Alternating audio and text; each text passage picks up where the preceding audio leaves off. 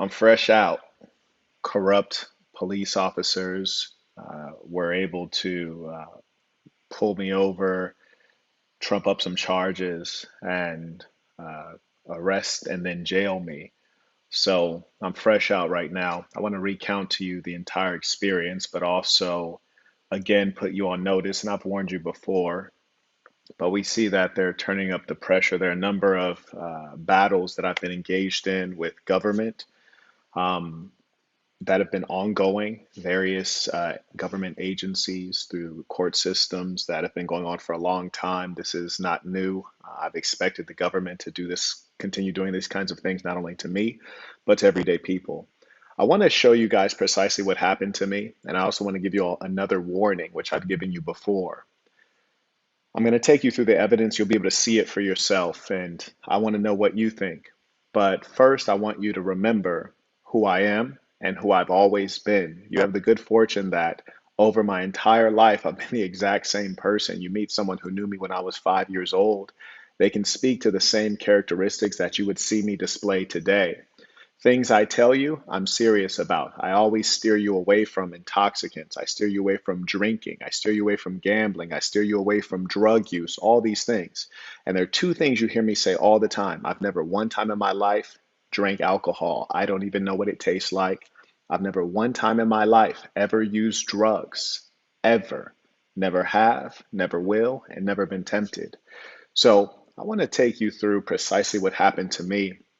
You'll be able to see if you do a public search that I have been charged for gun possession and I've been charged for DUI, driving under the influence, with a special note that it's drugs. They're saying I was high. Now, initially, they said that I was drunk, but then they changed their mind and then they said I was high.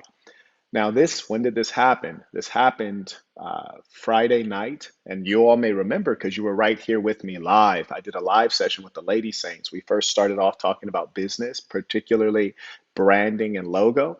That live session, if I recall correctly, ended around 10 p.m. Then I cleaned up at my office, at my Assassin headquarters, cleaned up. Then I went through a private exit and I got in my car. I say that I went through a private exit because I had showered.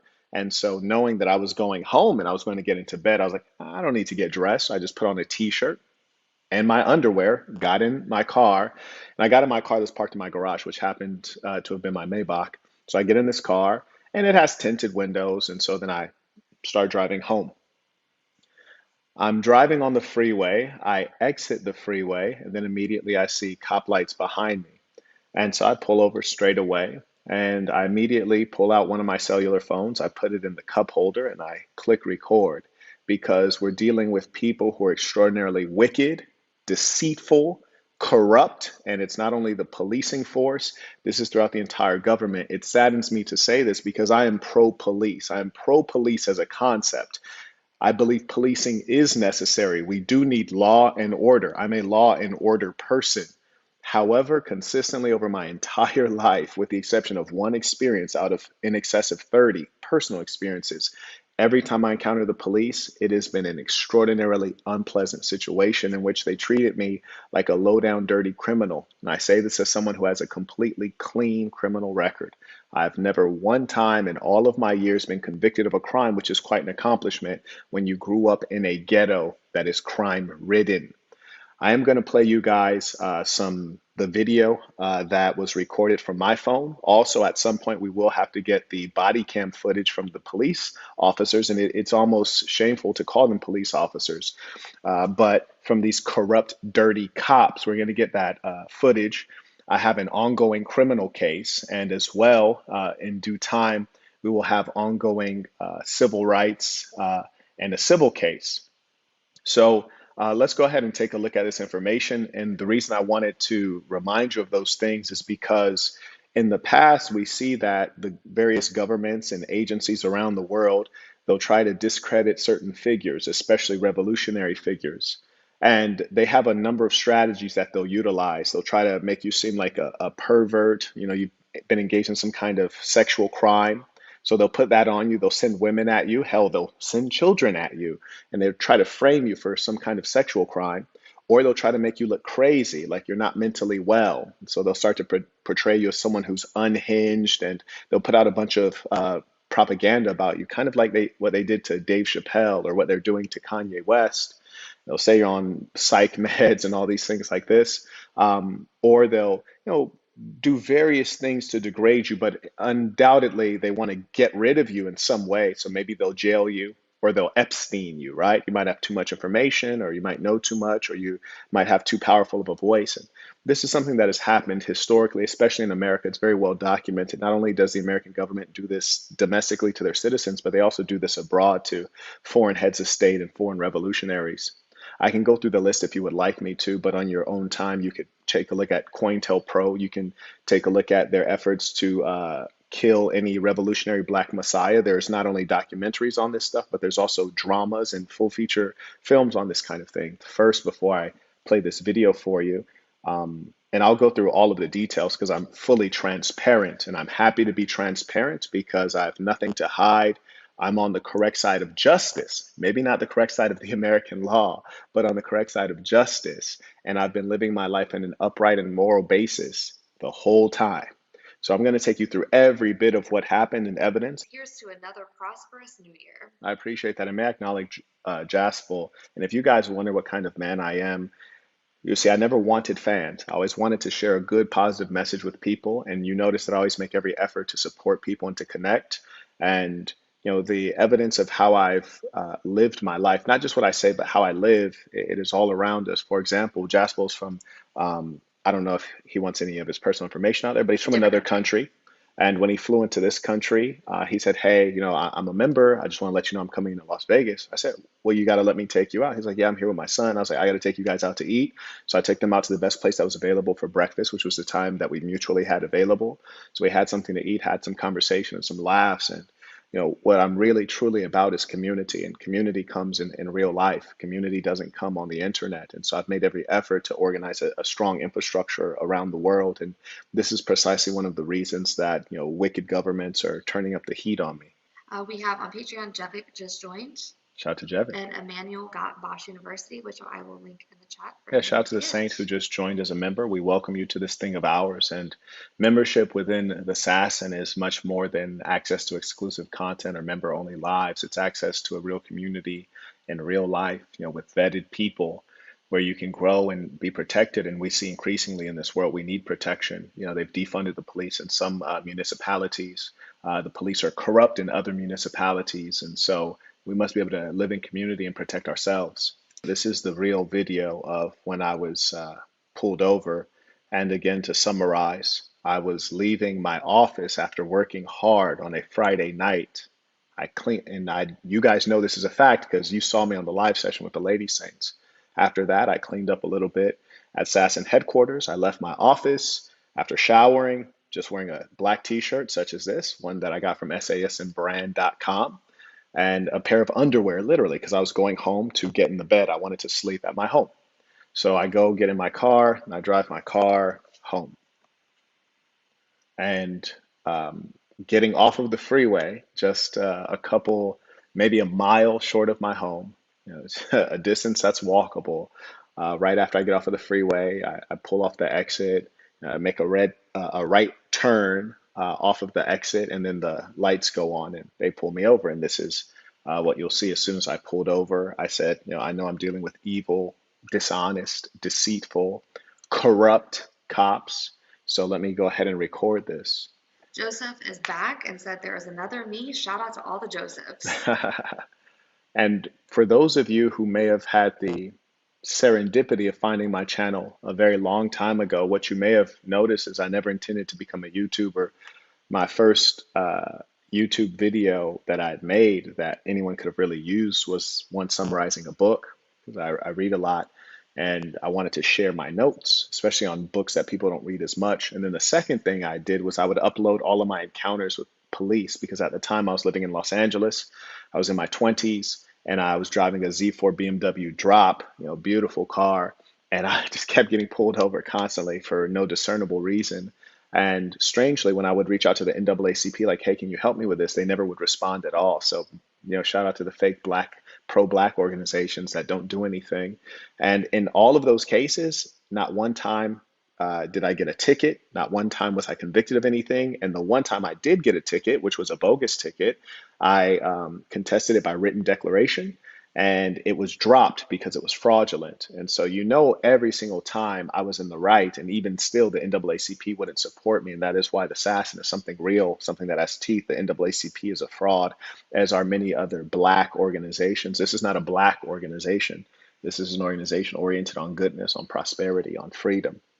Over said, is the roast of the two OnlyFans girls from your whatever podcast still going down? I was in jail, so I couldn't I couldn't do it. But yes, that is still going to happen.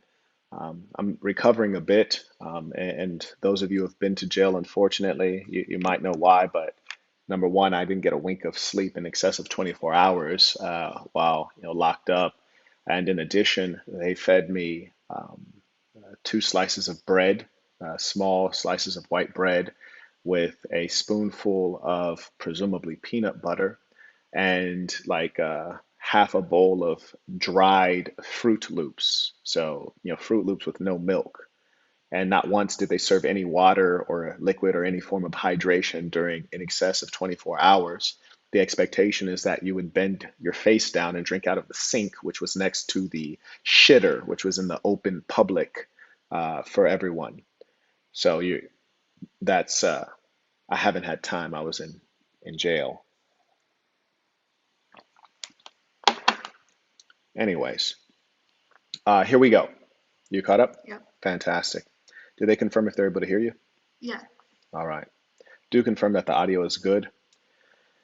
And, this is a 29-minute video. I'm going to go through the beginning. And I think maybe if you're interested, you might hold on to the end toward the end of the live session. I want to show you the initial encounter with the police. And then obviously they made me get out of the car because they arrested me and incarcerated me and then took me to jail. But then they did an illegal search of my vehicle. I want to show you what they were saying while they were searching my vehicle so that you can have a better understanding of the true psychology of these dirty cops when they pulled me over. For what reason did they pull me over? For what real reason did they pull me over? And then what were they thinking as they were going through my possessions? And then how were they handling and dealing with my possessions? I'm going to take you through the full scale and scope of the corruption and wickedness. And mind you, let me again remind you, who am I? A man who's never drank in his entire life, a man who's never done drugs in his entire life, a man who is educated, a man who is polite and civil and was driving a car that was in perfect functioning order, a car that was well insured, a car that was driven by someone who has a driver's license in good standing. What more could one want to be? Or if who would a cop rather encounter than a citizen like that? That's the kind of citizen you probably shouldn't pull over. That's the kind of citizen that if you did pull over, you try to treat them with some decent regard. Let us see what happened and let us ponder on why it happened.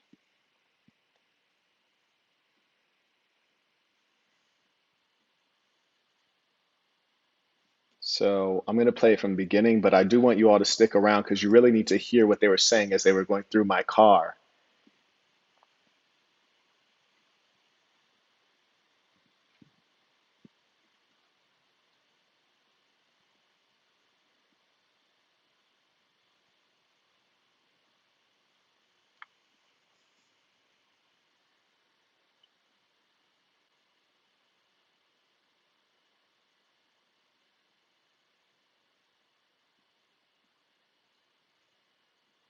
And mind you, I want you all to make a study of this. After I finish the video, we're going to go through the transcript. It's good to be home. And, it was such a unpleasant experience. Now, of course, I don't crack under pressure, and I was mentally prepared for this my entire life. So I went through it swimmingly. But I'll go through the details of it because I think it's important for those of you who have never been locked up to understand this. Now, mind you, everyone in my family has been to jail or prison. All of my friends have been to jail or prison. When I say everyone in my family, I'm not exaggerating. Like my grandmother's been to jail. You hear me? Everyone, my mother, my father, my uncles, my aunts, my cousins, everyone's been to jail. And I've always had someone doing significant time. I can't wait until we have the police cam footage because I think it'll be extraordinarily comical to all who are honest and realistic. You'll be able to see that these people were trumping up charges in the most devious way. So here is the transcript that I typed out myself based on not my memory, but based on the video that I'm going to be showing you guys shortly. So the dirty cop by name of Wolfinger, I see sirens go on behind, not sirens, I see lights go on behind me. I look back and I immediately pull over. So that's the right thing to do in the context of this country. So I pull over straight away. He walks up my window. I roll down voluntarily all of the way, which is not legally required. The dirty cop starts immediately flashing his light in my face directly into my eyes, at which point I also observe that there's yet another cop to my right who's also flashing his light throughout my car. And then there's a third cop on my back rear window also flashing his lights throughout my car. Now, mind you, I'm in a Maybach that has a panoramic roof, and so I have my sunroof open completely, so you can see through the front portion of the sunroof, and the rear portion of the sunroof is also completely open. And the Maybach, as I said, has a long panoramic roof because it's a long wheelbase car, like a personal limo. So it's a very long car, but it's also very open. None of my shades are up. Obviously, when I say shades, it like completely blocks the view from the outside. So my shades are completely down on both sides, and the rear shade is also completely down. So it's very easy to see everything inside of the car. So at this point, I'm like, whoa, like you got two cops over here flashing lights throughout. This is really strange for a traffic stop. And then I look, my window's rolled down. He walks up, and as soon as he walks up, I say, would you like me to turn off the car? He says yes. So then what do? Boom, I turn off the car. Car is now off. That is me asking him a question. He responds. I comply immediately. Let me go back to his transcript, and we'll take you through this. Then he says, yes, Officer Wolfinger, the reason we stopped you, pulled you over, is because you failed to stop at a red light there.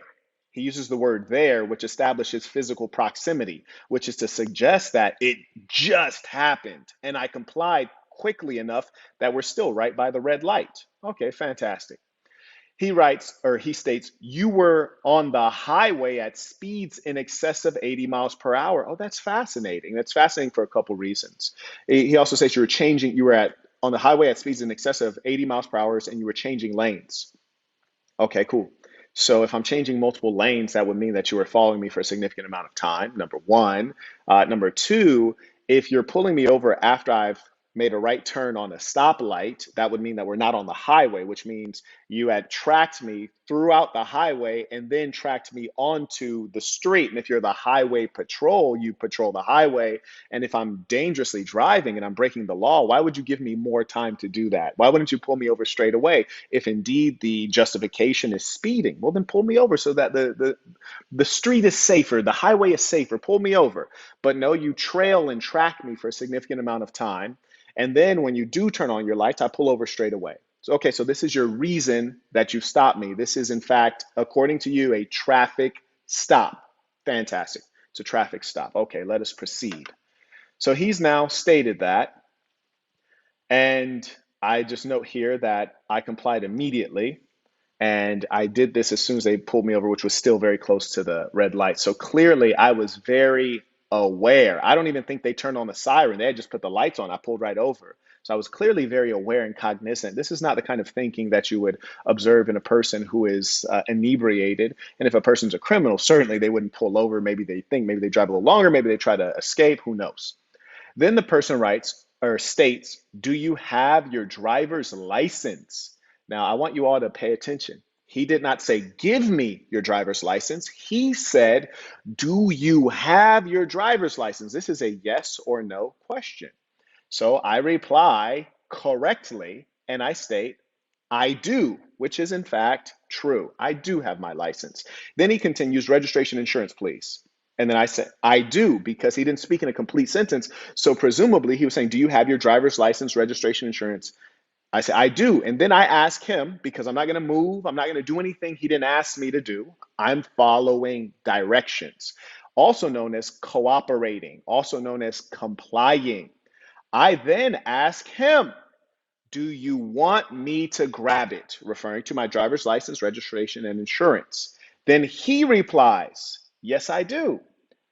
And then I'm about to tell him something that's important, which is it's behind me in a bag. It's not like I just reach over to my glove. I have to get up and turn all the way around, reach into a bag, open the bag, and go through the bag to produce what you're asking for. So I have to tell him that. Why? Because we have consistently seen the police say, I didn't feel safe. I didn't feel like, I didn't know what he was doing. I didn't know what he was reaching for. He had a weapon, right? We hear police say this all the time, particularly with certain kinds of citizens. They have this story. So being wise, I said, I was going to inform him, hey, it's behind me. I have to turn around and reach into a bag. Do you feel comfortable with that? So, anyways, as I'm about to do that, he says really quickly. Now, mind you, he just gave me an order. We're focused on the license, insurance, registration. That's what we're supposed to be about right now. He says really quickly, do you have any weapons or drugs in the car? Ah, that's an interesting question. Do you have any weapons or drugs in the car? Because it turns out that that is irrelevant. Not only is it irrelevant, it is also not legally required. And in fact, any attorney would tell you not to answer any questions other than license, registration, insurance, and maybe address, phone number, name, and birthday. That's it. Beyond that, there's no conversation because we're not friends. We're not buddies. I'm not going to invite you to my barbecue. Huh? So you might be saying, Marquette, is that a fact? Oh, that indeed is a fact. You are questioned by police, you should provide them with your identifying information such as name, address, and phone number. Beyond answering these basic questions, you should not volunteer details. Thank you. He just stated that beyond that information, name, birth date, address, license, registration, beyond that, shut your mouth. That's not you being a thug. That's not you being a gangster. That's not you being uncooperative.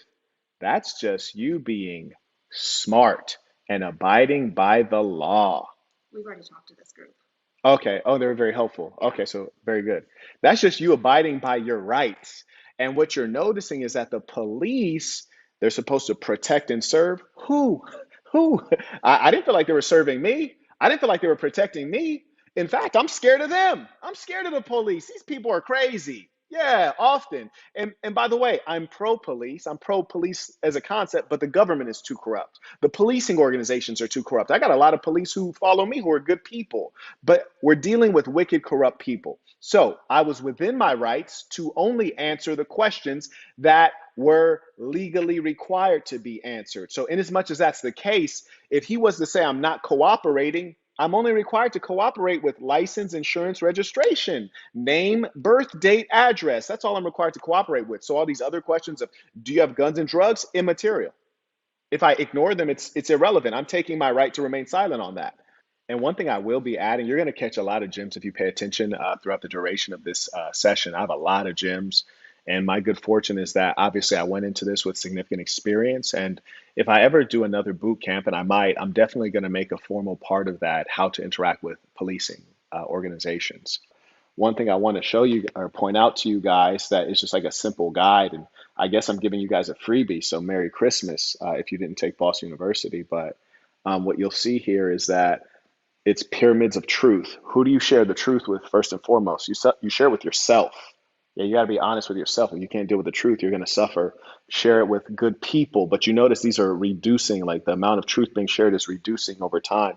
And then strangers and sinners, meaning people who are not good people and people you don't know, they don't deserve any truth from you. You don't know what they're going to do with the truth. The truth is a precious thing. Information, also known as intelligence, is a precious thing. And then this also among this group of saints, it breaks it out. Well, who are saints? Well, your spouse for sure. Hopefully your parents. And this is ordinal in terms of an order of whom you would share this information with. So this is a great reminder to all of us. I think this is at sasnbrand.com. I'm gonna put this up in the wall on the wall at Sasson headquarters, and this obviously pertains to what we're going through right now because these corrupt cops, these are strangers and also sinners because they're doing evil in the world. They knew damn well that they were not about to be addressing anyone who is a criminal. Why do I say that? Because I know for a fact that they have technology where they can scan license plates automatically. So as they're driving through, every license plate is automatically uh, character recognition, on-screen character recognition. It's going straight into their system. It's scanning and it's letting them know that's a stolen car. That's a person with a significant criminal record. That's a person with a concealed carry permit. That's a person with this. They know before they even pull you over. So they come to you with a lot of information, and everything they engage that appears to be conversation turns out is subtle interrogation. Art said Bosch University is great. I'm still in the first section, but it's already bolstering my mindset. That's a beautiful thing. That's what it's meant to do. We have Jordan said, as a correctional officer, I'm against any mistreatment of citizens, and I'm ashamed to be associated with those idiots. Patrol officers, even if they're good guys, are not in the position to be trusted. That's a fact. Thank you, Rivington, for the support. And I do want to acknowledge that during the process, there were people who were pleasant. There were a significant number of individuals who were extraordinarily unpleasant and clearly wicked and black-hearted, and I will speak to their deeds. And there were a number of individuals who were very lighthearted and considerate, but we will speak to the truth of the matter. So as you can see, panoramic roof, tons, very easy to see Turn in. off the car. There he is, shining that light in my face on purpose. Why? To blind and disorient. Yes, go ahead and turn it off. Officer Wolf. I asked him if he wants me to turn off the car. He says yes. So then I just press the button to turn it off. The reason we stopped is you failed to stop at that red light right there. I want you guys to notice he is having mental issues when I fail to respond to his lies. If I don't respond to what he's saying, you see he gets comfortable. You'll notice he stutters. So he claims that they pulled me over because I didn't stop at a red light, right? And notice I didn't deny, I didn't confirm, I didn't reply. I'm just here to listen and follow your directions. But notice the pause, because he's waiting for me to say something, and then he starts stuttering, adding in things, adding in charges, right? Claims. Listen to him.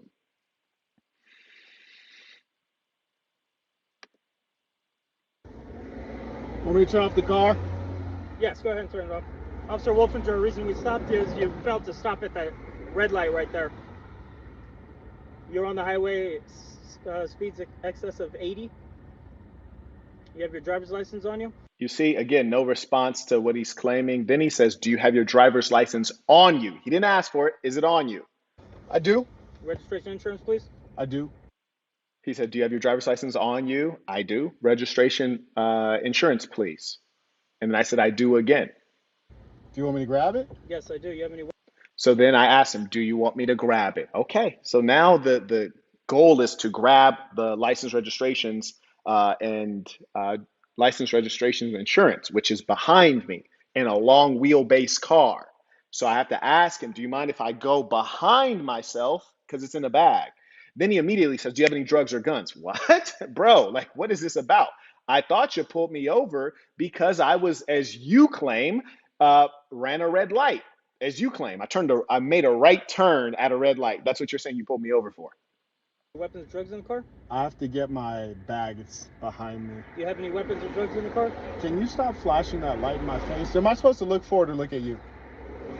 Important communication there. So he just asked me, he just asked for the license and registration. I'm telling him I can get it. It's behind me. Then he immediately says, do you have any drugs or weapons? Am I allowed to get the license and registrations now? Because you asked for that. But here's the thing. It's almost like he's trying to set me up to make a sudden move, right? And then he's like, I thought he had a gun. Well, do I have to disclose if I have a gun or not? Let's take a look at what the law actually is. And you could tell this is not about a traffic violation. This is clearly not about a traffic violation because he just stated, I pulled you over for, according to him, running a red light, which mind you, I was making a right turn. Many of you guys may have made a right turn on a red light. Yeah, think about it. If you live in California, Nevada, you made a right turn on a red light because that is actually legal. It is legal to turn right at a red light. Anyways, I'm trying to get what he asked me for. I'm trying to cooperate. And here he is. Do you have any guns or drugs? God damn it. You just asked me for the license and registration. Can I get that? Do you mind? Never once does he say, yes, you can turn around and reach into your bag to get it. So it seems like he's put me in a position to where I turn around to get it. Bow, bow, bow, bow, bow, bow, bow. He's reaching for a, you guessed it. Now, let's look at this. Here's the truth. I live in Las Vegas, Nevada. What is this website called? It's called Nevada Carry.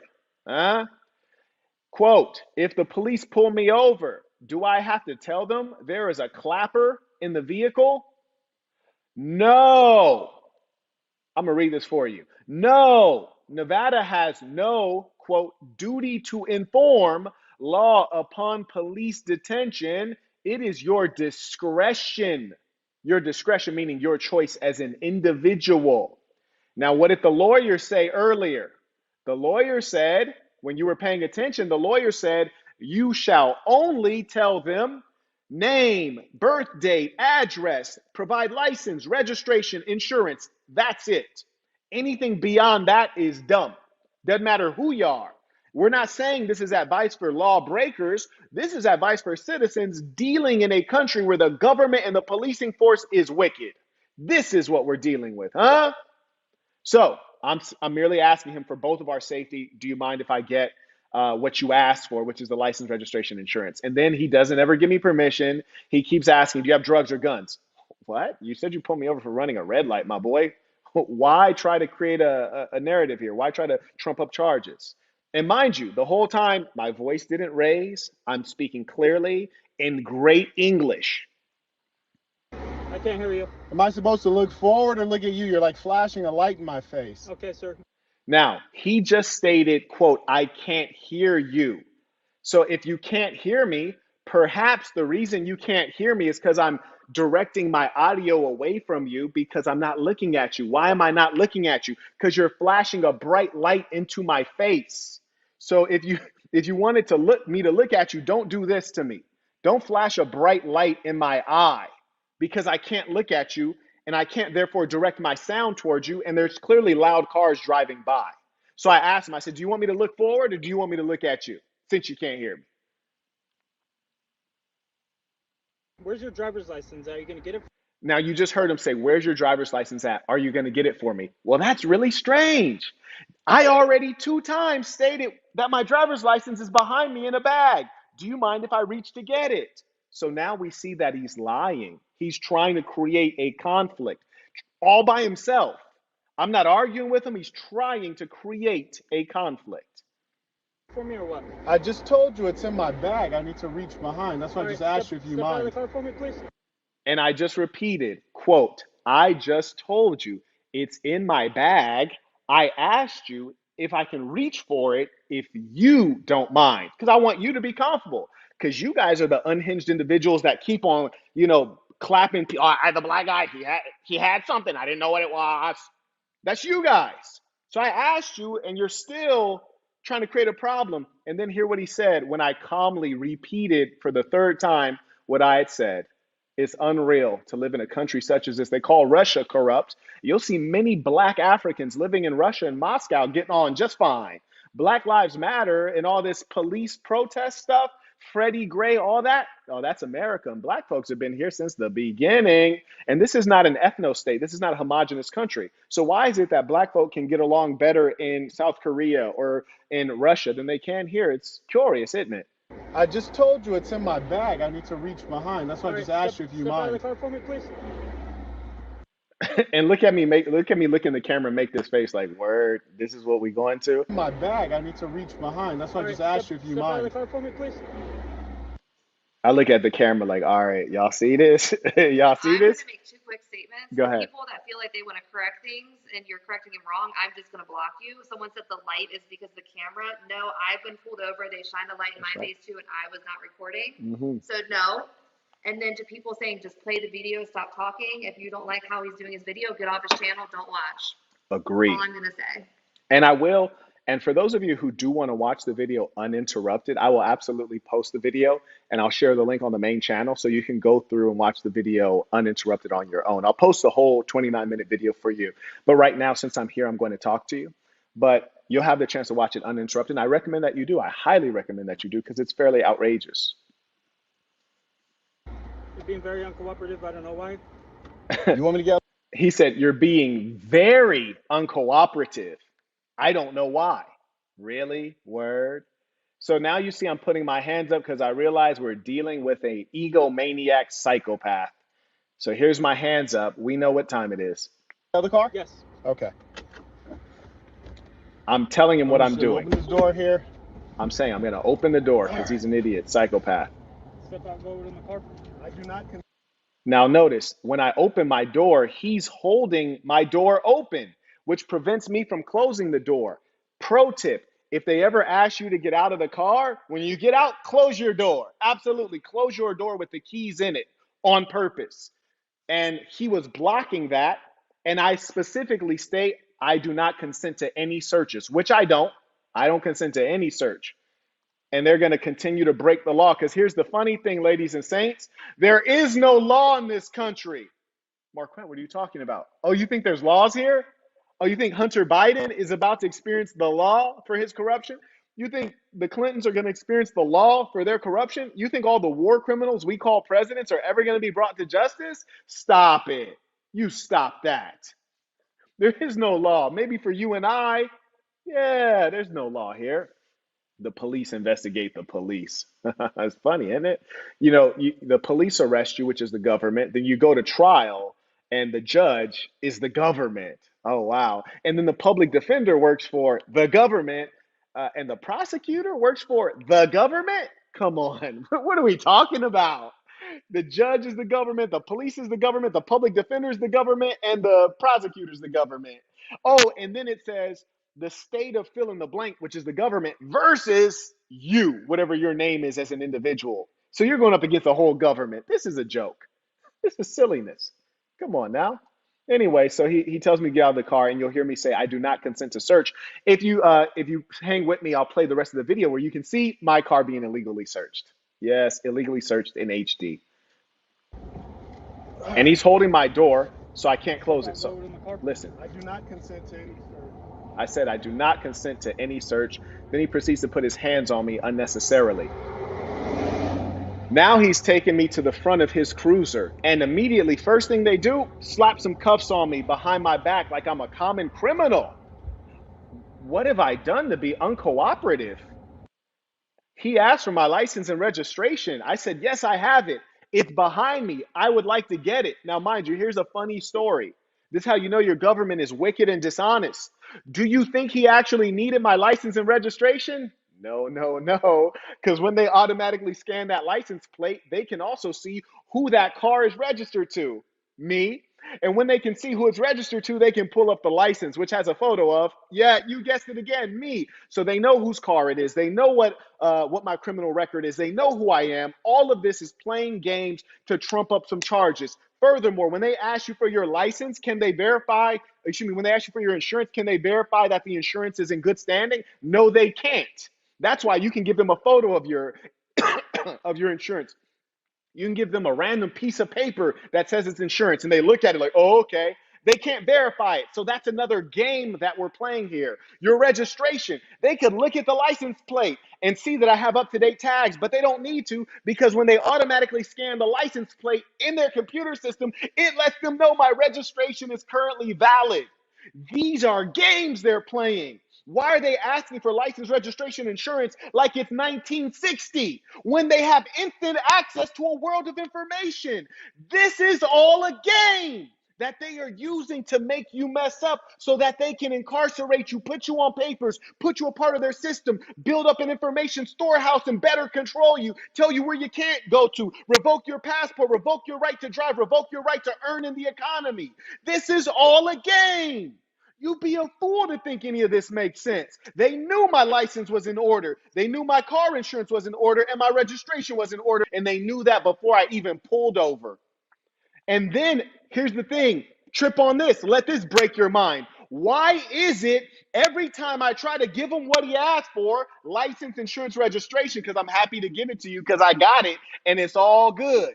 Why does he try to create a problem? Because he can't take me to jail with license, registration, insurance, because my license, registration, insurance is all good. So every time I said, can I get it? He kept saying no. And how did he say no? By never giving me permission to reach behind, because that would be a sudden move for what he would claim is a gun. I think this is a great example to see that racism is still alive and very strong.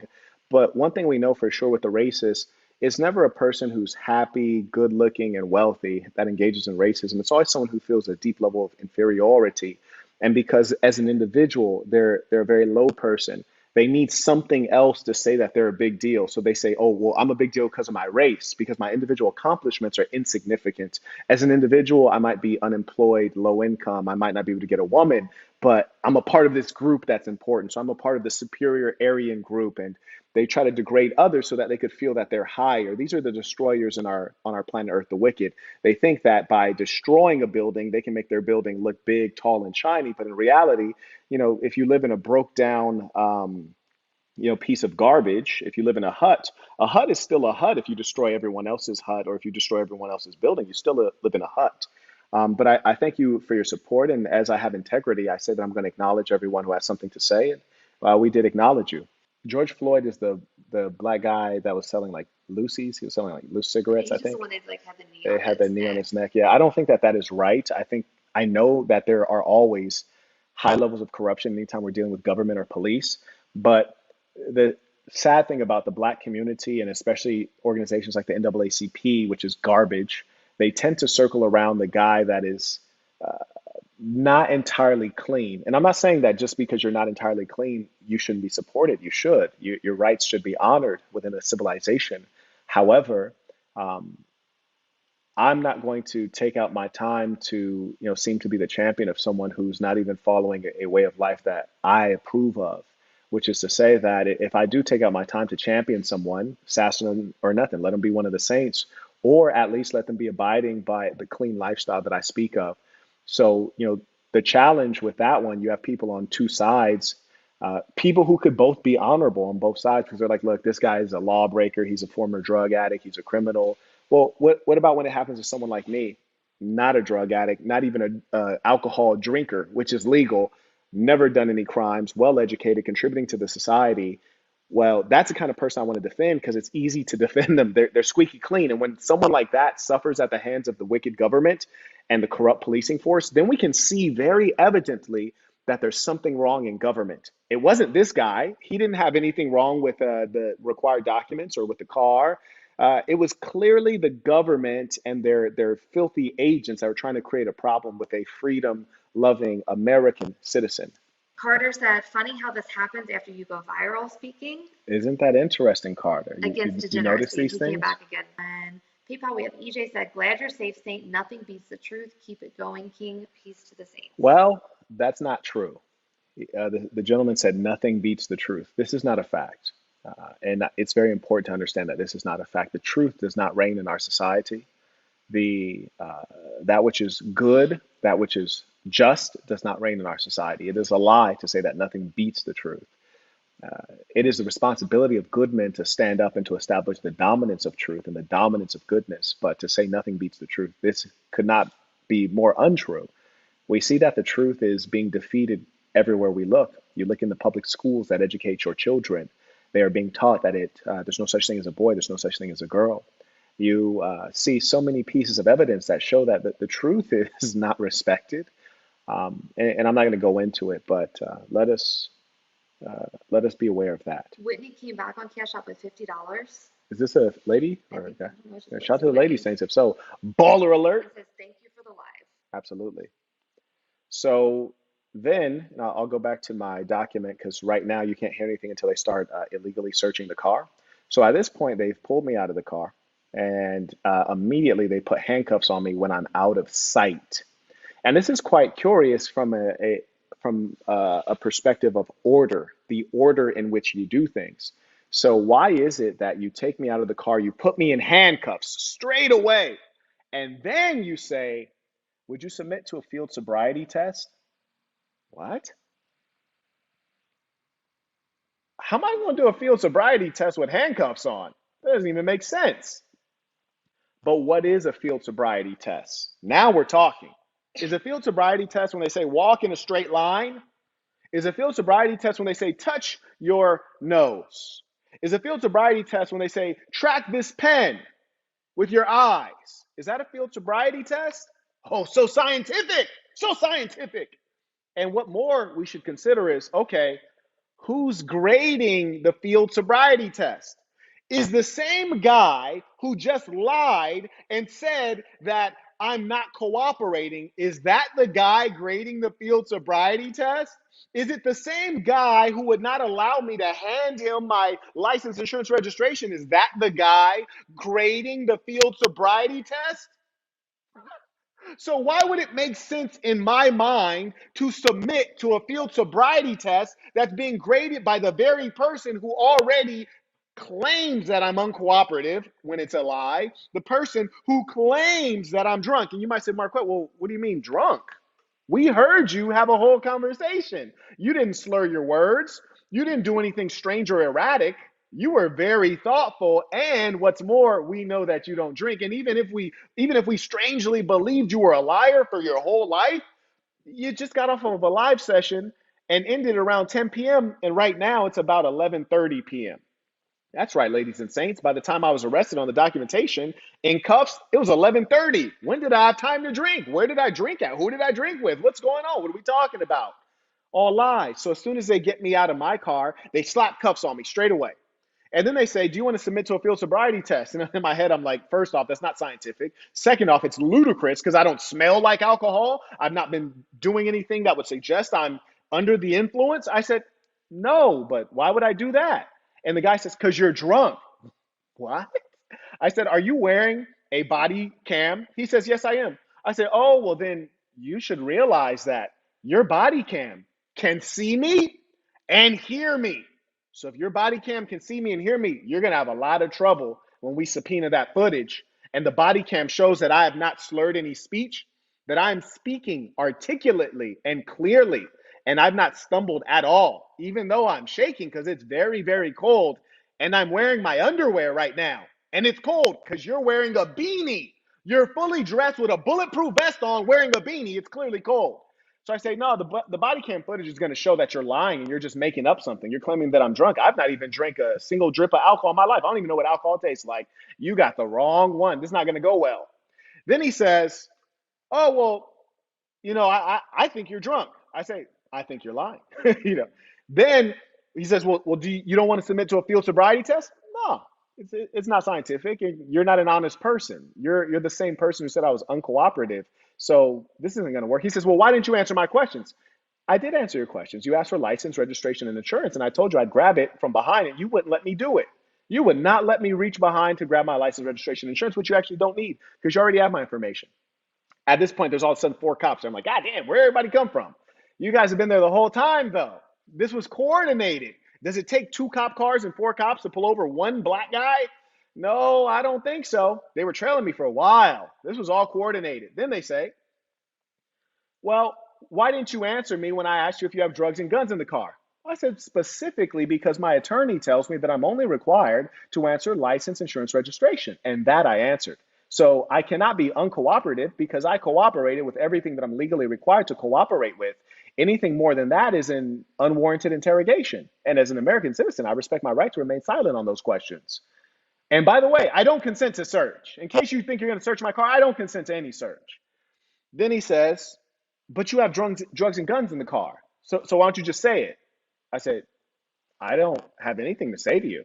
He says, well, will you submit to a blood test? I said, you can do a blood test right here, right now? He's like, no, we'll have to take you down to the station. I said, okay, so I get to consent to that. He says, yeah, do you consent? I said, well, if I get to consent, no, I don't consent to that at all. I like my blood. I don't want to give you my blood. I need my blood. Blood is the life force. I don't consent to that. No, sir. He says, oh, so do you know that if you don't consent to a blood test, then we can take your license for a year? I said, so we, like you or the DMV, is it guaranteed or is it a possibility? He says, well, it's a possible that they could take your license for a year if you don't submit to a blood test. I said, okay, so are you trying to coerce me into submitting? Like, why are you telling me this information? Is this necessary for you to tell me? Or have I asked for information? Is this legal counsel? Are you giving me legal counsel? What's going on here? So you're telling me, he says, well, I was like, no, no, no. I just want to make sure. I said, are you telling me that if I don't give you my blood, my license will be taken for a year? Is that what you're telling me? He says, no, it could be taken. I said, okay, well, let me just make sure. Are you saying that if I don't give you my blood, my license will be taken? He says, it could be taken. I was like, okay, all right, cool. So, mind you, at this point, I'm in handcuffs for a traffic violation. So I'm already getting arrested. Like, all of this is just games. This is games. A field sobriety test isn't going to do anything because the people judging the test are not objective. These are people who are lying already and are pursuing a specific outcome. So I say, okay, well, no, I don't submit to anything, but I do want to let you guys know I will cooperate with whatever you want me to cooperate with. So if you would like my license, registration, insurance, I will happily provide you my license, registration, and insurance. Number one, if you would like to arrest me and take me to jail, I will go into your car and I will happily go to jail and I will not put up any fight or any resistance. So I want you guys to know I will cooperate with whatever you want, including license, insurance, registration. If you would like to arrest me, take me to jail, I will cooperate with all of that. No problem. Then they say, okay, but do you have any guns and drugs in your car? I was like, Jesus Christ. Like, I was like, come on, man, just take me to jail. Just take me to jail. Just take me to jail. Because at this point, I'm in handcuffs. I already know what time it is. I already know. So then they put me in the back of their cruiser, and then the four of them go into a huddle. They're having a conversation. What do we do with this N word? All of his paperwork is good. I don't smell alcohol on him. They're talking among themselves. I can't hear them. Windows closed. I'm in the paddy wagon. You heard me? What do we do with this N word? All his paperwork's good. No criminal record. No arrest warrants. I don't smell alcohol. We told him he was drunk. Then they open the door again. Are you sure you don't want to submit to a blood test? Jesus Christ, man. Yeah, I mean, you said are you going to do the blood test here? Is it here or where is it? You guys do blood tests? Sure. He says, well, I just want to let you know that, I don't think you're drunk. I think you're high. You already said I was drunk. Why am I not drunk now? No, I don't think you're drunk. I don't smell any alcohol in your breath. I'm closer to you now. I don't smell any alcohol in your breath.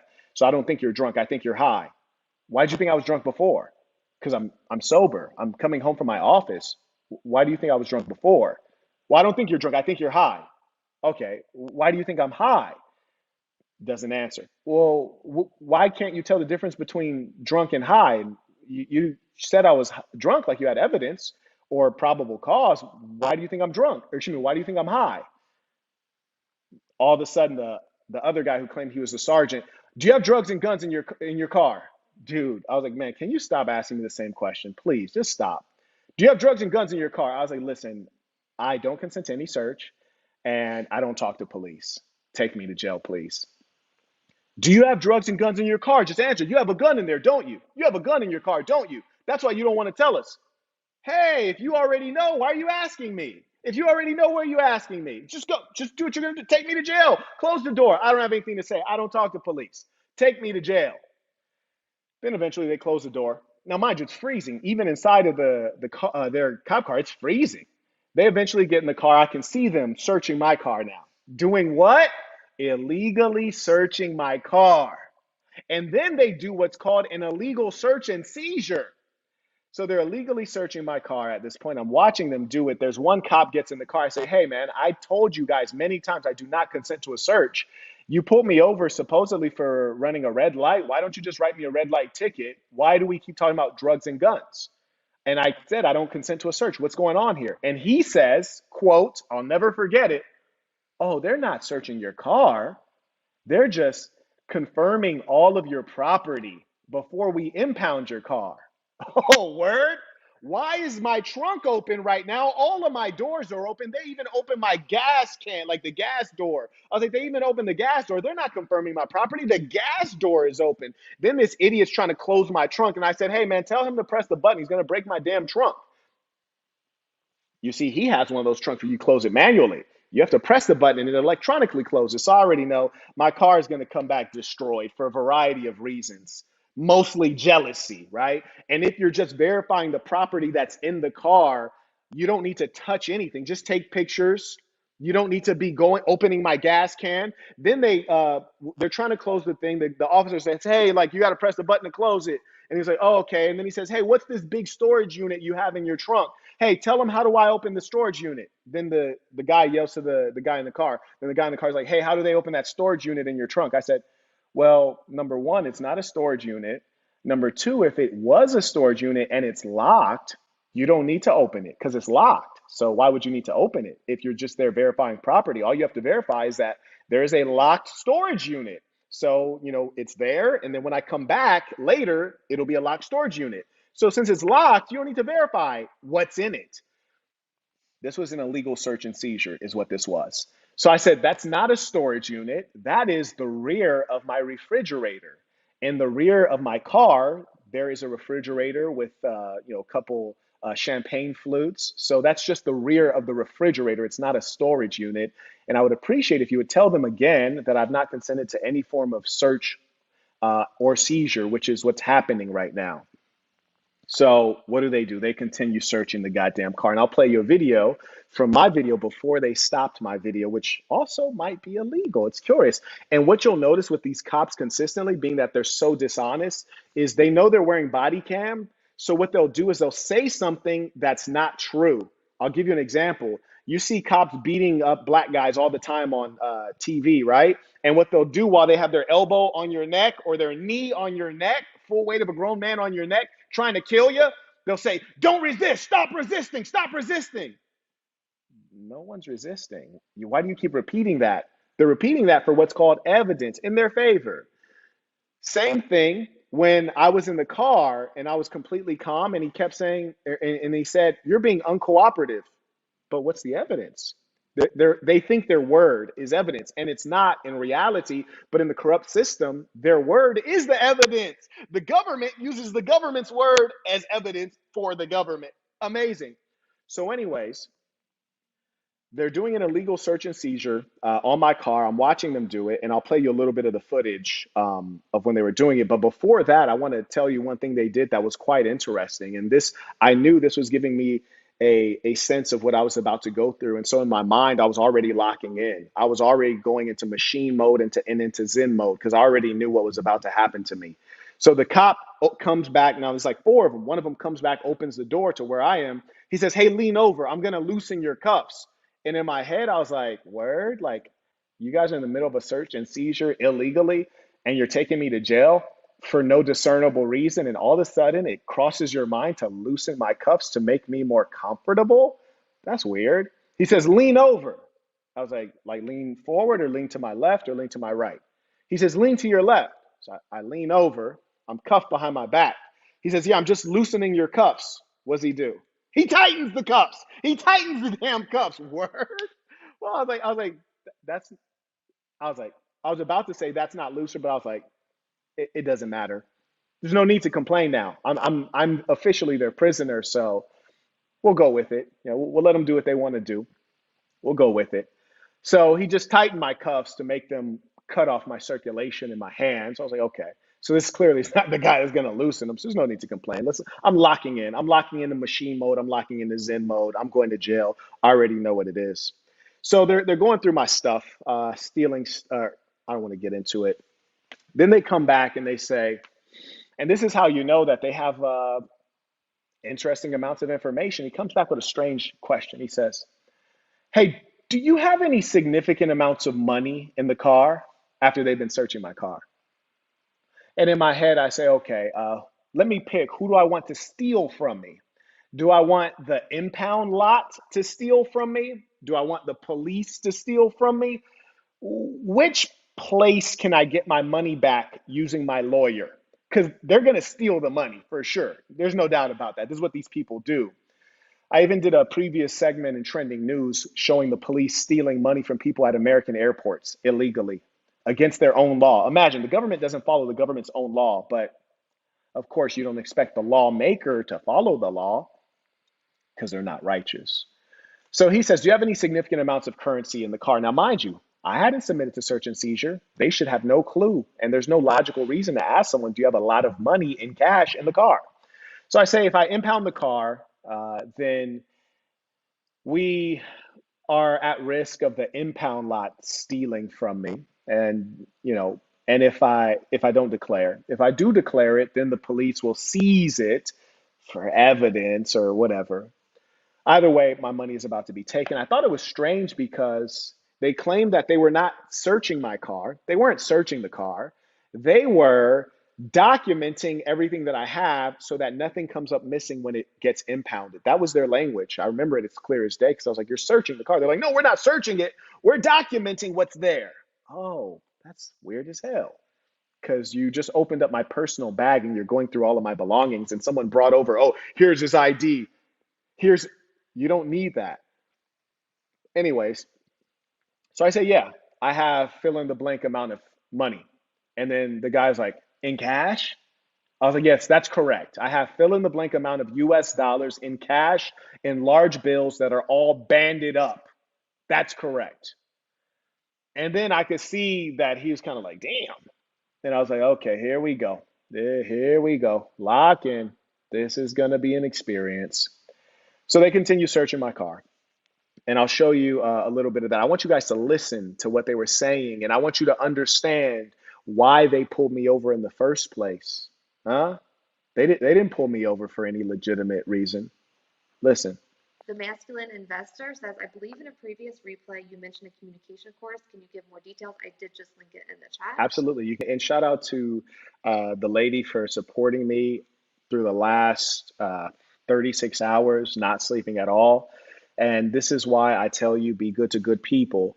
You're going to need people. I always talk about community. When I describe what I've been through in the last 36 hours, you're going to understand how important it is to have people around you, good people and high level people. So really, there's so many gems to take away from this. I try not to say this stuff, but they looked big body, Maybach, two-tone, golden black. That's an N-word. That's not a white guy. That's not an MGM executive. That's an N-word. Let's pull them over. Let's find what we think an N-word must have to drive a car like that. Drugs and guns. Let's pull this N-word hard R over because that's the only way they can live like that. And there's no way they should be living better than me. That's why they pulled me over. And you're about to see when they were searching my Maybach what they were saying. And you can infer that's just the reason they pulled me over. And I hate to mention racism because too many blacks use it as an excuse. But as a successful man who has never lived with excuses, that has been happening to me for 10 years. So at this point, we're nearly 30 minutes in to me being arrested. For what reason? Nobody knows.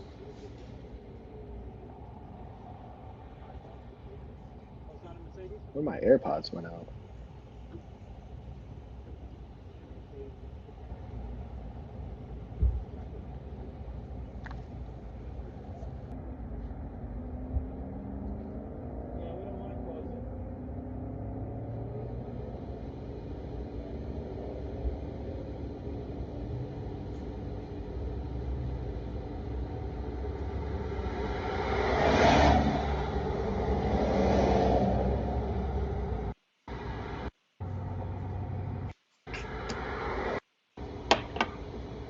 And mind you, all this time they're going through my personal belongings. They've taken out my bag out of the back. They're going through my trunk right now, not searching it.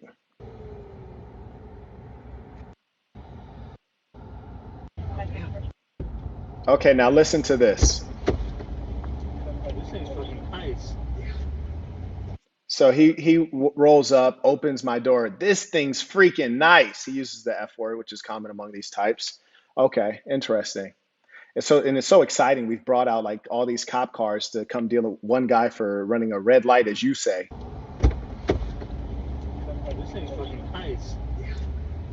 So he says, this thing's freaking nice. Other guy's like, yeah. It is a Maybach. And then he says, it is a Maybach. Well, that's really interesting. First off, what does that have to do with anything? What does the fact that it's a Maybach have to do with anything? It has to do with nothing at all. The reason that he says it is a Maybach is because he's like, okay, this guy has a $250,000 car, or Did he just put on the Maybach badging? Does he have really actually just a 500 Benz or like an S-Class Mercedes, and he put the Maybach word on the back and then two-toned it, which is a typical Maybach paint, and then just said it's a Maybach? That's what they were discussing. Oh, that's not a Maybach. That's just a Mercedes. He just put Maybach on it. That's what they were discussing. Because clearly they were just in my trunk, and when you open the trunk, it says Maybach right in front of your face. So they're like, no, it's not a Maybach. He just put on the badging. He doesn't have a $250,000 car, which is irrelevant, totally irrelevant. Now they open the door. Ooh, this is nice. And and the other guy's like, yeah. And then his first words, this is a Maybach. Wow. I thought you're there documenting my property. Document my property and go on about your business, loser. It is a Maybach. Oh, it is.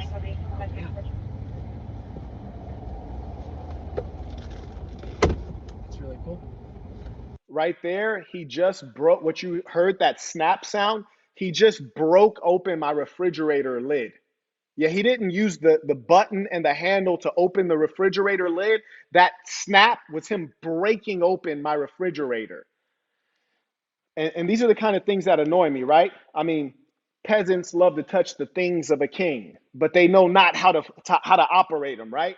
He doesn't know all of this stuff has electronic technologies to open. You don't have to brute force open it up, little buddy. But I'm guessing he's never seen a refrigerator in a back seat. He's probably also never seen a 4-seat configuration. So here he is. He gets to go through all of my stuff and damage my stuff. Why? Because he hates the fact that it's my stuff, not his stuff. Oh, it is a Maybach. Oh, this is nice. Other guy, yeah. Then first thing, break open my refrigerator door. Thanks, buddy. I try to be pro-police. I try to be anti-complaining about racism. But the truth is that this was just some jealous, racist cops hating on a young black guy in a Maybach. That's just all that was to it. I'm going to read this just because I think this is the first support from Palestine. Okay. He said, I hear you, brother. Shout out from Palestine. Wow. Shout out to Palestine. Shout out to the brave men and women And that's holding on to the land of their just, ancestors. Yep. Carrying on. Carry on. So here we go.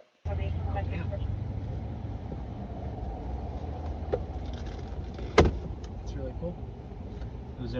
You hear him? That's really cool. No, dummy, it's not cool. You just broke it. Another box. It's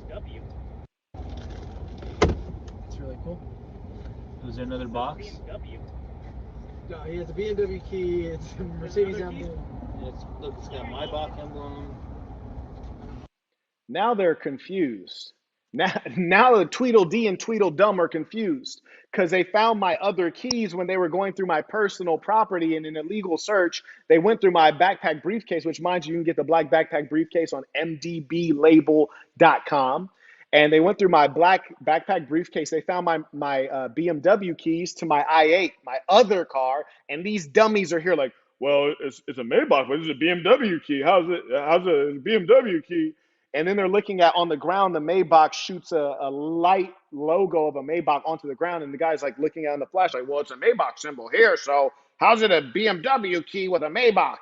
It's like, bruh, listen, you ever consider the concept that someone might have more than one car? Of course you didn't consider the concept of someone having more than one car because number one, you have one car. So it wouldn't cross your mind that someone else would have more things than you have, especially not an N-word, right? There's no way this N-word has a $250,000 Maybach and then also has another car that's in six-figure range. Hey, one, I did link the black backpack briefcase.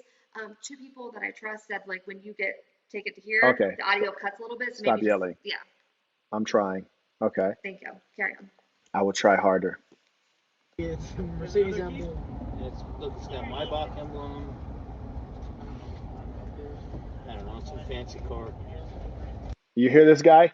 It's a fancy car. It's a fancy car. They loving it. Like this is actually like they're actually enjoying themselves doing evil right now. They're enjoying an illegal search. Amazing. Amazing. And here he is. They're claiming that they're documenting my property. I never got a list of this documentation.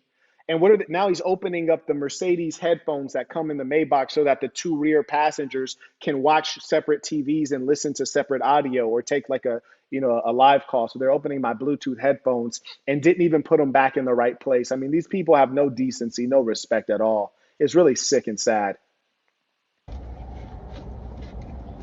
Mercedes, okay.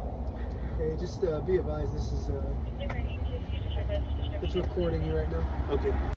And see, there you go. Then he says, just be advised, he's recording you right now, which is a fact. Then the guy who said, be advised, that's the guy who started this whole issue. Then the other guy comes around, turns off the recording, and he lies for his body cam. He doesn't say, the truth is I'm turning off this camera. He said, oh, I'm going to give him his cell phone. I'm in cuffs in the back of the paddy wagon. You didn't give me a cell phone. You just wanted to turn off the video recording of your misdeeds and you breaking my refrigerator. So now when you try to lie and claim that you were just verifying what's there, we know for a fact that you went through my belongings because we saw you go through it. Got him. Chief, I don't see Keith. Chief, I'm gonna give him his phone. Oh yeah.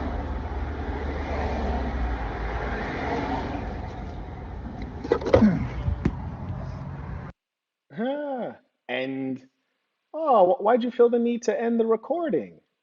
Why? Do I not have the legal right to record? Do you have the legal right to turn off my phone? I'm not convinced that you do. Fantastic. It's fascinating. And sadly, this is not the end of the nightmare. Oh, it's only beginning. It's only beginning. So then they come over. They say, how much money do you have in there? And then I tell them the figure and I say, hey, by the way, it's all banded up, nice and neat. It's exactly this amount of money. And I'm stating this for the body cam so that my money doesn't magically disappear because for really anyone to find that much money in cash, it's worth their job.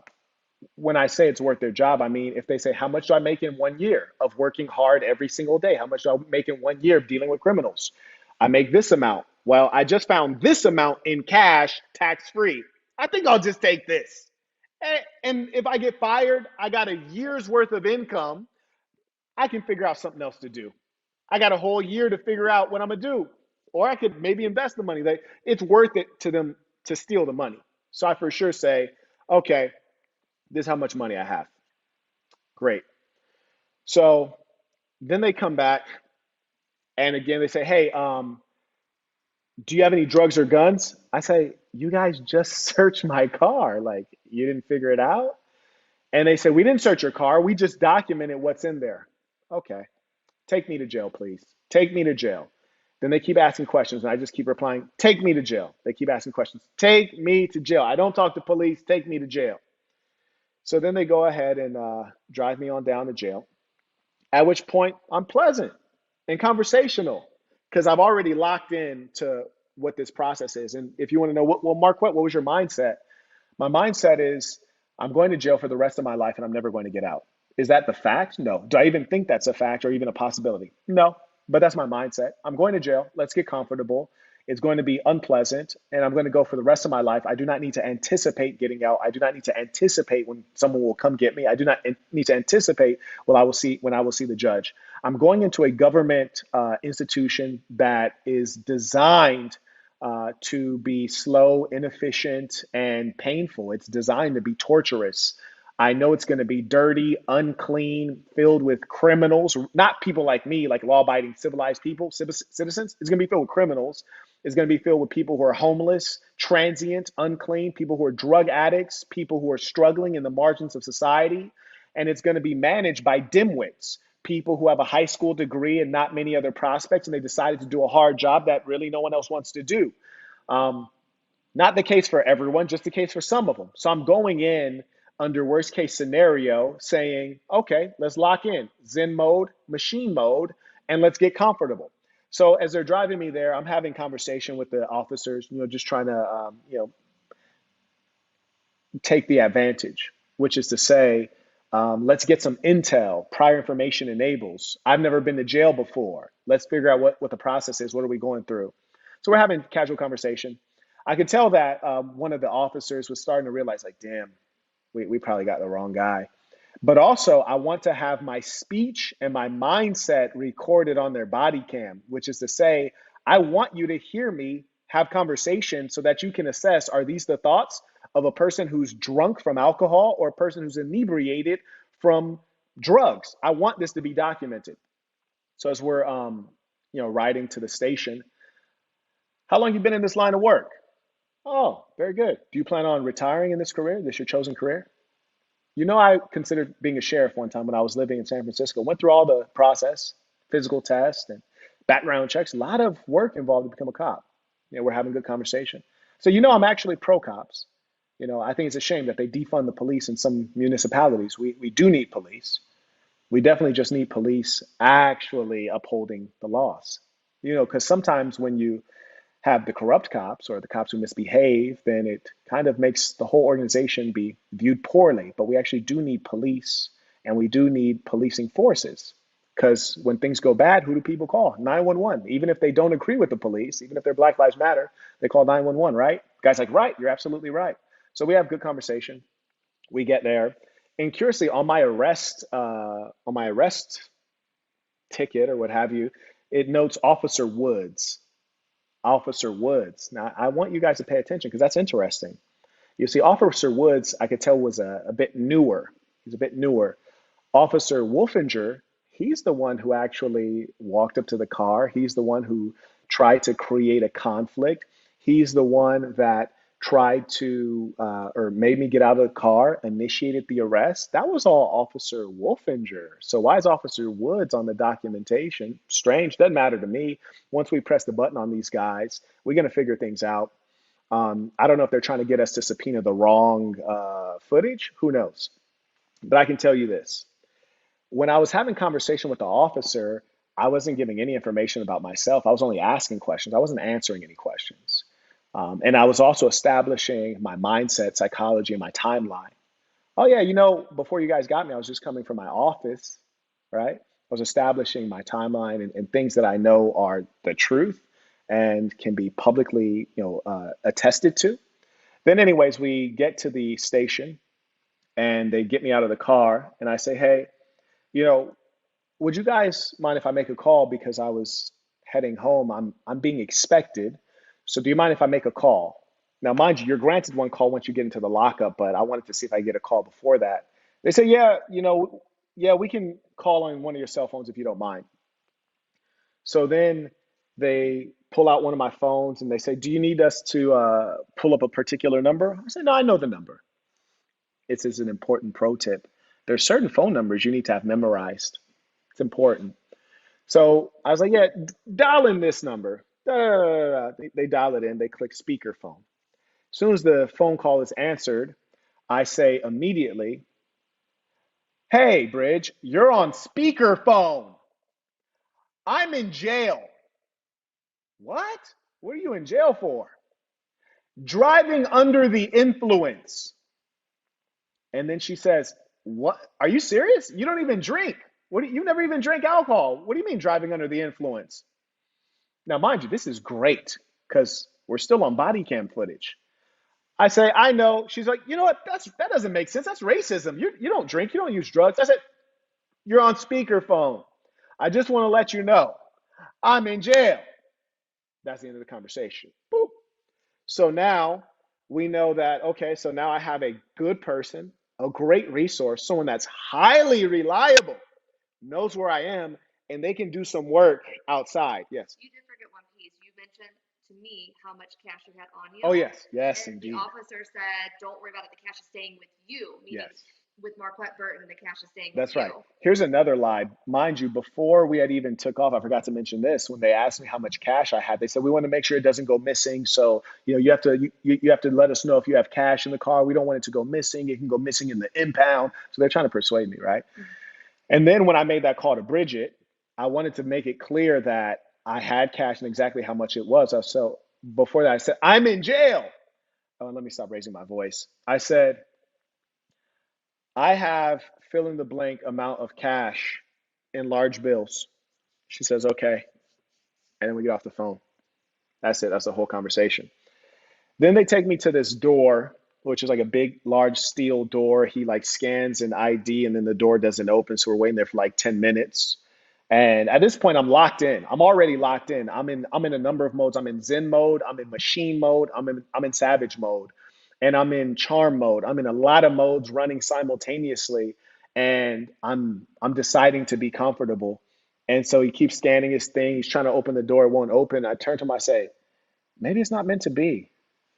Do you think maybe we should just call it a day? Just let me go. The door won't open. Like, has this ever happened? He's like, no, this has never happened. Like, maybe it's not meant to be. You sure? You sure you want to take me in there?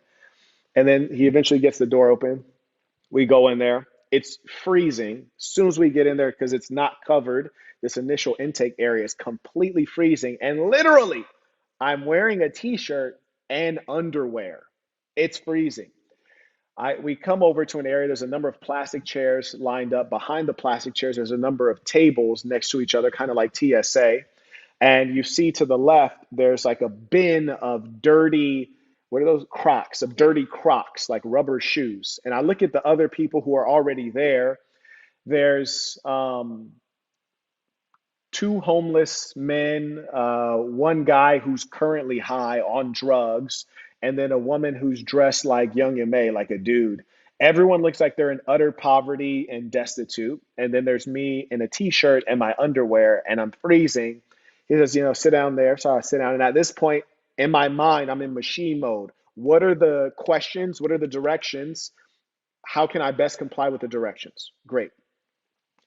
So I sit down, then they immediately stand me back up. Hey, face this way, complete body search.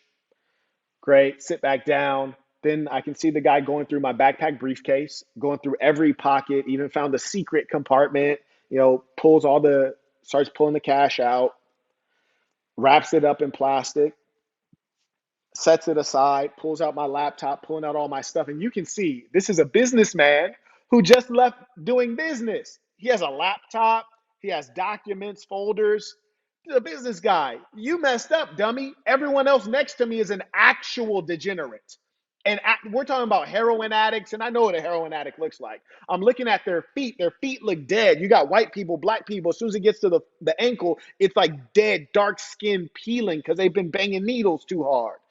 Anyways, so I'm watching them take out all of my stuff, and they're talking to each other, and people are kind of noticing like he keeps pulling out stacks of what they are thinking at this point is play money.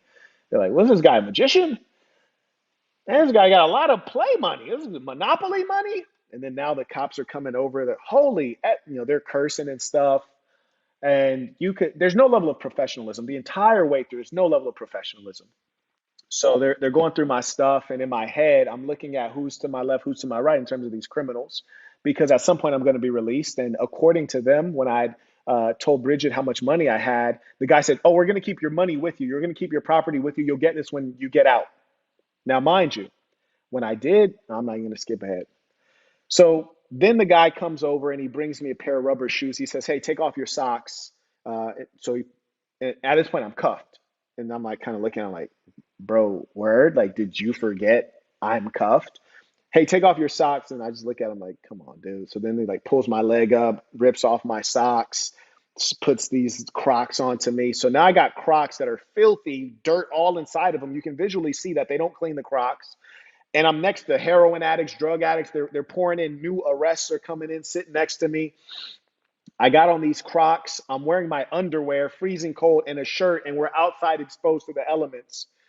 Once they finish getting all of my property sorted and checked, and I don't think they were cataloging it at that point, so no one had confirmed how much money I had or any of my other items. They were just searching through, and my guess is at this point they were searching for drugs, drug paraphernalia, needles, syringes, pipes, drugs of any kind. I'm sitting there next to people talking to themselves, filthy, stinking people, and it's freezing cold. And I'm just going deeper into Zen mode, like, okay, we're here, we're here. And I'm telling myself, because I know how I am and I know what's going to start annoying me. And I know that I need to lock in because this person who's having a whole conversation with themselves I'm going to be in a holding tank or a holding cell with like 5 of those guys. And they're not going to stop talking to themselves no matter how angry I get. If I try to debo them or bully them, it's impossible. I'm dealing with people who don't have fear and live pain on a regular basis. Listen to me. I'm dealing with actual crazy people, drug addicts whose minds are rotten. They don't have fear. You cannot bully them. You cannot intimidate them. And they live in pain on a regular basis. Pain is not a deterrent to these people. I'm around people who jail is an everyday thing for them. And many of them are homeless anyways. It just shows you how foolish and corrupt the Las Vegas Metro Police Department is. They're imprisoning drug addicts and homeless people. What are they going to do when you let them out? They're going to continue doing what they were doing before. It's a waste of time to jail a heroin addict. But here we go.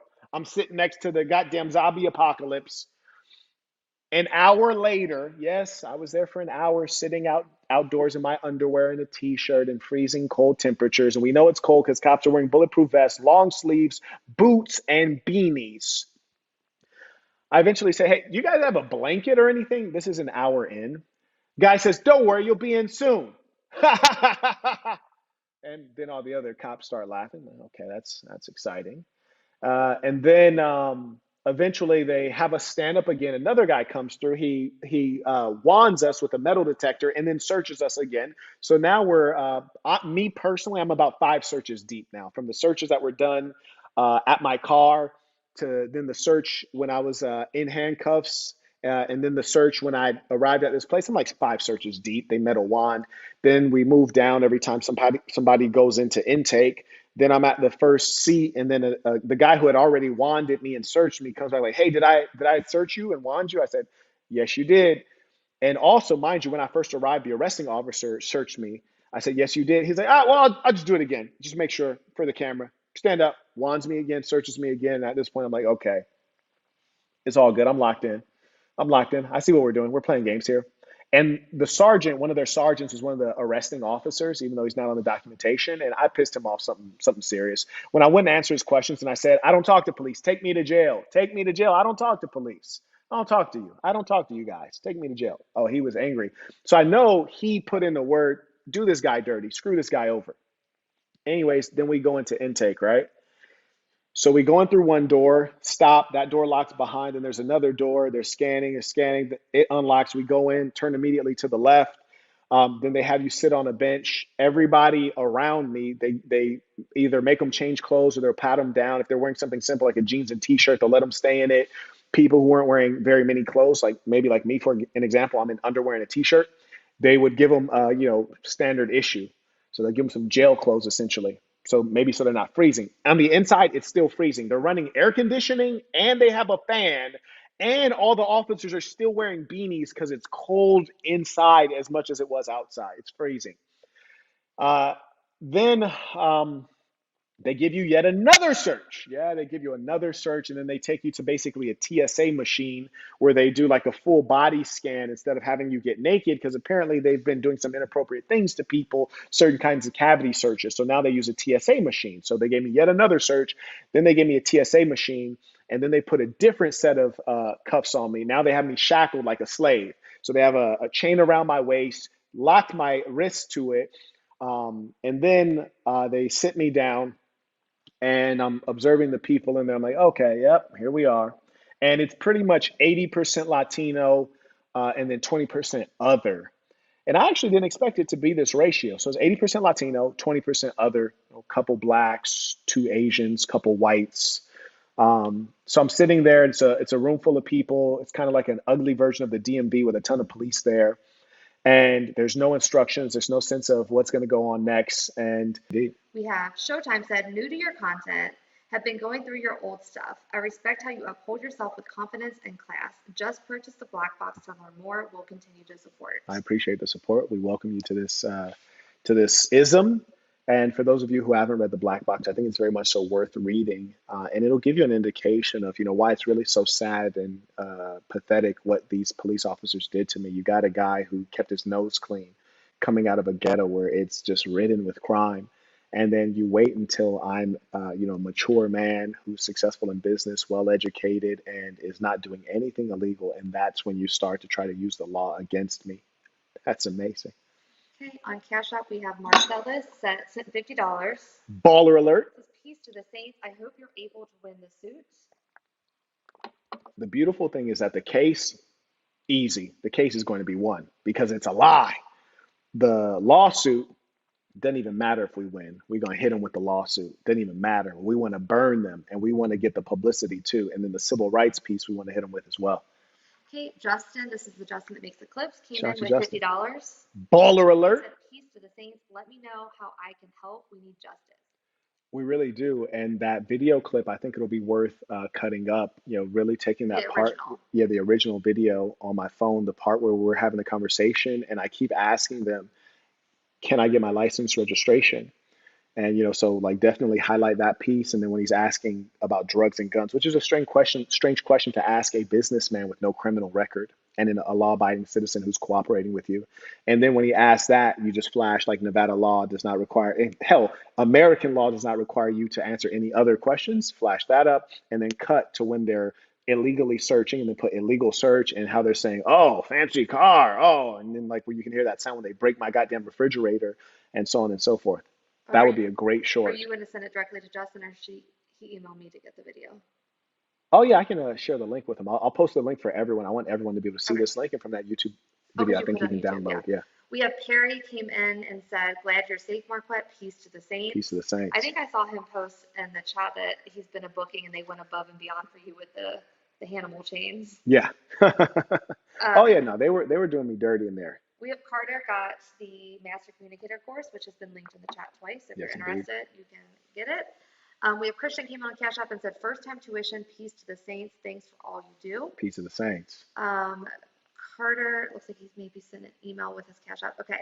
He wrote, just got the Master Communicator course. I've always been a natural with communication, whether it be interpersonal or public speaking. But when you have the opportunity to learn from a master such as MDB, you take it. That's right. I'd much rather be LeBron James. Natural talent plus tremendous investment versus a local high school phenom who never made it. Whew. Invest in yourselves as Christmas saints. Becoming the best of who you can be is the greatest gift if you give to your family. Wow. More importantly, you have the opportunity to support a great man while doing so. Peace to the saints Peace of and the happy saints. holidays. I appreciate that. Okay, and then we have Cole said they don't like to see a black boss. Peace to the saints. They hate that. My goodness, they hate it. Whitney is back again. I believe at this point she's a double baller alert. She's went for the double baller alert. The king doing math in the holding cell. And Wayne came in and said, peace to the saints tuition. Yes, indeed. And I'm just going to put this because Showtime came in and said, by the way, can we have a relaunch of the Snow Bunny 4000? Snow Bunny Laugh out loud, I wasn't around for those. Yeah, those were legendary, and they were so damn durable. I remember the Snow Bunny 4000s. I was in Monaco. Was it? Or no, that was Positano, Italy. Yeah. I was in Positano, Italy. I did full workouts in those joints like for weeks. That was crazy. I guess he saw this in the old stuff that he's been rewatching. Absolutely. Now those shoes are amazing quality. So you're gonna relaunch them, or are they? I'll think about it. I try not to relaunch. We do have another shoe that's cold as hell, which I haven't really mentioned. So yeah, I'll share what we got. Okay. We have Endless Apex just came in and said, tuition, Mr. Big Homie Burton, stay blessed. I once read there are only two types of men, decent and indecent. Woo! Carry on. So here I am in booking. They got me chained from the waist. They just finished hitting me with the TSA thing. Cops all over, and there were two cops in there who were undercovers, and so, and as much as that's the case, they had on ski masks so you couldn't see their face. Now, again, a reminder of how cold it is, that they feel comfortable in there, fully dressed, bulletproof vest on, hoodie, and a ski mask with a ball cap over it. So they're trying to hide their identity because these are in fact undercover cops in Las Vegas. So there are two of them. Then there's a bunch of other folks, half of them CEOs, and then half of them, police officers who go out into the field. Me, I already knew coming in, this is not a place I want to make friends. Hell, I don't go into an everyday Starbucks and want to make friends, you dig? I want to make friends with bosses, winners, those who are good people and prosperous. So I'm in a place that's overpopulated by those who are criminals. So I'm like, I ain't trying to make friends. And in general, I'm in machine mode, so I'm observing, I'm listening, and I'm being at peace because I know this is going to be slow, and I also know that the sergeant put in a word like, "No, do this guy dirty." Yeah. Endless Apex, that apparently was his first super chat. Oh, word. Thank you, David, for letting us know. We cannot see Yeah, on the thank you system for we that. use, so So I was in there sitting, and of course, I'm observing everyone who's there. There were actually four Latinos who spoke no English whatsoever. And the reason that I made note of that is because I wanted to see, am I being penalized within the system? Because if they don't speak any English, presumably, and it came out because they're talking to a number of people, and two were non-citizens. One of them was actually a wealthy person from Mexico. He's on holiday, staying at Nobu and Caesar, so he has some good bread. And it's very common. I meet a lot of Mexican nationals who come to Vegas. They like to turn up. They got good money. The money's good. I meet a lot of them at resorts, and I've seen a lot of them elsewhere. So, anyways, there's one of those guys. And then there was another guy, or another four people who spoke no English at all, but two of them specifically said, I'm not, they didn't say I'm not a citizen, but through the questioning process, it came out that they're not American citizens. So I'm like, okay, they should have maybe a longer, more complex processing. And so I'm trying to get a sense of everyone's charges without asking anyone and everyone else's position so I could see how the system is dealing with me and if I've been red flagged, whether it was socially by word of mouth or red flagged in their computer. Shout out to it's True Indeed supporting the work.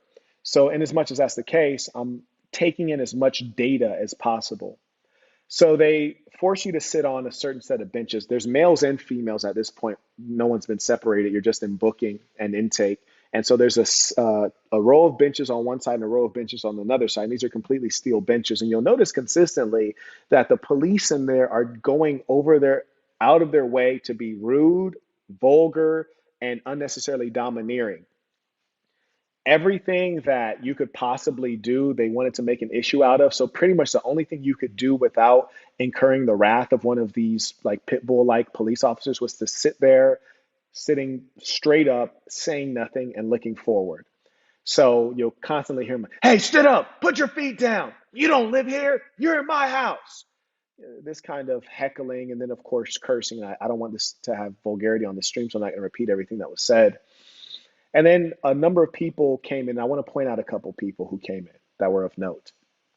Obviously, I noted that there was a significant portion of people who just didn't speak any English at all. There were two non-American citizens. I think one came here for holiday, flew in on holiday with a proper passport, and another, at least two folks, seems like they probably came in illegally, which, hey, if I was them, I probably would have tried to do the same. I'm not promoting illegal immigration.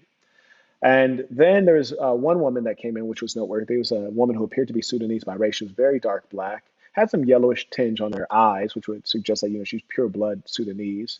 May have even been adopted in youth because she didn't have any accent, and she was also mentally ill, more so than most of the other persons. When she started like yelling and screaming at various times, spitting, and she kept like coughing constantly and like blowing snot all over the place.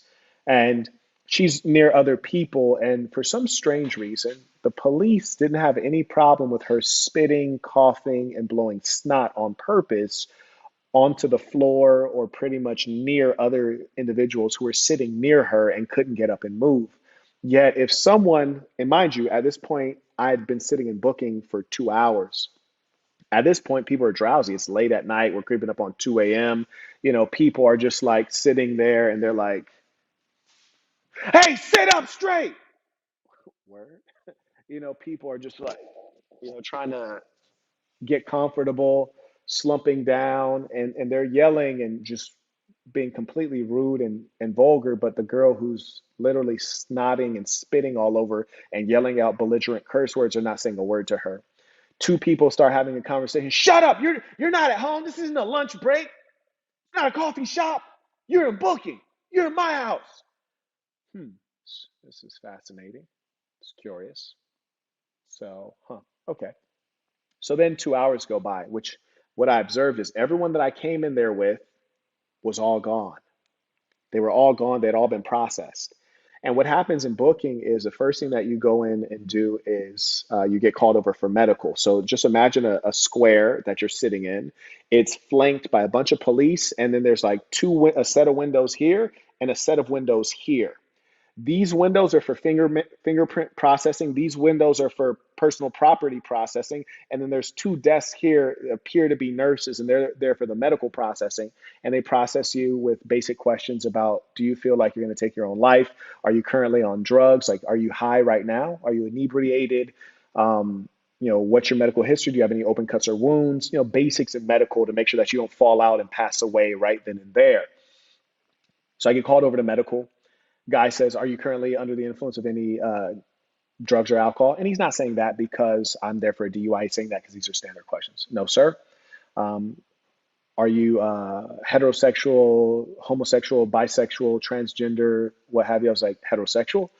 And, do you have hepatitis, HIV, AIDS, tuberculosis, and what have you? No, sir. And so we go through all these questions, and he's like, okay, I need to take your blood pressure. Boom, takes my blood pressure. And he says, did you consent to a blood draw? So obviously this is specific to the case that I'm there for. Did you consent to a blood draw? And then I say, no, sir, I did not. He said, okay, because he would have taken my blood draw then. Cool, then I go back, sit down. Now, to get a blood draw, they have to get a judge to sign off on that, right? So then I go back there and sit down. Now, mind you, again, I'd just been called for medical. I'd seen everyone had been called for medical. Everyone had been called for fingerprinting processing. Everyone had been called for evidence, personal property. And once they go through that process in this very uncomfortable situation, then they go on over to a bigger area where they can go through pretrial services, right? A comfortable area that's out of sight. So I'm sitting there, and at this point, I'm like, my stomach is completely empty. I'm hungry. It's been freezing cold the entire time. I'm dehydrated. No water fountain in sight. And I know what you have to do in jail. You have to drink out of that sink that is next to a filthy shitter where there's no toilet paper. There's guaranteed to be no toilet paper, and there's also no soap. So anyone who goes in and takes a shit, you know that maybe they didn't wipe their ass, and certainly they didn't wash their hands with soap.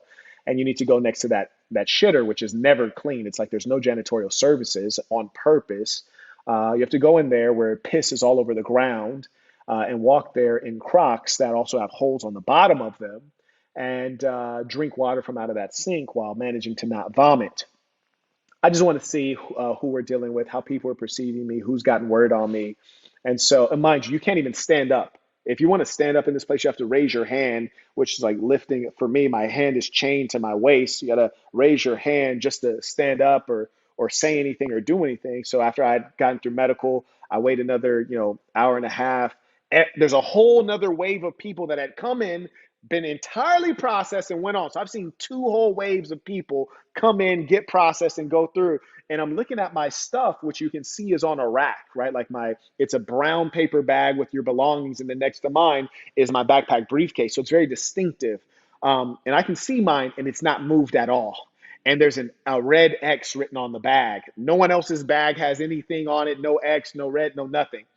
And I'm just like, I need more data. And just the data is telling me that this is weird because I've seen two whole waves of people already get processed. I've seen people come in for domestic violence, females for domestic violence, men for domestic violence, men for violent acts, assault with a deadly weapon. I've seen people come in for drug abuse. I've seen guys come in for DUI. Multiple guys get processed faster. One guy who's an American and one guy who wasn't even an American citizen, all getting processed really quick. I'm like, damn.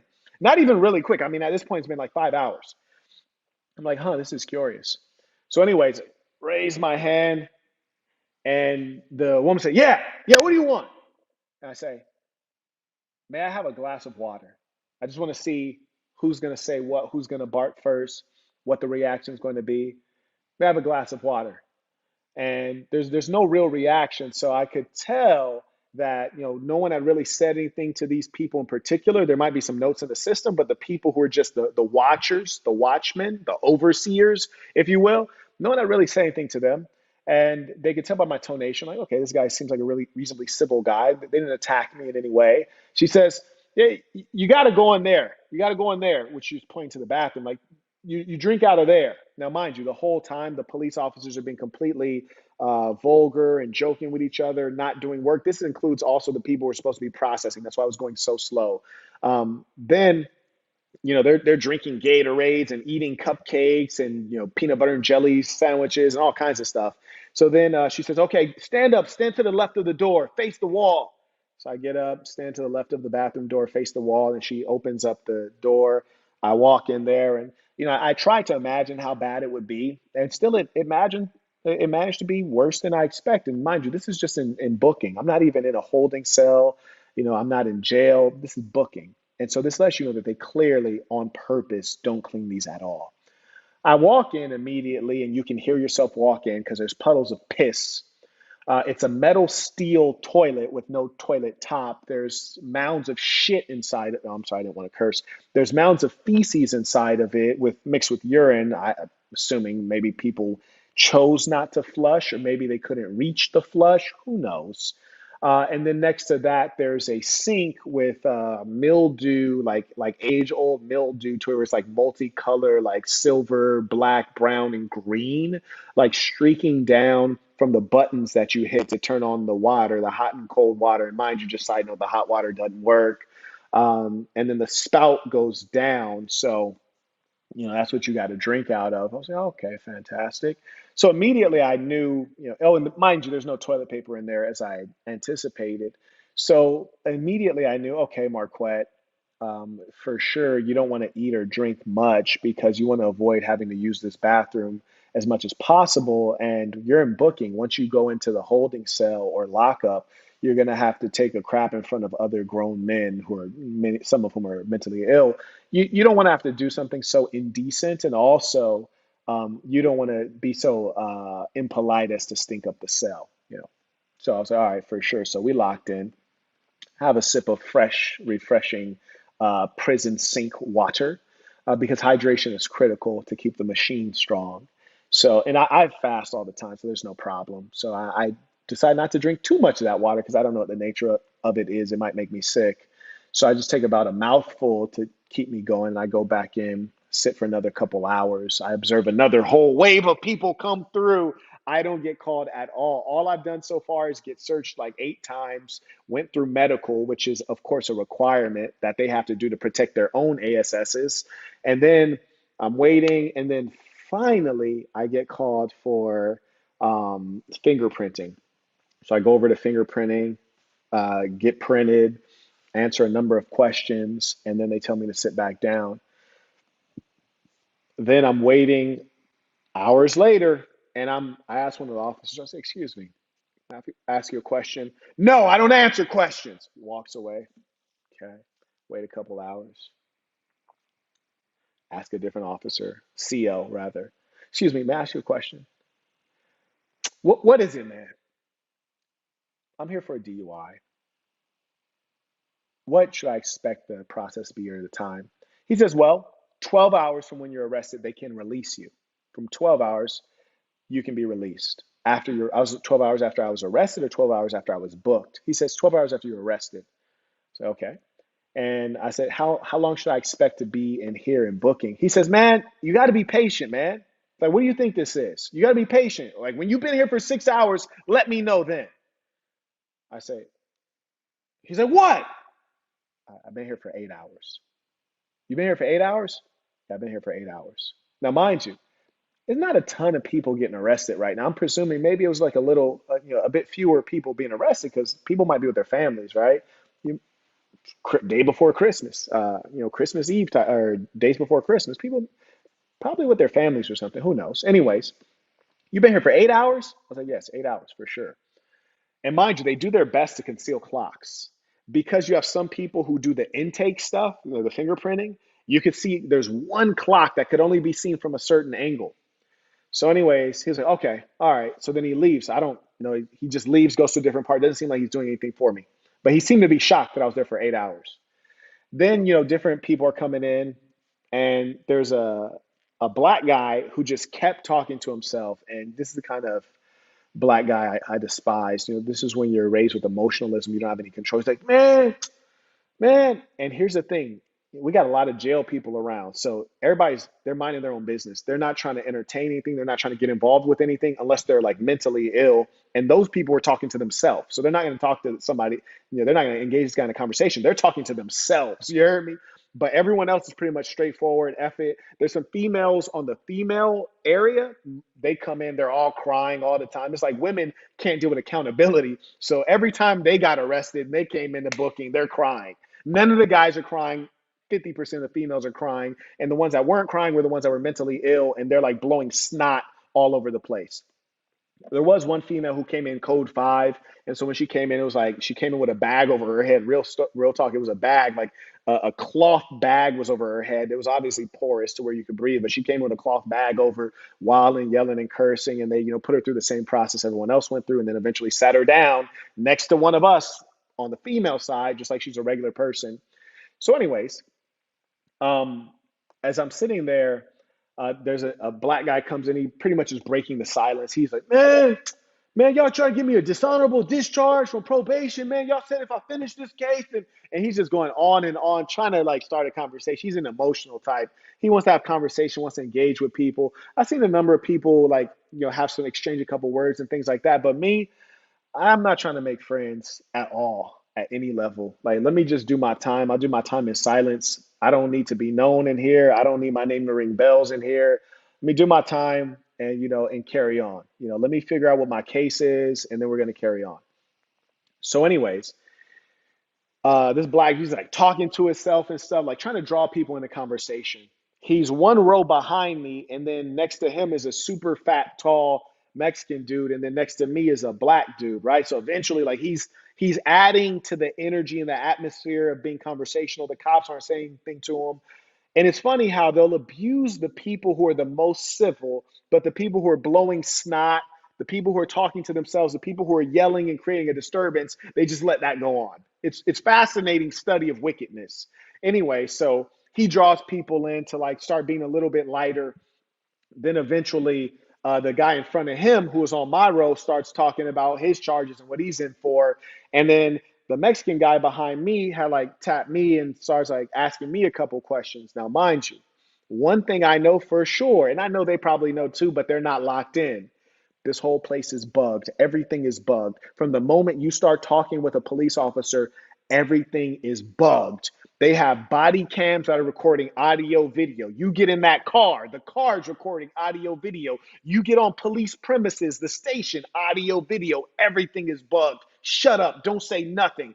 Don't make friends. Don't talk about your case. Don't say what you did do, what you didn't do. It's all bugged. So I'm sitting there knowing that I'm in a goddamn fortress of evil and wickedness. I'm not saying anything to anybody. And I damn sure I'm not about to talk about the details of my case. And here's the funny thing. I'm probably the only guy in the whole building who's a completely innocent person. Go figure. I'm the only guy who actually did not commit a crime, is not guilty of anything they said I did. And I'm not going to talk about what I did. So anyways, I'm sitting there. Black guy on my row starts talking about his charges, and everybody wants to talk. This is human nature. Everyone wants to talk in general, and everyone wants to talk about themselves in general. This is not just jail people. This is everyone. So the black guy row behind me starts talking to himself. Black guy on my row starts talking about his charges. Fat, tall Mexican dude behind me, and I'm gonna call him Mendoza because that was his name. I don't want to disrespect him. He's a cool brother. So Mendoza behind me taps me, asks me a couple of questions. Now Mendoza's ass is paranoid. You heard me? Brody is paranoid, and I'm gonna tell you why. So he taps me, and he has on glasses. And mind you, I'm peeping everything because I have on daily contacts. And in my head, I'm asking myself, well, I have on daily disposable contacts. Like, how long do I have before they rip and tear in my eye? I can't take them out because there's no soap to actually clean my hands. I know that they have my prescription lenses, my Pradas, in lockup right now with my evidence. And so I'm just thinking through all these things. I noticed that he had on eyeglasses when he came in, and there's just a number of things that I'm making a note of, like, okay, they allow you to have eyeglasses. This person has on eyeglasses. He clearly didn't get into a fight, which there was a number of people. There's one Mexican dude who came in. Brody was bad. He came in with vomit all over his left side of his body, vomit everywhere. And they eventually obviously had to change him into jail clothes. But Brody came in, vomit everywhere, whole face red, this eye swollen shut. I was like, I don't know what they brought bro in for, but he guilty. He is guilty. Like, this man is drunk currently, has puke all over himself with a swollen eye and a red face. The boy been having a good time tonight. He guilty of something. Absolutely. But anyways, dude had on glasses and looked fairly civil, but he was paranoid and or he was anxious and nervous. Anyways, So I'm sitting there, and then Mendoza leans forward, and he's like, "Hey, bro." Now, mind you, when I see Mendoza, and I don't know why I always have great relationships with Mexicans, and I don't know if it's like a spiritual thing or they can sense it, but I grew up with blacks and Mexicans. So, like, to me, that's home. You know, if I walk into an empty room, I see some black folks, I see some Mexicans, to me, it's the same thing. I feel like I'm at home among these people. This is what I grew up around, this is what I know. And for some strange reason, I always have good, very good relationships with Mexicans, very honorable people, generally speaking. So, anyways, Mendoza leans forward. He's like, "Hey, bro," turn around. And in my head, like, look, I'm damn near, I didn't went into machine mode. I'm regressing back into how I grew up. I don't have any smiles. I don't really have any friendliness. He's like, "Hey, bro, man, I'm in here for DUI, man." Like, and my first thought, mind you, because I am who I am and I've been around the world, I've seen a lot of things that you wouldn't believe. And I've dealt with a lot of undercovers, like undercover police, like doing snake stuff. I don't put anything past them. I do not put past the police to plant people into central booking or to plant people into a holding cell who are actually undercover. I do not put that past the police. Absolutely do I not put that past them. So I'm looking around like any one of these people could be rats or actual police officers. Now I don't have anything to hide, but all the same, I'm not here to, play games with people. But I could tell there's just a certain texture of things that are authentic. And someone like me, that's one thing I'll teach you guys about in the Master Communicator course is to be able to size people up accurately. That's something I'm very good at. Mendoza's like, "Hey, bro, hey, man, I'm in here for DUI. You think I did? Look, man, I got off of probation, and this was like the first time I was like, fuck it, fool. Fuck it, fool. I'm just gonna have one more good time. I just I got a baby on the way. I just got off of probation. I'm off of papers. So I was like, one more time, I just did a little bit of cocaine and I ended up getting into a fight with my cousin fool and the police pulled me over and shit and they everybody had to get out of the truck and sometimes they just let me go. Fool, there's been a lot of times they just let me go, but they didn't this time and so I had to come down here and I did the blood draw. So do you think I'm gonna be able to go home? And I can tell that there's just such a high level of authenticity and linguistically, I know how Mexicans talk. You hear me? Like, especially if they're from like this side of the world, if they're from the West Coast, I know how they talk. Like, I could tell if it's the police trying to fool me. And I grew up with criminals. You heard me? Like, my family's criminals. Back in the day, this is what I'm from. So I'm like, oh yeah, nah, like he's a real one. So he's like, "You think I'm gonna be able to go home, fool?" And I was like, "Bruh, first off, you gotta chill, my boy. Like, you did a blood draw, right?" He was like, "Yeah." I was like, "Okay, so you off of papers?" He was like, "Yeah." I was like, "All right, so you're not on probation, so there's not a violation. You did a blood draw, which is gonna take weeks for them to get the results of that. DUI, they hold you for 12 hours minimum by Nevada law. Do you have any other warrants?" He's like, "Nah." I was like, "All right, bro, you probably going home then, right? What they want you here for?" He's like, "Oh, fool, man, fool, I was so stressed, fool. I feel better, man." Yeah, for sure, man. He's like, "Man, it was crazy tonight though, man. Where I was just with my family, my girl. I was drinking some Modelo's, and fool, honestly, I shouldn't even went out today because we were outside in the front, and the police had like, drove by and then they stopped and they're like, 'Hey, we're looking for somebody. He's bald head. Have you seen him?' And then I was like, 'You looking for me, fool?' Now, mind you, he's a bald head guy, big beard, wearing glasses, tall, fat Mexican dude. He was like, 'You looking for me, fool?' He was like, 'I was just joking, eh?' He was like, 'No, he's skinny. He's bald head, but he's skinny.' He's like, 'Hey, nah, fool, he's not around here, eh?' He's like, 'Yeah, man.' He's like, 'But then the police,' he said, he's like, 'Hey, just don't drink and drive.' He's like, I was like, 'Okay, for sure, fool.' And then so he leaves and shit, and we're drinking Modelo's, and we wanted to go down and have some fun. Me and my cousins and my friend, my lady. So, I was just thinking, like, damn, it didn't even have to be that. He told me not to drink and drive.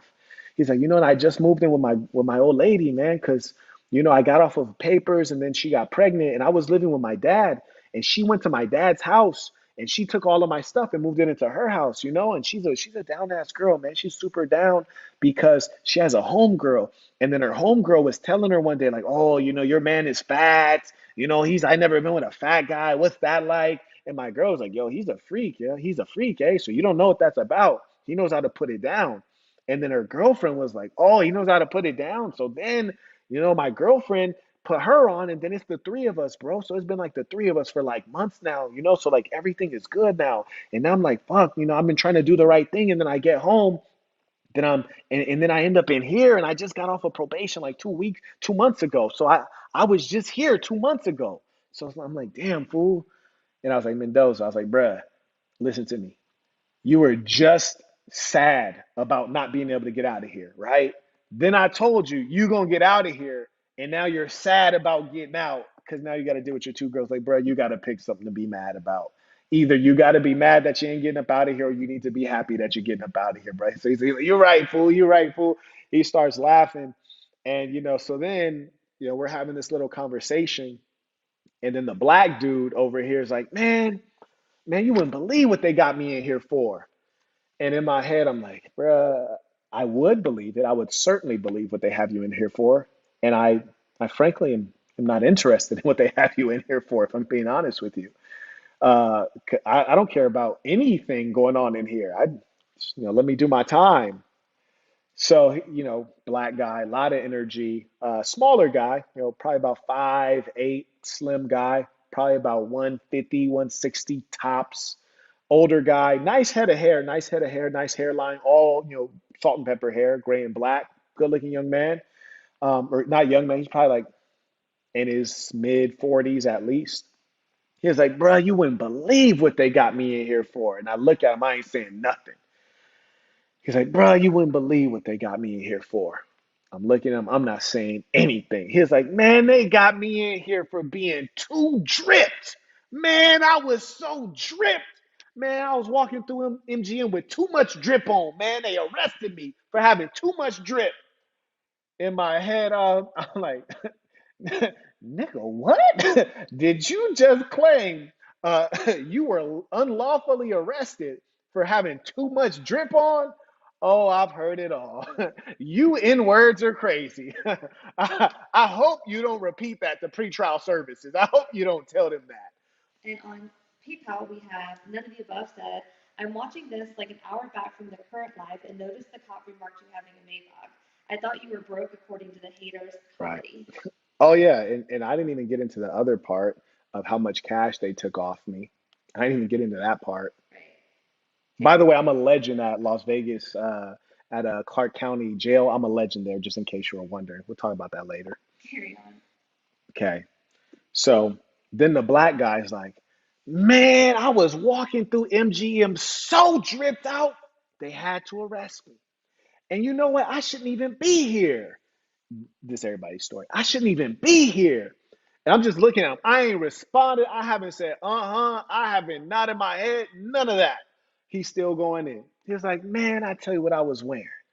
I was wearing these joggers right here, which he had on some like black camouflage joggers. Like, man, I was wearing these joggers right here, a pair of black LeBrons on, with the Super Mario socks on them. Nigga had a sound effect in between each clothing article. These black joggers right here, with the black bronze on, man, with the Super Mario socks, and I had on a Tommy Hilfiger hoodie with the H on the wrist, and I had on a Tommy Hilfiger scarf, coldest scarf you ever seen. It was like a rainbow colored scarf. You ain't never seen a scarf like this in your life. You ain't never seen a scarf like this. The rainbow scarf, Tommy Hilfiger scarf. You ain't never seen nothing like this. Cold. And then to top it off, because I was going through like the Goodwill, just trying to look for a gag gift for somebody. I'm looking for a gag gift.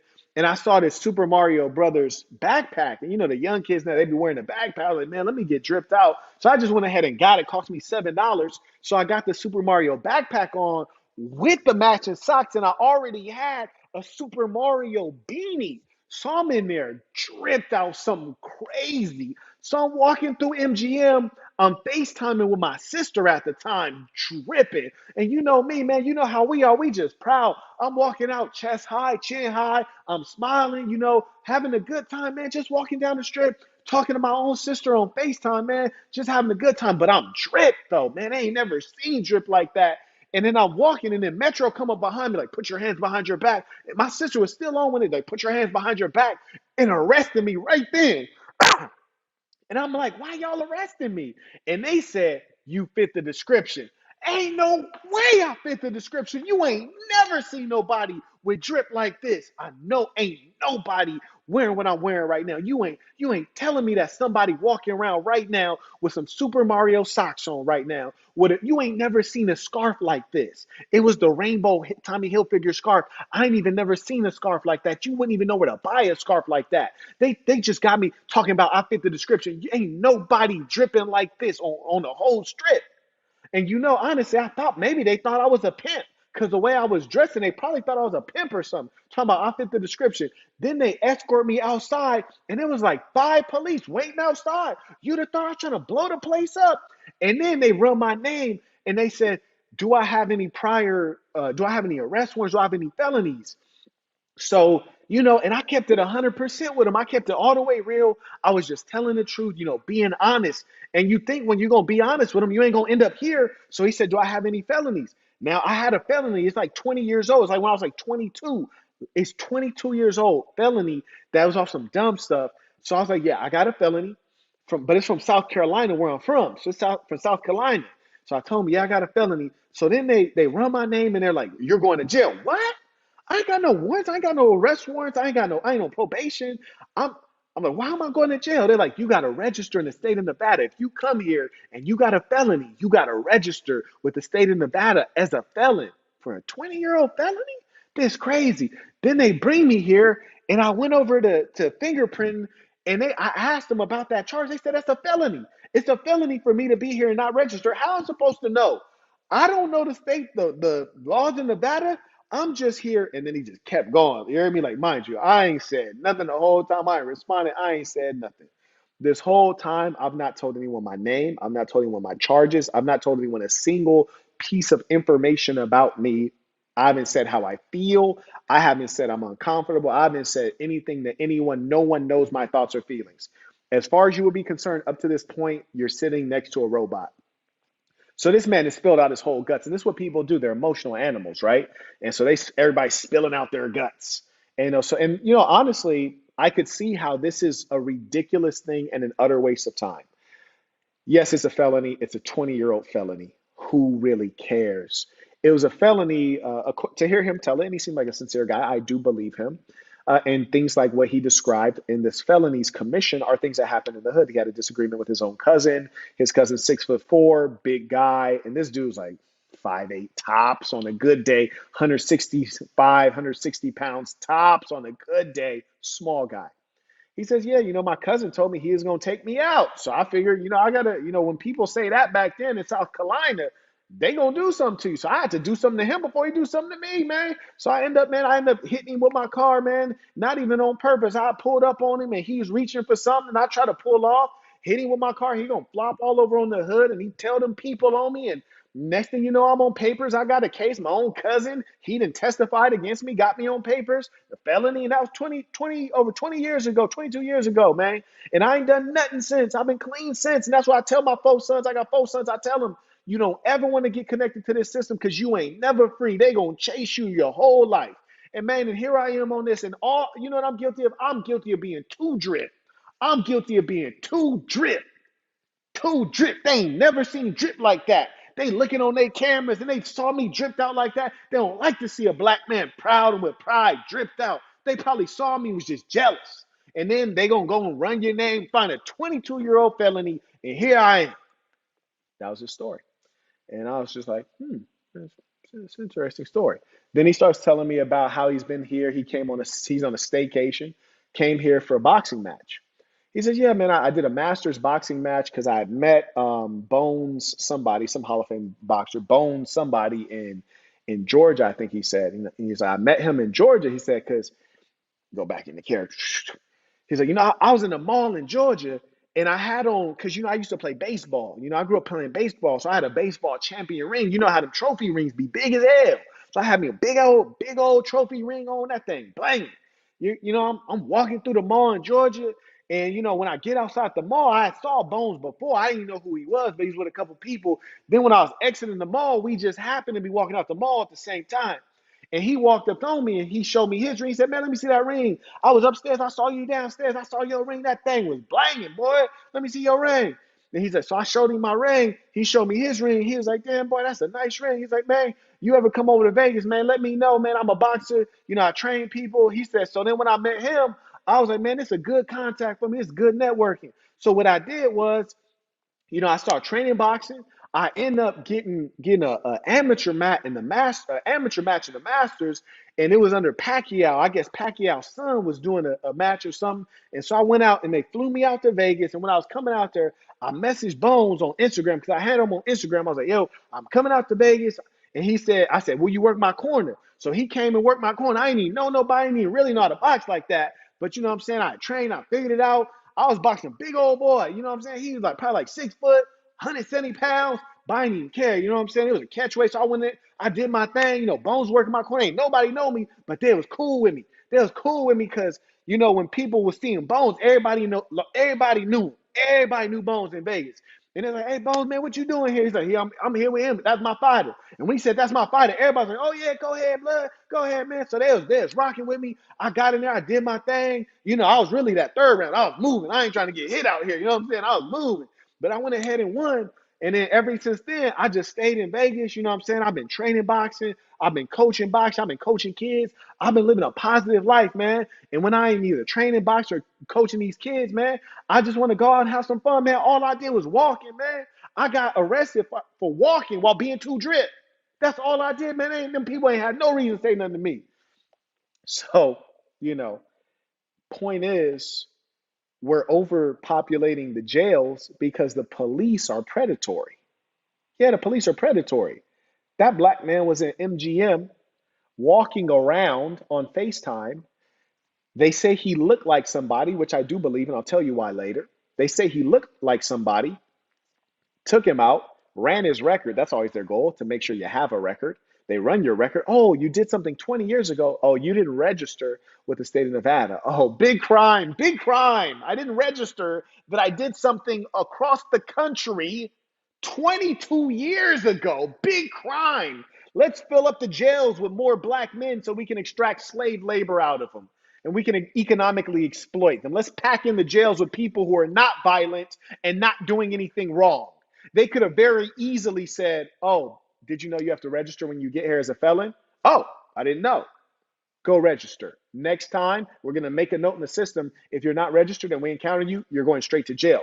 Sir, yes, sir. Who wouldn't go register? He didn't know. Why would he know? So anyways, it turned out later, because of course I had to go to court with all these guys. So I got to hear their charges, hear the evidence and background. And sure enough, that's what happened to the man. He's walking through a casino. They say he fits a description, which is a lie again, right? Just like they lied on me. You're speeding. You're changing lanes. You're running a red light. We're going to hit you with a gun possession charge. What? That's crazy. Same thing they did to this brother. So anyways, I hear a story. I was like, whoa, that's crazy. Now, mind you, again, I'm in machine mode. He mentioned boxing. I love boxing. I ain't say nothing about it. He talked about drip. I love getting dripped out. I ain't say nothing about it. Cool. I'm the greatest listener on earth out here. Cool. So then there you go. More and more processing comes. Now, mind you, I got the same charges as Mendoza. Here's the funny thing. I am being accused of what Mendoza. Actually, now am I dry snitching out here? That's crazy.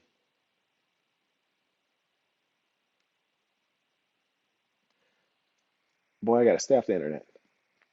Gotta be thinking deep out here. Anyways, this whole conversation is for fictional purposes. The names have been changed. These are all pseudonyms that I'm using. 100% of the persons I'm naming who are not police officers, I'm using pseudonyms. And all these stories are dramatizations and fictional for your entertainment.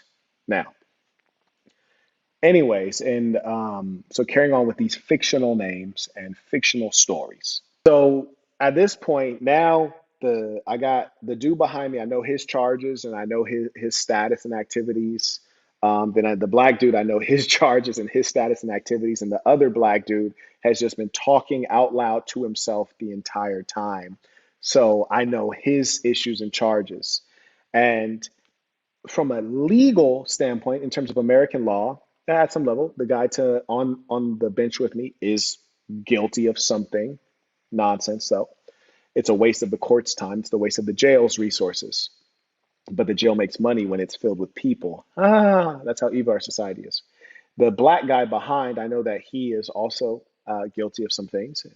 And then Mendoza has said what he said. So, and Mendoza also got into a fight too before before he actually caught the DUI case, which was hilarious. Mendoza's like, "Yeah, man, I got into a fucking fight, and my knee is hurting right now. Like my cousin, he's just talking shit." I was like, "Let's get out, fool. Let's get out, fool." So we get out. Or no, you know why? I was like, "Let's get out, fool." He didn't even want to get out. I was like, "You're a bitch. You're a bitch." He didn't want to get out. So I was like, "Oh, you're not even worth it, fool." So then I turn around, I start walking away, and then this fool just hit me in the back of the head, hit me like right here. It didn't even hurt. Like I was fighting him, and even after the fight, it didn't even hurt. And then like right now, it hurts though. Like I don't even know it hurts, but it didn't even hurt before. But like he had got me, and then I had turned around, I was hitting him, and then they had broke it up, and then I like ran and boom, hit him again, like one, two. He just laid down, and then it was pretty much over from there. But I thought it was over. And then he tried to come again. And I turned around. I had slipped and fell. So like my knee right here is all like cut up. They put like a bandage on it when I came in. That's why they made me change clothes because I was bleeding. So they put like a bandage on my knee. So I got my knees bandaged. Like my elbow like came out of the place. You could see like right here. He's like, yeah, my head is swollen right here, but I'm not even tripping, fool. It's nothing to me. I'm trying to clean up my life. I told you, I was like the last time I was just like, I'm just gonna do a little bit of this, have a good time for the last time because I got a kid now. So I'm just gonna, do the right thing. I just got a job. So, I'm a mechanic. So, it's all gonna be good. And then this happens, man. So, I'm just, we'll see what's up, man. We'll see what's happening, man. So I'm there with Mendoza. Then the black dude who's like talking to himself, complaining about being on probation and getting violated, and the fact that he's going to have a felony and whoop de whoop, he ends up getting processed. Then the black guy on my row, he ends up getting processed. Another black guy comes in. He's angry, talking to himself and complaining out loud, waiting for someone to engage him in conversation. He gets processed. Everyone in the whole place gets processed. I look back at Mendoza. Mendoza's like, man, I've been here for like this many hours. Like, bro, I've been here for like twice as long. He's like, word? I was like, yeah, yeah. He's like, how long can they hold us? He was like, hey, CO, CO. And then like the guy comes over, he's like, hey, how long, if you're here for DUI, like how long can they have you? And then the CO's like, yeah, for like 12 hours from the time of arrest. And he's like, okay. He's like, hey, but like say if you're here, he's talking to the CO, mind you. He's like, hey, like say if you're here for like DUI, but you like did like cocaine or something, and it's in your system, um, uh, do you think they're gonna let you go or no? Like, are they gonna let you go or no? And then the CEO's like, I don't know, man, I don't know, and then leaves. And this is the mentality, and I know a lot of people like this. One, people in general talk too much. Number two, people who are institutionalized, you can tell they're institutionalized straight off because they be comfortable as hell in jail. They be comfortable as hell. They know all the processes. There's high levels of predictability. So jail is not an uncomfortable place for them. In fact, it's somewhere that they're familiar with. And you had guys who are not very bright who they can interact with a guy like me and feel like they're really holding their weight because they can put me on things, right? They can tell me how the jail system works. And I'll talk a little bit about that later. And you can tell who's a jail person and who's not a jail person by the fact that, there's police there, there's COs, which are correctional officers, which are not operating in a policing capability. And then there's the medical folks, and then there's the folks who are in the processing capacities. And so, you're talking to a jail cat when he's like, hey, CO, CO. Like, that's some jail shit. You hear me? Like, ain't nobody, they first time in jail, they like, hey, CO. Like, nah, it's not. Hey, your ass ain't, you ain't comfortable. You ain't. Nah, hey, that's not first timer shit. And the funny thing is, clearly there's high rates of recidivism because I was the only person in that entire jail who had never been to jail in general or in Vegas. These were all repeat offenders, except maybe the two persons who were illegal immigrants and then the one person who was a tourist from Mexico. So, anyways, eventually, he and I are talking about like getting processed and getting our property, going through that piece because that's the really important piece. And for me, it's very important because you hear me, like they got all kinds of property for me. They didn't clean out a Maybach's worth of property. So I know they got all my stuff, including a ton of cash money. So I really need to see what's going on and how much they're going to try to steal from me and how they're going to try to steal from me. So eventually, Mendoza gets called. I'm like, good Lord. Like, I've seen 5 waves of this thing fill up and empty out, and I'm still here. And the CEO's like, you're here for 8 hours? And act like he's going to help me, and then did nothing and walked away. Then eventually, I get called over for evidence. They don't take you straight over. They bring you over, and for the first time, they take the cuffs off you and they sit you down. So it takes the cuffs off me, and I sit down. And I'm sitting down, and I'm facing 4 windows, which are there's 3 women in the windows, and the fourth one, sometimes the woman's there, sometimes she's not. Most of these people are not working most of the time. They're talking amongst each other, they're having conversation, they're laughing, they're eating food, but most of the time they're not working. So I'm directly facing a younger white woman with dark hair who's slim, very good looking. And then to the left of her is a black woman who's maybe in her late 20s, reasonably good looking. And the CEO takes all my property and sets it on the window with the black woman. And as I'm sitting there, again, I'm in my underwear and a t-shirt. It's freezing. Now, mind you, everyone else, if they had on inappropriate clothes, they were changed into jail clothes. Um, or if they had on appropriate clothes, they were allowed to wear just one layer up top and one layer down below, like underwear plus an outer layer. I'm in my underwear and a t-shirt. Not one time did they say, hey, we're going to put we're going to give you a standard issue, some warm clothes. They intentionally wanted to keep me in this state. But you hear me, I'm rocking out with my cock out. You dig? I ain't tripping. It is what it is. As I said, I'm already locked in. I already see the games that they're playing. They're playing games. Like, you're not gonna break me. Like, I've been through too much. You're not gonna break me. You might disgust me and annoy me, but you won't even see that. I'm in machine mode. So I'm sitting there with my cock out essentially, you dig? And I'm looking straight forward, and Shorty is there, and I see that she keeps looking at me. And I'm wondering, is she looking at me because A, she like recognizes me from like just out in the world in general, just like seeing me moving through like a boss on the strip?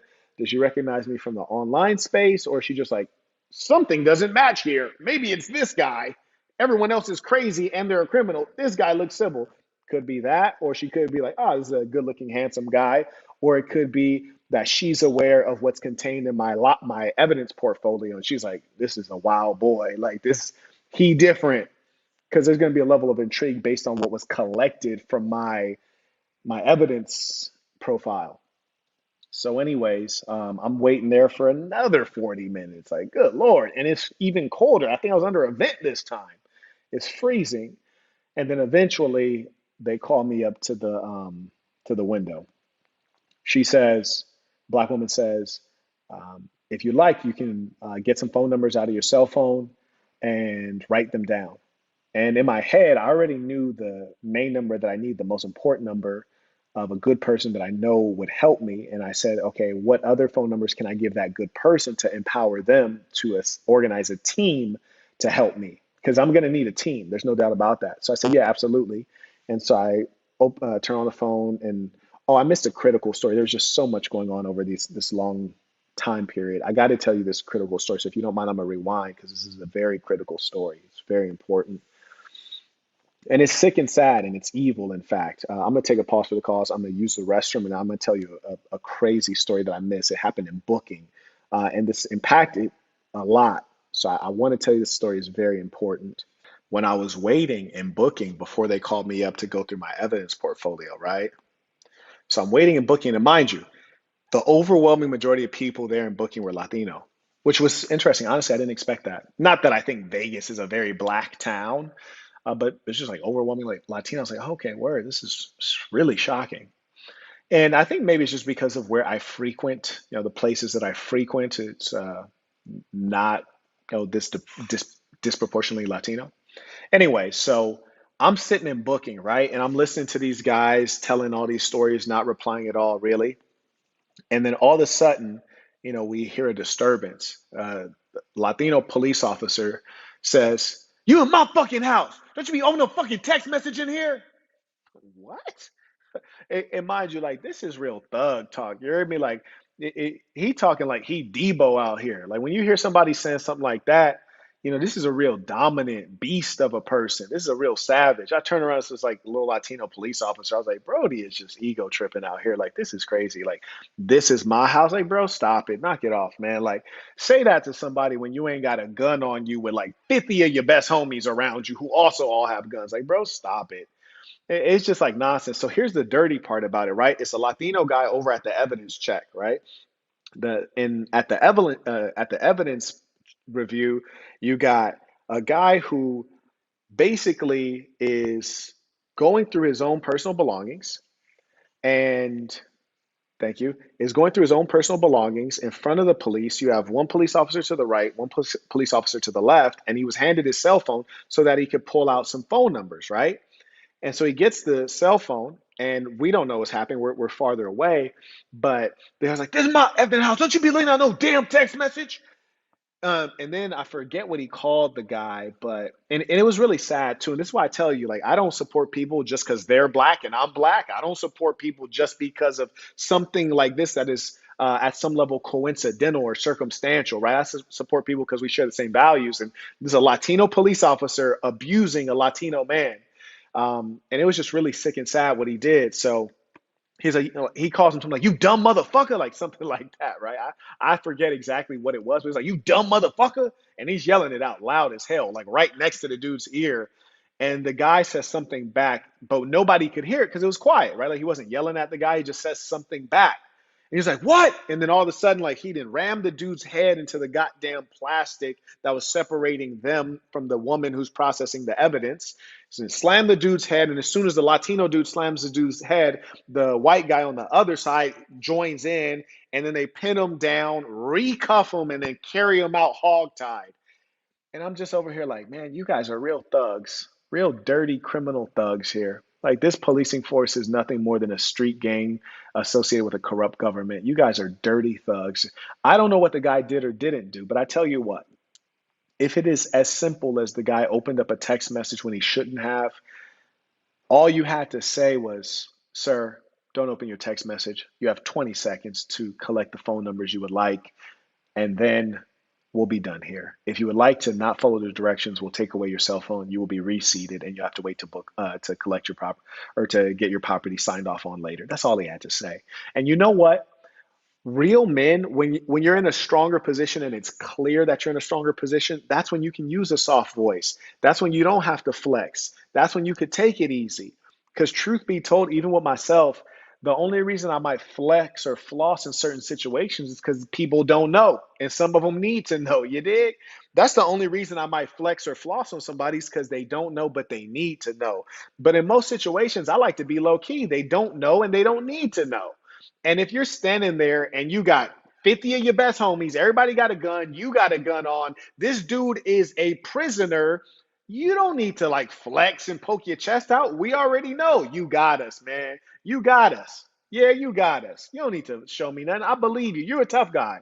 Nobody in here needs to flex when they got a gun on and you got 50 of your homies with you. You won. We're already abiding by what you say. None of us want to be here. Not one of us want to be here. Nobody's trying to run out. Chill, bro.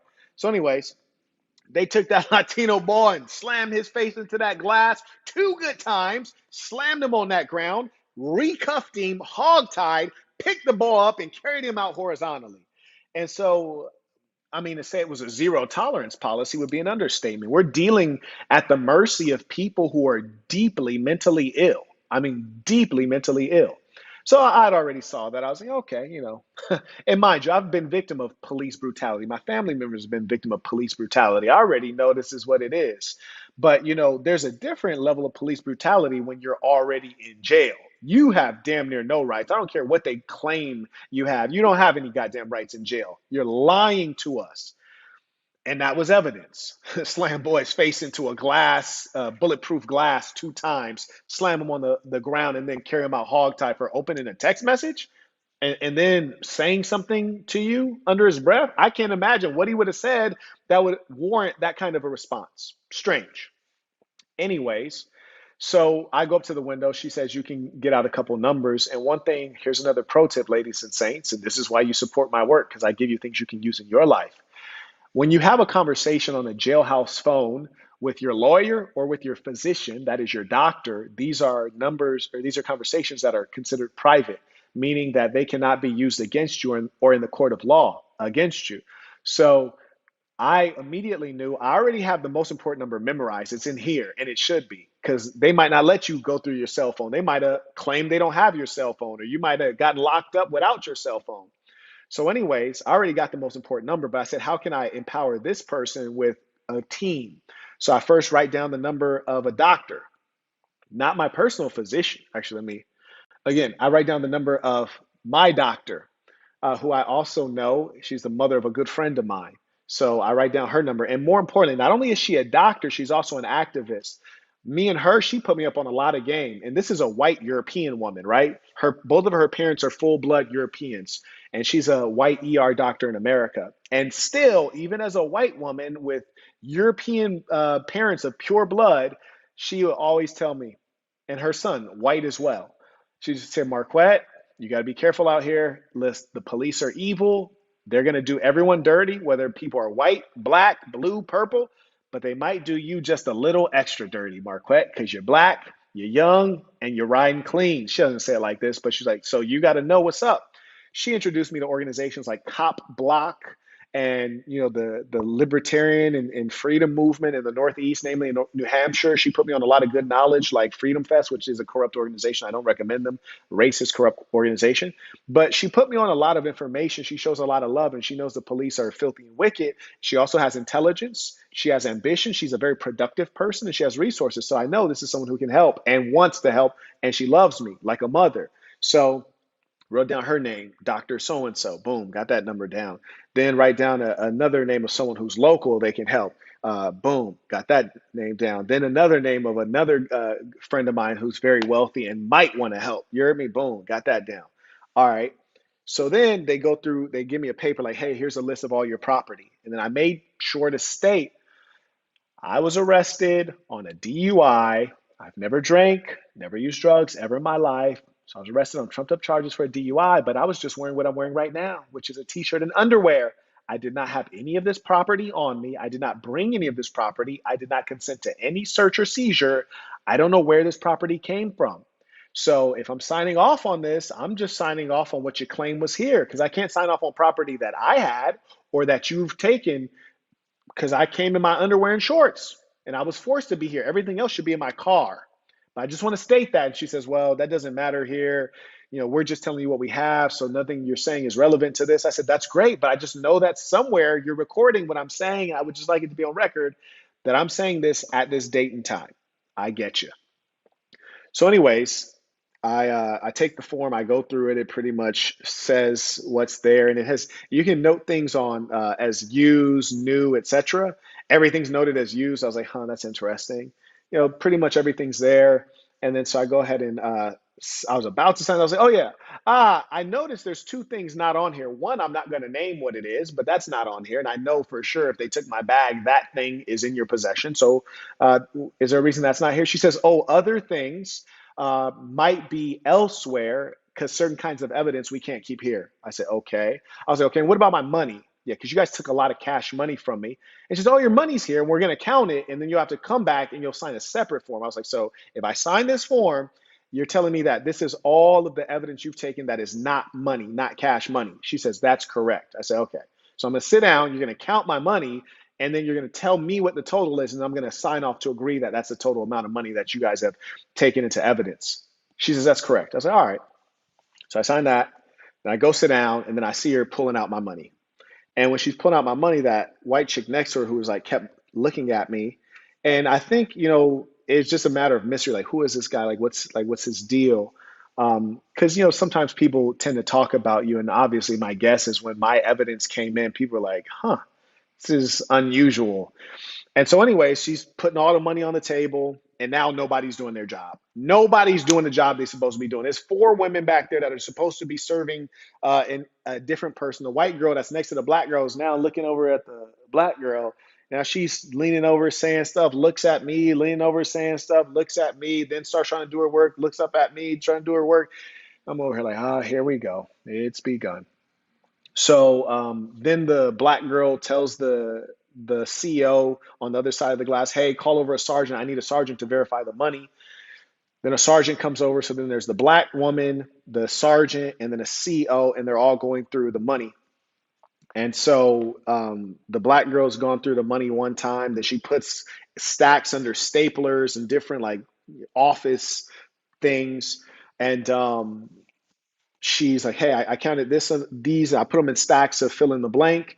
And so like I got this number. She writes it down, shows them. She's like, okay, can you count it? And you count it, and then tell me what number you get. Great. So now, mind you, eventually I come back up. They tell me to come back up. She's like, hey, this is the number that we got. Is that accurate? I was like, yeah, that's accurate enough. I knew they hadn't stolen more than $1,000 from me because I had all my money in bands. And then the pocket change that I had obviously was not in a band, but I didn't know how much pocket change that I had. You know what I'm saying? When I say pocket change, I mean it's less than an amount of money that you could put in a band, which means less than $5,000. There are bands that are less than $5,000, but I don't bother with that because that's like rapper stuff. You feel me? That's like childish stuff. So, anyways, I asked her. I said, not when. I don't like to use when because I'm locked into machine mode in a certain mindset. You heard me? I'm in there like I'm in there forever. I'm not, I'm just in a state of patience and a state of calmness. I'm not anticipating getting out because, and I know these people are liars. Dude told me DUI, you're supposed to get out of here within 12 hours. It's already been 12 hours. I'm not getting out of here in 12 hours. I ain't even went to pretrial services. So, anyways, I say, hey, if I were to get out of here, do you just give me my money back wrapped in plastic, rebanded, wrapped in plastic? Like, what's the situation with this? Like, how am I going to get my money out? How's that work? Because you like seem to be doing a different process for all the other evidence. You just going to put all my stuff back in the bag and hand me the bag and I can walk up out of here with my money? She was like, no. I was like, okay. So she's like, well, if we give your, oh, if, nice, here we go. If we give you your money back, we can't just hand you cash. I say, why? It's right there. It's cash. I didn't give you. You stole, you confiscated cash from me. It's my money, also known as my property. If I gave you one Prada eyeglass, you return to me one Prada eyeglass because it's my property. You gave it to me. You give it back the way you took it. I said, so you're going to give me my money back how if not in cash? Because it's in cash right there. She said, we keep all cash. What? Yeah, we keep all cash. We never give cash back. We'll give you bank cards, or we'll write for this amount of money. We'll probably just write you a check, but also we'll probably have to give you some bank cards too. I was like, so you mean like a bank card? Like if I want to withdraw the money, I have to go to an ATM? She was like, yeah. I was like, okay, so like ATMs, the max on an ATM is generally like $500. So I'm supposed to go to the ATM like 92 separate times to withdraw all my money. She was like, we never had this much money before. So I don't know what to tell you. We're gonna have to give you a certain amount in cards and we're gonna have to give you a certain amount in the check. I said, why can't you just write the check for the full amount? She was like, we can't write a check that big. I'm like, you're the government. What do you mean you can't write a check that big? You're the government. And more importantly, it's my money. And I didn't sign up for any of this. I didn't sign up to be pulled over for no reason unlawfully. I didn't sign up to be bullied by a police officer and then arrested. I didn't sign up for an illegal search and seizure. I didn't sign up for you to steal stuff out of my car that should have remained in the car. And now you're telling me you're going to take my money, but it's somehow you can't give it back? Is that against the law for you to return a citizen their property? That's against the law? She was like, uh, I don't know if it's against the law, but look, what I can tell you is that we're not giving you your cash back. You're going to get a check and cards if we can get this amount processed before you leave. If we can't get this amount processed, then you're just going to have to leave and come back and get it when we can process it. And in my head, I'm like, damn, I've already been here in like goddamn near 12 hours. I'm the last person. How did you not have time to do this? That's a whole work shift. I've been here for a whole work shift. And mind you, true story, they didn't give me my money back, but they did give me back this. And so they gave me these back as part of my property that they didn't count as money. So there's 10,000, 5,000, that's 15,000. Another 10,000, that's 25,000. Then they gave me back another 5,000, that's 30,000. Then they gave me back another 10,000 band. My camera's getting funny. Then what is that? Oh, that fell down. What's that? 40,000. They gave me back another 10,000 band. That's 50,000. Then they gave me back another 60,000 band. That's 70,000. They give me back another 10,000 band. That's 80,000. They give me back another 10,000 band. It's 90,000. Did I miscount that? You're close enough. I'm close enough? Yeah. Okay. So they gave me back all these empty bands without my money when I finally left out. Yeah, you know, they're salty. And obviously, I was being low key, but at this point in the jail, I'm no longer low key, right? Because you got the damn staff. The damn staff has me on Front Street because when she pulled out the money, all in cash, she's stacking it up like it's a goddamn Lego castle. And all the other women that are supposed to be working did what women do. They start gossiping. And so they're all she pulling out bands, stacking them mugs up. You heard me, the money stacking. All the workers that stop working. They leaning over, people ain't doing their job. Then it was like they bringing over extra people to count the money, everybody counting the money. And I'm over here like, bruh, if I do get released from this joint, I'm gonna need a police escort. And I'm looking around at the other the other accused persons. They all looking at me, looking like, word, the dude in his drawers? Is the dude in his drawers? They done pulled out all them racks. And so, and I didn't know if the white chick was staring at me because of that before, because maybe they were aware or not. Who knows? We'll never know. But now the whole jail is like, look, it's an N-word in here that then got busted with like a tremendous amount of money. It's him, the guy in his underwears. It's the underwear guy. So anyways, after that, they take me over to the other area where everyone else had been moving through so that I can get processed by medical again. It's more far-reaching medical screening, and then go through pretrial services. So then I'm sitting there and, word travels quickly. And the black dude that I was sitting with over at the other place, he was like, say, man, what did you say your charges were? I was like, I didn't say. He's like, bruh, what are you here for? Because I had a feeling you didn't need to be here. So what are you here for? I was like, they got me they claim that the charges, they arrested me for DUI, as far as I know, driving under the influence, and that's what I'm here for. Now, mind you, I didn't know my actual charges yet. I still didn't know my charges, so that's what I said at that moment. Then all of a sudden, boom, I'm called for medical. I go for medical. I go through the medical thing, and after medical, I get sat back down. Then I get called for pretrial, right? In between medical and pretrial, it was probably like 2 hours. I'm speeding up the story because I think maybe some people, their patience is wearing thin. I usually assess that when people stop super chatting, like people are like, I'm good. You've said enough for the day. But anyway, so I go for medical and then I sit down for 2 hours and then I get called for pretrial services. And pretrial services is usually someone who takes a bit of information from you, trying to figure out if you can be released on your own recognizance, which is to say released on your word that you'll actually come back and show up for your other court dates.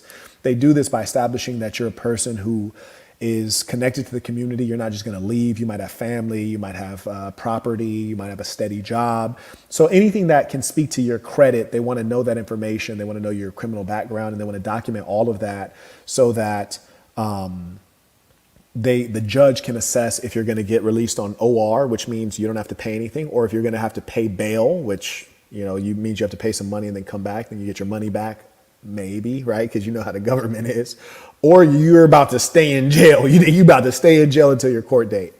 So I talked to this woman, and she collects my information, and then she hands me a paper with my charges on it. And then I see the charges, and I was like, word? Like, y'all hit me with the gun charge? Oh, that's awesome. That's exciting. Like, matter of fact, let me read the exact charge that they hit me with. Okay, do you want to go over Yeah, go hit me.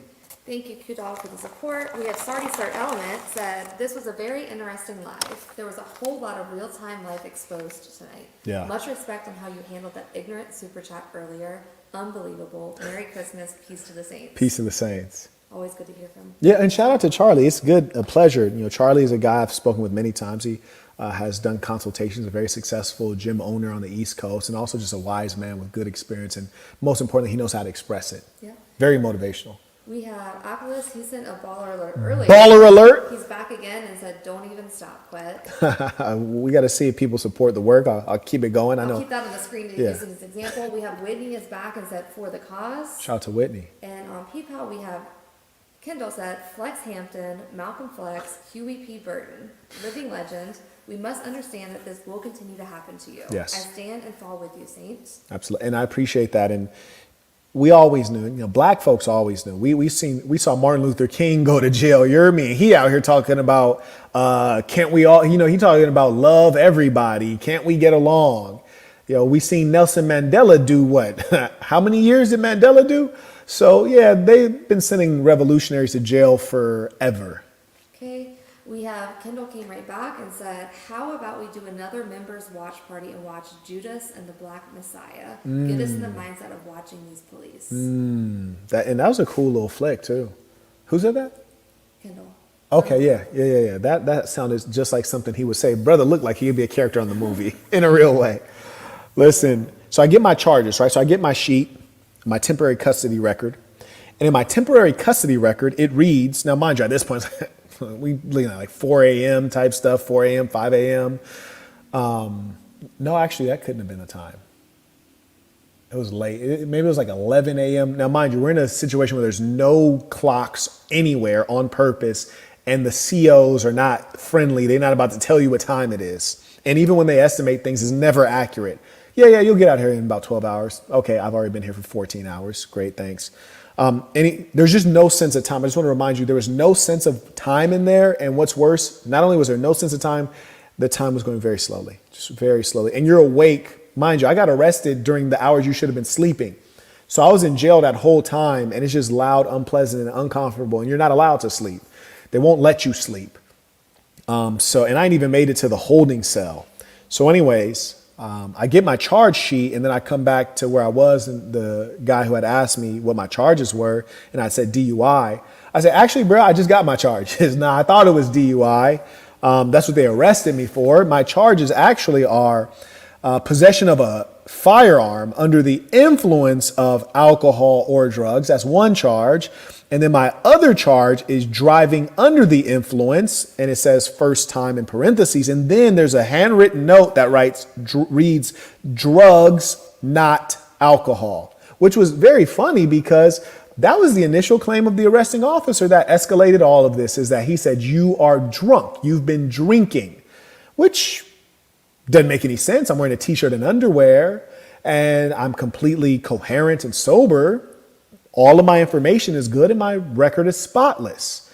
There's no reason he thought that. He didn't think that. That was not the case. These were trumped up charges. Then they threw in the gun charge to make it even worse, to try to take my freedom for an indefinite amount of time and try to blacklist me, stop me from traveling the world and having a passport, try to restrict my movements, control me, and give a foundation so they can hit me with a felony. And then once they get that felony on you, it's easy to go from there, put me on papers, put me on probation, track my movements, control me. Yes, that's all. That's all they wanted to do. Yeah, those are my charges. It was a DUI, and they specifically noted drugs, not alcohol. And I thought this was funny as hell, because you know what this really was? This was the police trying to cover their ass. This was the police who told me I was drunk. And then when I said to him, you're going to look dumb, because when they get that body cam footage and they can tell that I'm speaking clearly and I'm not moving and swaying around, your claim of being drunk is going to sound utterly ridiculous. And then that's when he changed it up, because he told me that when I was outside, when they had put me in the car and they kept opening the door so the sergeant could badger me saying, do you have drugs and guns? Do you have drugs and guns? And then I said, dude, take me to jail. The officer who said I was drunk had walked over and he said, I don't smell alcohol on you. I don't think you're drunk. I think you're high. Why? Why do you think I'm high? What's your evidence? There is none. They're making it up. So anyway, specifically in this charge, it says drugs, not alcohol. Fascinating. Why did the cops feel the need to say this? And how can they tell? I really want to know, because here's the funny thing. A lot of people in there were on drugs. And I could tell they were all on drugs. They were talking to themselves. They were fidgety and nervous. Some people were going through withdrawal. And even one guy who will remain nameless, who was talking to me. When he was talking to me, I could see his eyes were red and like not very intense. They weren't able to track you very well. They were red and lazy. Like, I tell the boy was on drugs. So here we go. These are my charges. They try to hit me with a major charge. They're trying to hit me with felonies, gun possession while high on drugs, and then a DUI for drugs. Now, here's the funny thing. People who have been around me, I mean, you know that I'm so square and clean cut in terms of intoxicants. There are people in this chat right now.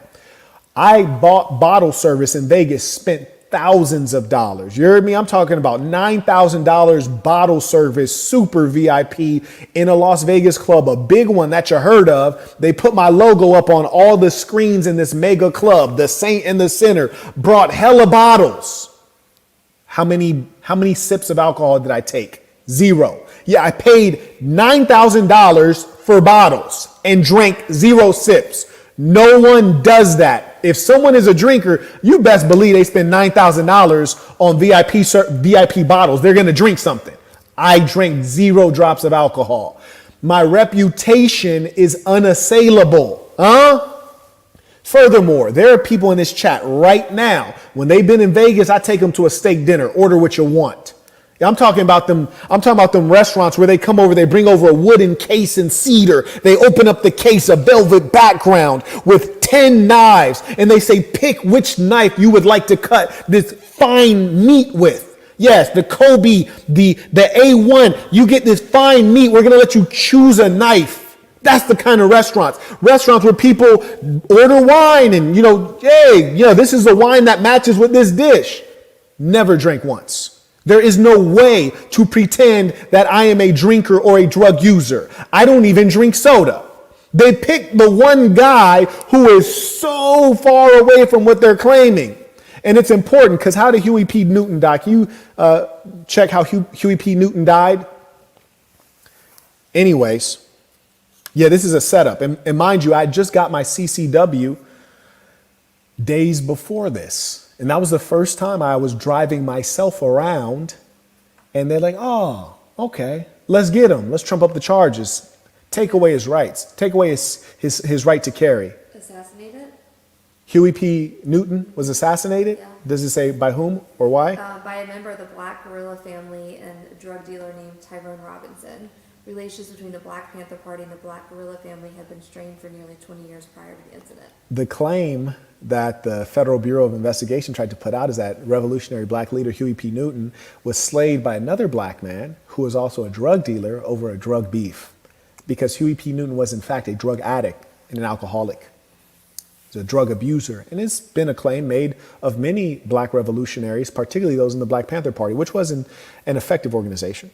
But I think it's worth noting how they do these things, how they set these things up, or they might find you overdose with a needle in your arm.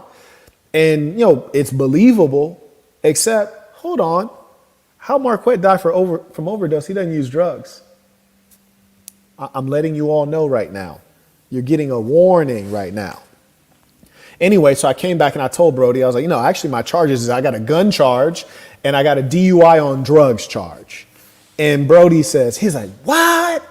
He's like, ooh, boy. He's like, they got you with the DUI? He's like, man, how they pull you over? What was you doing? He's like, what, you have a tail light out or something? I was like, no. He's like, word? He was like, look, what you use? What was you do? You didn't, your insurance wasn't right. They tell you to get out the car. You didn't have insurance. It's like, no, my insurance was good. He was like, what, you got your license suspended? You ain't had your license on you? I was like, I have my license. He's like, your registration wasn't good. I was like, my registration is good. He's like, why? He's like, well, what they pull you over for? Like, what was you driving? I was like, just driving my car. I was like, ain't nothing wrong with it. He's like, what kind of car is it? Oh, this is a Maybach. He's like, what, boy?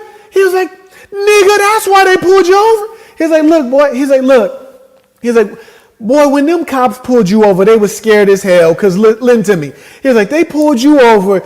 There's a nigga sitting in his drawers in the Maybach. They're like, this nigga rich as hell. He's sitting in his drawers in the Maybach. This motherfucker don't care about nothing. In his drawers. Yeah, they pull up on a rich nigga sitting in his drawers. Like, what color is it? I was like, it's two-tone, gold and black, gold on the bottom. He's like, oh, boy. He's like, yeah, that nigga, that's why they pulled you over. You sitting in that gold and black in that thing. Boy, you sitting in that thing. Gold with the black, woo. And you in there in your drawers. Nigga, you going to jail. Yeah. He was like, listen, when I told you I was drip, I ain't know how you was coming. He's like, look, I was walking around like a rich man. I was just walking around looking the part, because we be feeling good. He was like, but you different. And the other black dude who was talking to himself, and then another black dude, they didn't like scoot it over because the Brody's so damn loud. And they was like, you got a Maybach? And I'm over like, here we go, man. I was like, yeah. They was like, and then the dude's like, yeah, and he was in his drawers. Like he was in his drawers when they arrested him. I thought they stripped you down. I thought you was code 5 and they stripped you down. This boy was in his Maybach in his drawers when they pulled him over. And then the other dude, because the dude from South Carolina, he wasn't on the other side when they were counting up all my money. And another black dude that slid over there he was like, yeah, and he had $100,000 in the car. And then South Carolina was like, what? It's like you was in a Maybach in your drawers with $100,000 and a gun. You in a Maybach with $100,000 and a gun in your drawers. Yeah, you going to jail. You go and a nigga too. You going to jail. And so everybody over there, they dying laughing, and they're like, well, what do you do for a living? Like, who are you? Like, what do you do? Like, you shouldn't even be here. I was like, no, not for sure. Like, I should not be here. Like, you're correct. I absolutely shouldn't be here. And so everybody, now they're like kind of like sliding over and like they trying to chop it up. And I'm still trying to stay low key. At this point, I'm high key. It's like at this point, I'm high key. Now, mind you, I've been trying to stay as chill and as under the radar as possible. But at this point, I'm above the radar for sure. I raised my hand to break up the conversation. You feel me? So I raised my hand. The CEO was like, yeah. I was like, I go to the restroom. He's like, yeah, stand next to the door. So I go stand next to the door. Face the wall. And he unlocked the door. Then I go into the bathroom. And this one was worse than the first one. You heard me? This bathroom was worse than the first one. Like, God damn. I walk in. Walk over there. Use the restroom, go ahead, rinse my hands off, even though I didn't want to because the water is ice cold. I rub the water on my shirt because there's no paper towels. There's not even toilet paper. Then I walk out, damn near slip and bust my ass as soon as I walk out the bathroom, like damn near slip because I got pissed. I should say schists. I have schists under my shoes. I slip and damn near fall. Then I walk over to the female CO and I say to her, I was like, hey, where's the warmest seat in the house? And she was like, over there. Like, you could tell she get this question all the time. She's like, right there.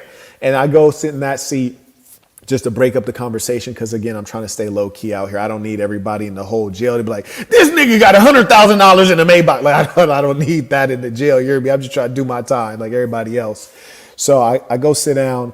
And mind you, that CO that I asked that to, also my observation of her, I want to make a note for you guys because you really got to be gamed up. When I first came into booking, I walk into booking and there was a woman, and I can't remember what the conflict was, but there was a woman in there and the CO had like engaged with the woman and the woman wasn't like complying in the precise way that the CO wanted to.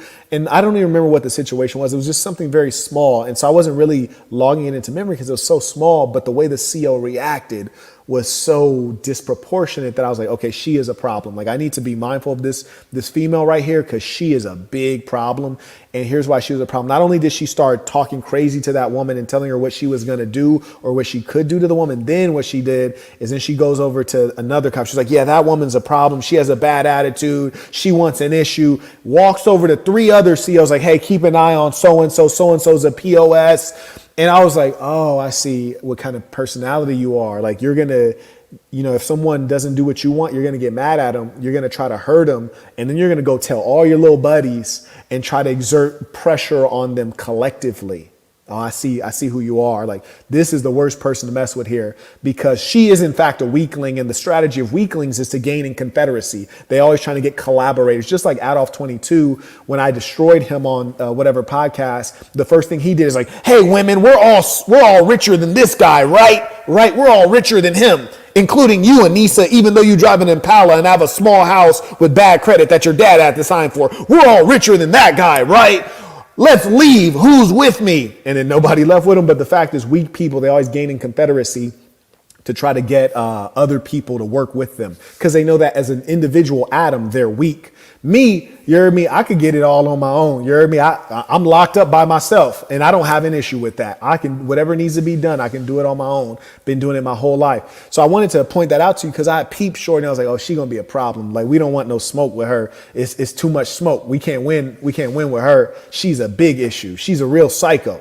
So that was actually the woman that I'd asked, where's the warmest seat? But at this point, we all have to know that even though the sergeant flagged me in the system, because every process I went through, whether it was in booking or it was in pretrial or medical, I was always the dead last person to go. And I could notice that there are a couple like peculiar things that were happening with me that were disadvantageous. And so I haven't told you guys about the meals. I'll have to catch up on that piece. But anyways, when I went to go ask her, like, hey, where's the warmest seat? She's like, right there. I'm sitting there like kind of away from everybody. And then eventually she calls me back up. Then I come over to her. I was kind of like surprised, because no one has been called up by the CO for any reason. So I go over to her, and then she's like, hey, sign this paper. And I see the paper, and it has like, my car information on it. And I was like, okay, is this for me to get my car when I get out of here? She was like, no, this is for this person named here to be able to pick up your car. I was like, oh, did they call in, or like how this was going on? She's like, I can't tell you anything. Just sign it or don't sign it. Okay. And then I said to her, and again, like, there's so much game that I can give you, and you'll get this in the Master Communicator course. So this whole time I've been in machine mode. I went into machine mode, charm offensive. Okay, boom. This is the bad attitude chick who turns everybody against you. And just as much as she can turn everybody against you, if she favors you, her colleagues, knowing the way she works, if she favors you, they will favor you, because she doesn't like nobody. She coming in this mug with a bad attitude. So then I say, okay, well, officer so-and-so, you want me to just put your name out here? I'll just cross this. I'll put your name in here. You just ride this for me while I'm down. You're going to give it back when I get out though, right? And then she starts laughing, and then another CO comes over, because this woman don't laugh, right? This is the mean woman in the whole joint. So another CO, female CO, comes over. She's like, what y'all talking about? And she says, he's going to sign his car over to me. And the woman's like, what kind of car is it? And then the mean CO's like, it's a Maybach. And the other CO's like, whoo! And then the mean CO says, well, I like driving cheap cars. And I was like, word? We're going to have to get married. And then she says, no, I like driving cheap cars, because if you get into a car accident with a cheap car, the other person is less likely to sue you, because they know you don't have any money. And then so all three of us start laughing. And then I say, you can't drive. Let me sign this real quick. You can't even drive. So I sign this, and then they start busting up laughing again. And then I leave. Now, no one's been laughing at all. Like, you ain't seen none of the COs laughing with the accused, if you will. So then I go back and sit down. And one thing that we can't deny, people talk about equality. Yeah, that don't exist. That's not a real thing. I tell you what's real, and it's always real. Money and power. You heard me? Money and power is always real. So as soon as, people start realizing like, oh, the big dog, Brody ain't said nothing to nobody. He's sitting in his drawers. He's not socializing with anybody, but he that guy. When the inmates got transferred after me, they're like, hey, that guy got $100,000. This guy got a Maybach. Who is that guy? I'm sitting off to the side. And then, of course, the COs, as soon as the shorties start laughing a couple times, the dudes come over. What are you guys laughing about? What's going on? Oh, what do you say? What do you do? Who is that guy? So all of a sudden, everyone wants to know, who is that guy? How's he have that? Who is that guy? And I'm not saying, and there's nothing to say. You got all my information. You heard me? So are they going to do the illegal thing and like put my name into a Google search? 9 out of 9 they are. 9 out of 9. So anyways, I'm still just locked in. Like, look, I got time to do. I'm going to do my time. Who knows when I'm going to get out? I'm not anticipating anything. Everything for me has been the slowest and most unpleasant possible. Then they're like, phones off. We cutting off all the phones. Go sit down. Chow time. I'm like, all right, cool. I could use some food. I'm not going to eat too much because I'm not trying to have to take a crap on that toilet and then not be able to wipe my backside. So they come out handing out inmates in the jail in the orange are handing out styrofoam packs. And me, I'm a very polite guy in general. In jail, everyone's polite. Just side note, for the most part, in jail, everybody, unless they crazy, and there's a lot of crazy people there. I mean, like mentally unwell. Everybody polite in jail, right? So, Brody handed me, I was like, thank you, appreciate it. He's like, you're welcome. Everybody polite. I opened it up. I was like, oh, hell nah. Word. So did I tell them about the first meal already? You did. The Okay. Fruit Loops and the bread. Yeah, the Fruit Loops, dry Fruit Loops, no milk, nothing to drink. Spoonful of what might be peanut butter. Here's the second meal. Open it up. Those two familiar loaves of bread, or not loaves, slices, small undersized slices of white bread, which is not the most healthy bread. Then we have dried corn, individual kernels of corn that's completely dried out.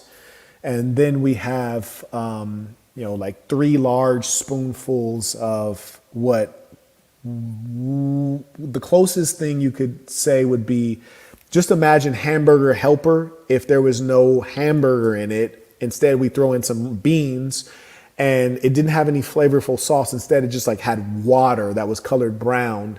And then one chunk of something that may or may not be meat, but it was just one random chunk. So you're like, what is that? How'd that get in there? Because there's just like a bunch of beans. And there's just one small random chunk. What is that? And so it was like water noodles, water bean noodles is what I'm assuming that's what they call that. Water bean noodles. So And no more water. yeah, and then again, they didn't give you anything to drink. You be in there creeping up on 24 hours, not one time have they given you anything to drink. So then I'm over here like, word, water bean noodles. Okay. Dried corn. And you're dehydrated already. So we got dried corn, water bean noodles, and 2 slices of bread. I was like, let me just eat this bread. So I eat the first bread, but it was so dry, you got cotton mouth. I was like, let me rub the bread in the water bean noodles, just get it a little moist.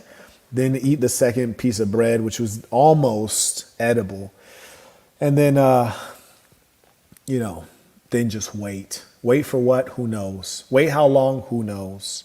The only thing you know for sure is that it's going to be uncomfortably cold for the whole time, and that you're going to constantly hear noise and yelling. It was the most loud place on earth. Everyone's yelling. Then after a couple more hours, they call up some folks and eventually call me, and then they take us to a holding cell. And this all feels like progress, but none of it is actually progress. They just have you going from place to place, sometimes going backwards. And so they take you over to the hallway right across from a number of holding cells. They research you again. It's like search number 12. They researched you again and, reshackled you.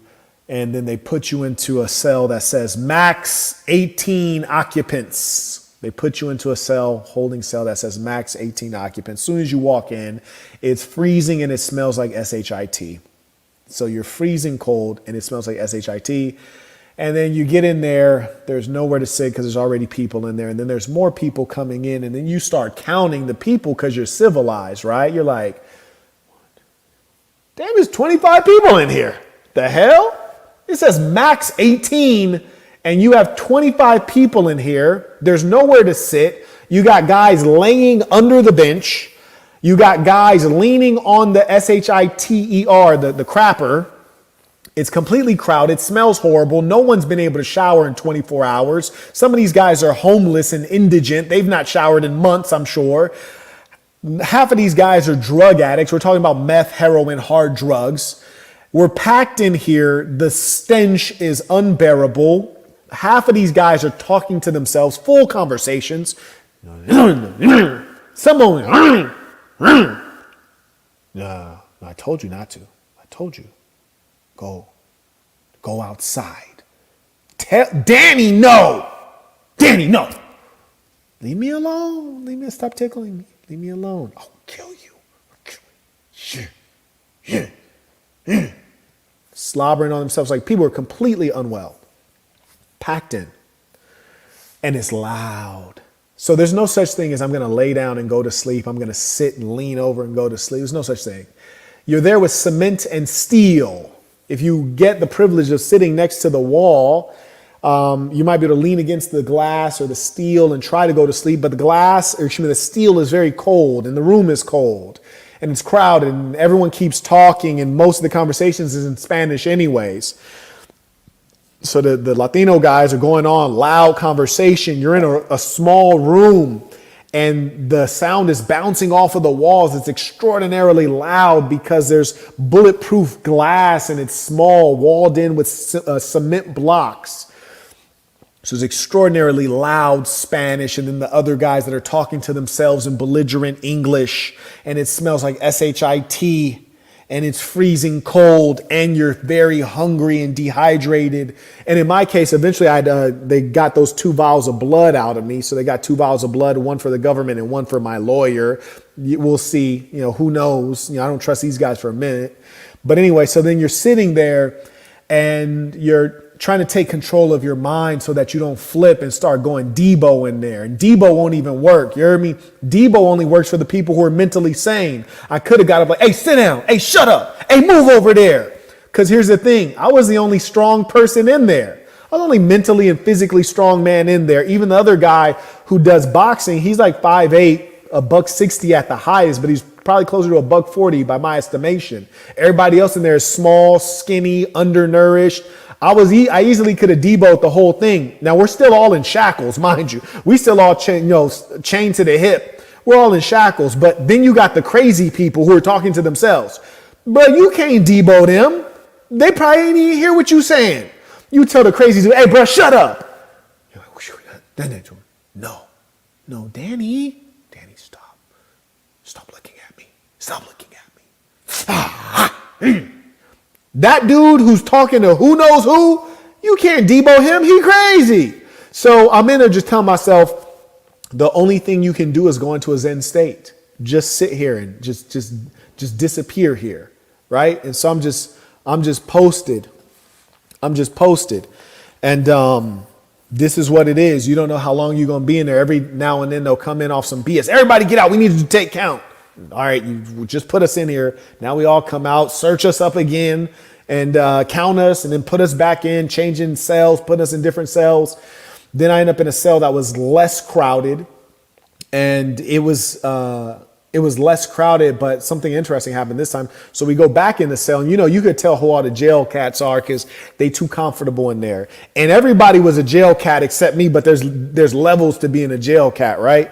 We go into one holding cell, and then dude has the toilet paper. I'm peeping like, yo, where did homie get toilet paper? That's a delicacy. Like, you heard me? That's like, bro, with the toilet paper, like we damn near on the same level now. Like people in there like, yo, like son, they got a Maybach. They got $100,000. This man is El Chapo. Like all these rumors are going crazy. Like, yo, this is El Chapo in here. So people are kind of like, yo, like this guy's here on a gun charge and he got $100,000. Brody got a gun charge, $100,000 cash and a Maybach. Like this dude is different. Don't mess with him. Stay away from him. So all these rumors is spinning around. People are kind of like leery of me. But I'm looking at bro, like he got the toilet paper. He the man. Like I don't know where that came from or how you even got that. But he's in the corner and I noticed he was trying to sleep. And I was like, wow, that's the best place to sleep. I could tell there's a jail dude because that's the very most strategic place to sleep. You have something to lean onto. And then he got the toilet paper, using the toilet paper as a pillow. And I didn't know if he just took the toilet paper in case he needed to take a crap later, he could actually wipe his butt. I was like, this guy's highly strategic.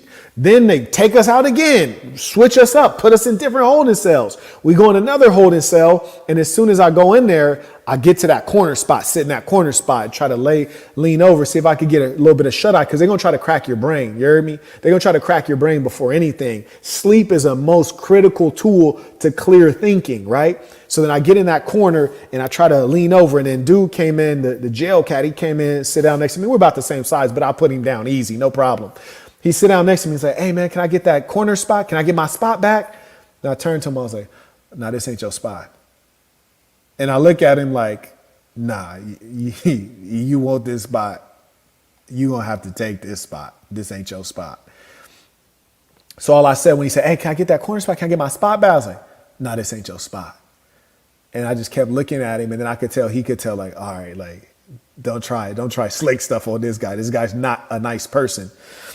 Then eventually he started trying to strike up some conversation. I was like, hey, bro, what's up with that toilet paper, man? Where you get that toilet paper? He's like, oh, I got it from da-da-da. I was like, all right, well, what you doing with it? He's like, oh, man, this is a pillow, bro. He's like, yeah, this is a pillow right here. It's like, until they send me upstairs, man, like, this is the best sleep you going to get. This is my pillow, man, because you go upstairs, you get you a cot and everything. It's all good. But for until then, I got my pillow right here. And I was like, all right, for sure. Because, look, if I'm going to have to use the restroom, I ain't say this, but I'm already in my head. I was like, if I have to use the restroom, you're going to have to come up off that toilet paper. For real. Like, you're going to come off that. Because before I take a crap out here and not be able to wipe my backside, I'd rather choke you out with these chains. There's certain levels of degradation I'm not going to. You heard me? So if it come down to I need that TP and you don't want to give it, I'll knock on the CO, I need some toilet paper. And if they say he got the toilet paper, that's the toilet paper for this cell and you ain't get no more, then I might have to choke you out with these chains. I ain't gonna create no problem where it don't have to be no problem. Yeah, nah, CO, let me get some toilet paper. But if it's like you got the toilet paper for the whole cell and you think you about to debo the toilet paper, nah, I'm gonna have to debo you for the toilet paper. So I'm already, letting people know what time it is. So, I try to get some shut eye, and what I realize is that from this position, the sound is bouncing off, and the steel area that I'm leaning onto, it's like magnifying the noise. So it's like even louder. It's more comfortable because you can lean, but it's even louder. I was like, this is hell on earth. This is actual torture here. I was like, okay. Then what do they? Boom! Everybody come out again. Switch us up, put us back in sales. So I'm in sales with some cats I seen in booking earlier, some cats I seen when I was going through pretrial services. And just one side note, one thing I had missed was during first you go to pretrial and they ask you a bunch of questions, things like what do you do for a living? How much money do you have in your bank account? And when she asked me that, she said, how much money do you have in your bank account? So I said, like in all the accounts together, or just an account or a checking account? She was like, all the accounts together. And in my head, I was like trying to make some calculations. I was like, they're clearly using this information for something and they don't have access to my personal financial information. So what I tell them, they're going to use it for something. So what do I want to tell them? I was like, a little under 10,000. So, okay. In which all you're trying to establish is that you're not in poverty, you have housing, you have a place to stay, you can take care of yourself. You're not likely to just be a random transient who's not going to come back for court. I don't need them in my business. So then I leave, I get called back to pretrial. This time it's a white dude who's a cop. You can clearly tell he's a cop. Everything about him is a cop.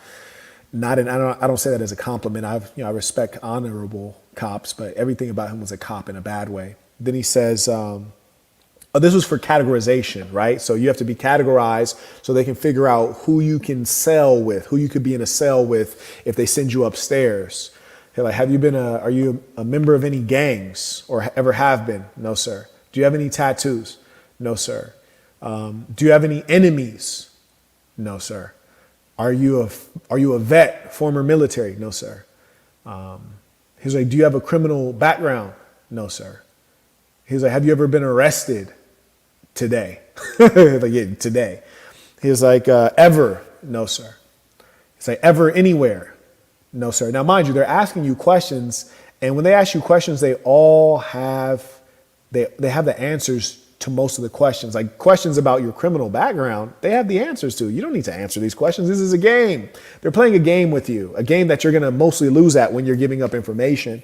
He says, well, where are you from? Los Angeles, sir. Okay, so in California, you don't have any arrests? No, sir. He says, no, I can see right here, you do have an arrest. I was like, oh, you're talking about when I was 13 years old? Yeah, I was not convicted of any crime. I do have an arrest. He said, okay, well, that is an arrest. I asked you if you have any arrests. Okay, I was 13, I was a minor. I didn't know that counted. Okay. Yeah, I have an arrest when I was 13 years old. I was not convicted of any crime. Anything else? He was like, no. I was like, thank you. Then I left. I say that to say, they're playing games with you, trying to get you to tell them something that they don't know. Why is that? Because their systems and integration is imperfect. You know, California and Nevada, they're very well linked, of course. But maybe the state of New Hampshire, the state of Montana, or the state of fill in the blank, Georgia, is not well linked. And maybe you got a whole slew of felonies in Georgia, but they can't pull those up in their system. So they want you to tell them. And it's not your best interest to tell them. It's against your interest to tell them. So you probably should not say a damn thing. In my case, I don't have a criminal record at all. And that one petty arrest was for nonsense. I never got convicted of a crime. I didn't even think of that. So I actually thought I was telling him the truth, and it was just nonsense. So he wants to play games, being a cop. So anyways, they're using that information to categorize me.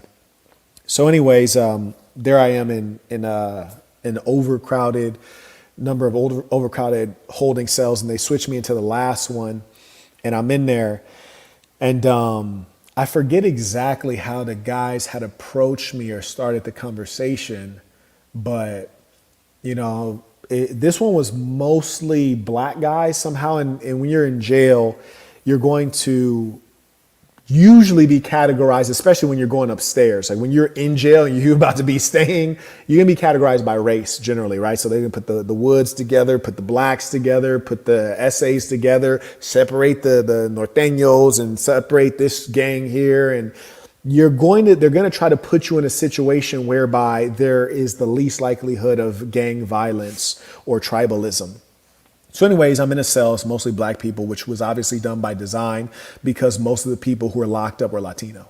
So it's all black people. Then it was all black people, one white guy, one guy who you couldn't tell what race he is. He could have just been so filthy that he looked dark. It was hard to say. Clearly this dude was a transient character.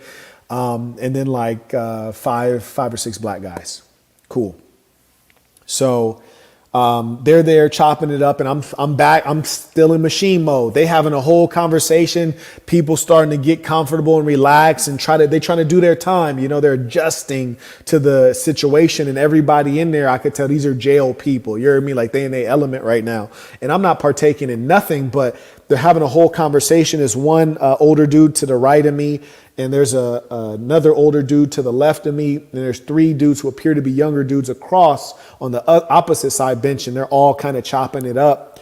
And then at one point, I forget exactly what the leadoff was. Absolutely. We have Joel Acuto said, "This is the most insightful arrest booking story I've ever heard. Thank you for sharing." Absolutely. I thought it might be useful. Showtime is back again.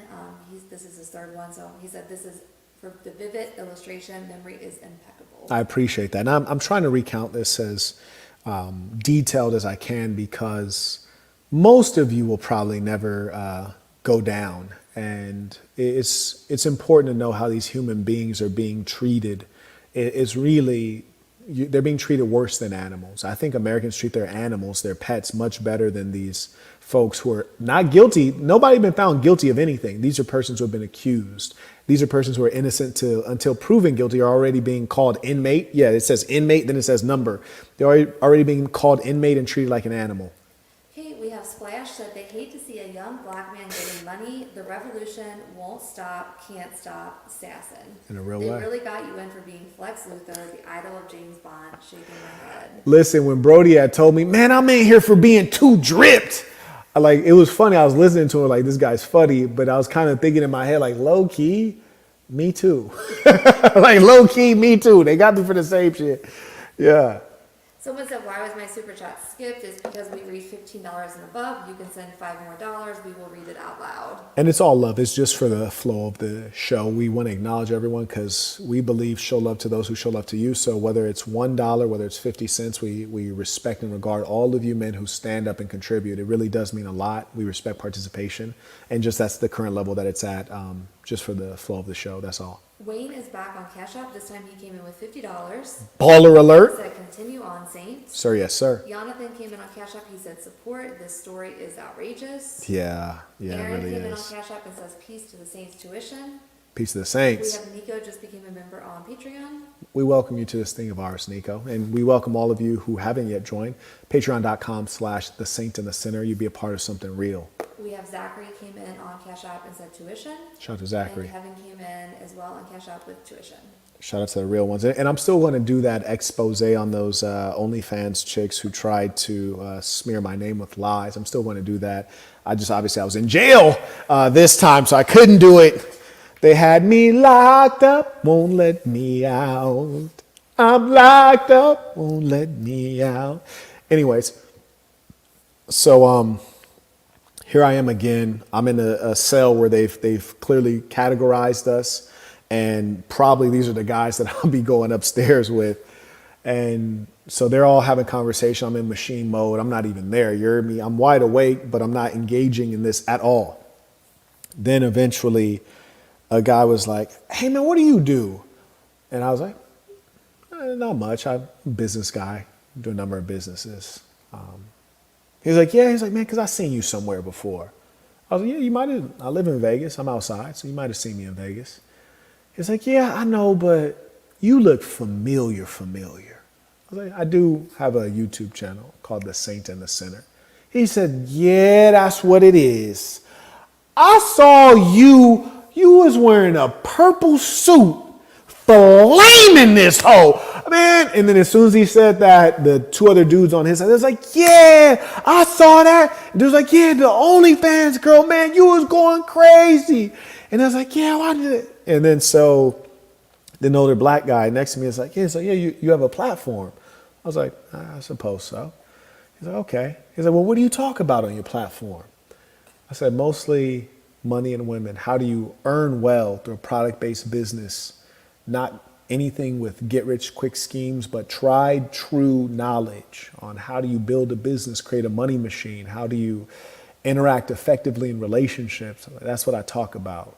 He's like, "Oh man, I'm gonna have to check you out." I was like, "The Saint and the Sinner on YouTube?" I was like, "Yeah." He said, "I'm gonna have to check you out." And then the other dude on my left, he's like, "Man, you low key, man. Like I was peeping you for like 12 hours. You ain't said nothing. You low key." He's like, "Man, I already knew you wasn't even supposed to be here."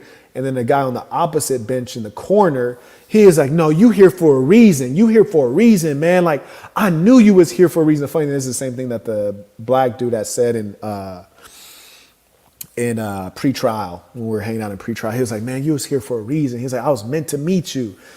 And because we had actually ended up discussing boxing at one point. I know it seems like a long story because I was awake for like more than 24 hours and there's nothing to do but listen to conversation, observe people and things like that. And he had the same kind of conversation.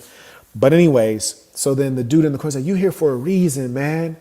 And so these guys started talking about like, "Yeah, man, and this dude, he had pulled up on," he's like, "You ever seen No Jumper?" And dude's like, "Yeah, I seen No Jumper." He's like, "He pulled up on that dude like, I offered you the fade outside." He was like, "Polite as hell. I offered you the fade outside and you didn't want it." And they dying laughing and it's like, "Yeah, I didn't see you, man." And so on and so forth. And, the guy in the corner is like, "Yeah, man, I'm running a business." Like, he's like, "What kind of businesses do you do?" I was like, "I do this, that, and that." He's like, "Oh man, well, what do you think about this?" And then, next thing you know, I'm sharing ism. You hear me? Like we in the cell, it's like 13 dudes. They kind of gathered around and I'm just kicking ism.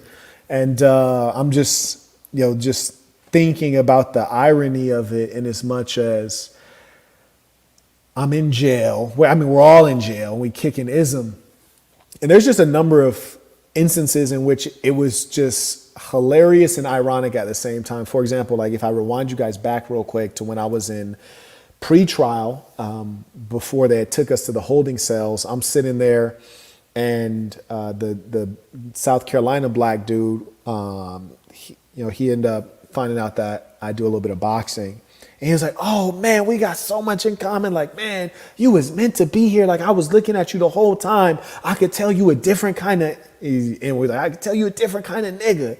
Like I could tell, bro, there's something different about you, man. Like, and you so low key out here. You ain't out here trying to flex on nobody, he's like, and he turned to the black dude next to him. He's like, man, they done counted $100,000 in this motherfucker. And he just sat there like it wasn't shit. And he ain't said nothing to nobody. He ain't act like he better than nobody. He out here, they done pulled this man over in a Maybach, so you know how he living. And this man is in here going in that nasty ass bathroom like it ain't nothing. And the other dudes start rolling, and we start talking about boxing. They telling me who they like, and then he was like, "Oh man," he's like, "Yeah man," he's like, "You on the gram?" Other black dude who's really into boxing, he's like, "You on the gram?" I was like, "Yeah." He's like, "What's your name on the gram?" I was like, "Marquettdavon." He's like, "Oh man," and then I swear, reached in his pocket like he was about to pull out his cell phone. He reached in his pocket. And then I could see that look on his face when he realized wasn't nothing there. And this is how brainwashed we are, attached to our phones. We have them 24/7 for our whole life, right? So he reached in his pocket and I was like, "Nigga, you in jail." I was like, "Nigga, you in jail. We all in jail. Nigga, you ain't got no cell phone." And then we all started dying laughing. I was like, bruh, look around, man. Ain't no windows in here. You in jail, man. Where the hell did you think you was at? You was about to grab your cell phone? God damn it. While you grabbing your cell phone, get me some carne asada French fries because I'm hungry while you grabbing stuff that ain't there. So we kind of fell out laughing right there. But anyways, here I am in the holding cell with a couple brothers. And it was wild that, I'm kicking it. They asking me questions and I'm blessing them with ism. And the crazy dude that was so dirty, you can't tell if he was white, black, Latino, or what, because he's just so dirty. Brody didn't stop talking to himself and start paying attention, soaking up the ism. I'm over like, God, the ism heals. Like, Brody didn't stop being crazy just to pause and listen to the ism. True story. Dude was talking to himself. And when I start kicking the ism, from then, for the next 5 hours, he ain't talked to himself again. The hell? Anyways, God works in mysterious ways. So I'm telling them that and they're asking me questions. And more importantly, I'm trying to be a good listener. And I'm hearing about the things that they're working on, the challenges they're going through, and the things that they're asking me are quite fascinating. Like, hey, man, like, you don't seem to be bothered in here.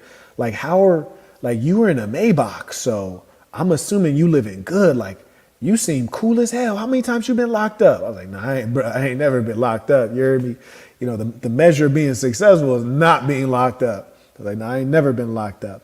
He's like, bro, you seem cool as hell. Like, you ain't even tripping. He's like, you got a gun charge. He was like, ain't nobody in here got a gun charge. So you got a gun charge. You seem cool as hell. I was like, yeah, I'm chilling, man. And then the other dude's like, nigga, he got money. Nigga, he about to beat this case. I was like, more importantly, I'm also innocent. More importantly, I'm also innocent. And I don't believe in the government and the courts. And you guys know better than I do that the courts are corrupt and dishonest. I was like, but I do have some capital. And I do have the truth on my side, and I'm gonna put a team together. I was like, so in between having a team, the truth, and some capital, yeah, I feel like I'm a be all right. But who knows how long I'm gonna be in here? There's like, oh, you gonna get OR, bro? They gonna let you out, or even if you got to post bail, shit, man, the bail ain't gonna be nothing but $3,000 if they go crazy. $25,000, they go crazier than that. $50,000, nigga, you got $100,000 out there, nigga. Just tell them to peel out some of that, bro. You good? You gonna get out? I was like, it's a gun charge. They hit me with a gun charge, and they hit me with a charge of having a fire. I didn't even mean to say that word. I've been trying not to say that word. They hit me with having a firearm while being on drugs. So those are serious charges. So I'm not anticipating getting out. I'm just doing my time, just like everybody else. It's like, bruh, you different. And then the dude next to me, who completely balled up here, got a little bit on the side, salt and pepper beard. And he says, you know what, young blood?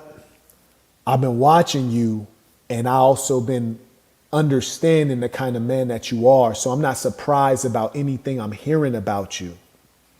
And he would take serious pauses when he would speak, let you soak up game. And he was just like he was somebody that you don't play with, put it that way. He says, I did 22 years straight feds. And what I learned in my 22 years being down is about patience and consistency. And what I see from you is consistency. I saw you in booking. You didn't say anything to anybody. I saw you in pre-trial. You didn't say anything to anybody unless they said something to you. And I saw you in here and everybody was talking for like an hour and you didn't say anything to anybody unless they said something to you. Now here, young blood, what y'all need to learn from this man right here, what y'all need to learn from him, we all in here doing the talking. He got all the knowledge. How the wise man sat back and listened to the fools talk. That's what 22 years of prison taught me. You sit back and observe and learn. You might learn something. I just want to let all y'all know why y'all got this man right here. He's like, hey, do you ever charge people to get information from you? He was like ironically, he said, like a consultation. I said, yes, I do. He said, how much is your consultation? I said, it's a little under this amount. He said, see y'all in here and he ain't said nothing because he got knowledge and his knowledge is worth something. So he's sitting back quiet. All the fools keep talking. Young blood, if y'all was smart, you might never see somebody like this again in your life. If y'all was smart, I would keep him talking. Then he just stopped. And he was that kind of dude. You know, he would come in, say something, don't nobody interrupt him. He would speak what he's saying, take a hard pause, give y'all time to think, boom, get right back on it. Deep guy. And you could tell that he was a jail cat. You heard me? And as much as like that prison had impacted him greatly and he had a deep level of peace, he had a deep level of being able to observe people, assess who they are and accept. This is the important part. Assess who someone is and accept. He dropped so many gems. I was trying to listen to Brody, right? He dropped so many gems because a lot of people do. I know a lot of cats did time, a lot of time. They ain't learned nothing though. He learned a lot. He came in, interrupted again, and he just cut off the young boys like, bro, shut up. I got something to say. He said, people talk about it's all about progress. It's not about progress. It's about pace. If you set your pace and you keep going at your pace, that's what it is. And he just kept dropping gems, jewels the whole time. It was a heck of an experience. It was going back and forth, politicking a little bit. It was deep. And, by the time I was done in there, I realized the government does not want me in here. They got to take me out. They have to kill me. They have to. I would be as influential in here as I would outside. And people will carry my story and my name outside. And I will reach the demographic that is most attuned to my message. I will reach every person in here, all of the Latinos, all of the blacks, all of the other who are in here, and they will carry my message outside and it will spread like wildfire. You will not be able to stop me unless you take me out. Because here's the thing. Just that little bit of ism, I could tell everybody in there was like, we're in. And then dude says to me, okay, Saint, so I'm sitting there, we're in jail. There's about 6 black guys around me. It's a white guy, redhead white guy. It's another dude who knows what race he actually is because he's just covered in filth. And often these guys, their feet are really black, no matter what ethnicity they are. The drug users, their feet are black, like dead skin. It was really unfortunate. And every time I would see their feet, and listen, just side note, I saw some of the ugliest toes I've ever seen in my entire life when I was in jail. I mean, these guys' toes just look like they've been kicking cement cinder blocks their whole life since childhood. I mean, I've never seen such ugly toes. And I was a far cry from my days at the spa, obviously. But I had to put on the same Crocs that they were wearing that hadn't been washed. And I know before me, many drug addicts had put on these very Crocs while having lived a life without showering for, weeks on end. And here I am. And the key is to maintain your own as much dignity as you can, but also your sanity, because you're in a situation in which it's designed to crack you, whether the evil people managing this jail know this or not. And some of them, it might not be on purpose, but just due to their dysfunctional personalities, they put you through additional torture as though you're not already there next to people who are completely bonkers. Anyways, so I'm sitting there and I'm trying to not lecture anyone. I'm trying to just answer the questions that are asked to me and not just go off talking. Because I'm going to be here for a while, you know. And the funny thing, I think they really appreciated the information I had to share, because one thing I observed when I was listening to everyone else's conversation, they only really ever talked about their charges, their guilt or innocence, and other crimes they've committed. That's it. And once they've said that, they just kept repeating those stories in different formulations. So it's actually really boring to listen to a lot of folks in there. And it makes perfect sense, in as much as, you know, if people don't have significant experience or they are not builders in the society, there will be very little for them to speak of. So I think they're just very interested to hear what I had to say, because I wasn't talking about my charges. I wasn't repeating, you know, threadbare stories. So I think that's why they were just really interested to hear what I was saying. And also, of course, the information was probably quite new. And more importantly, they were hearing the information from someone that they could respect and identify with. And there's a different level of respect to where, you know, you're not talking to a wealthy guy. You're not talking to a rich black guy. You're talking to a motherfucker who's in jail with you. You're not talking to somebody who said, I've been to jail. You in jail. He's in jail, which he's not visiting the jail like how I'm a celebrity visiting jail. He's in jail with you. But, you know, there's a lot of people in jail who say they are a certain thing. They say they have a lot of things. I didn't say I was anything. You know, when people were asking me questions, I didn't really say much about myself, but they knew just a little bit of what I could be, in as much as these guys are like, bro, I saw you on Instagram. I saw you on World Star. And then cats are like, I saw them count up 100,000 of your dollars. And the other dude's like, this guy's a Maybach. So it's like, they know I'm not in jail telling tall tales about who I am. I'm in jail low key on the humble and just giving out pure ism. And I'm in jail with them. So this is just these are one of those stories that a jail cat, you know, he got to tell the homies. You tell your old lady, tell your mom, like, you wouldn't believe who I met in jail. Yeah, this dude is, you know, like this. So anyways, I'm answering some questions. And then a guy says to me, a guy tries to ask me a question while I was answering a question. And then the OG next to me, the dude who did 22, he says, see, that's your problem. You say you want to learn, but do you want to learn? And dude's like, yeah, absolutely. He's like, you know, I did this and this. I want to make sure like the way I'm trying to build my business is the right way. Cause you know, I'm from Chicago, and in Chicago, you know, like you don't get to sit down and talk to a guy like him. Cause you know, I grew up in Chicago around violence and guns. And you know, I don't get to talk to a guy who come from where he come from and grew up the way he grew up. And then he says, see, that's your problem. You rather talk than listen. Can you learn while you talking? And do you know where this man came from? You don't know nothing about this man.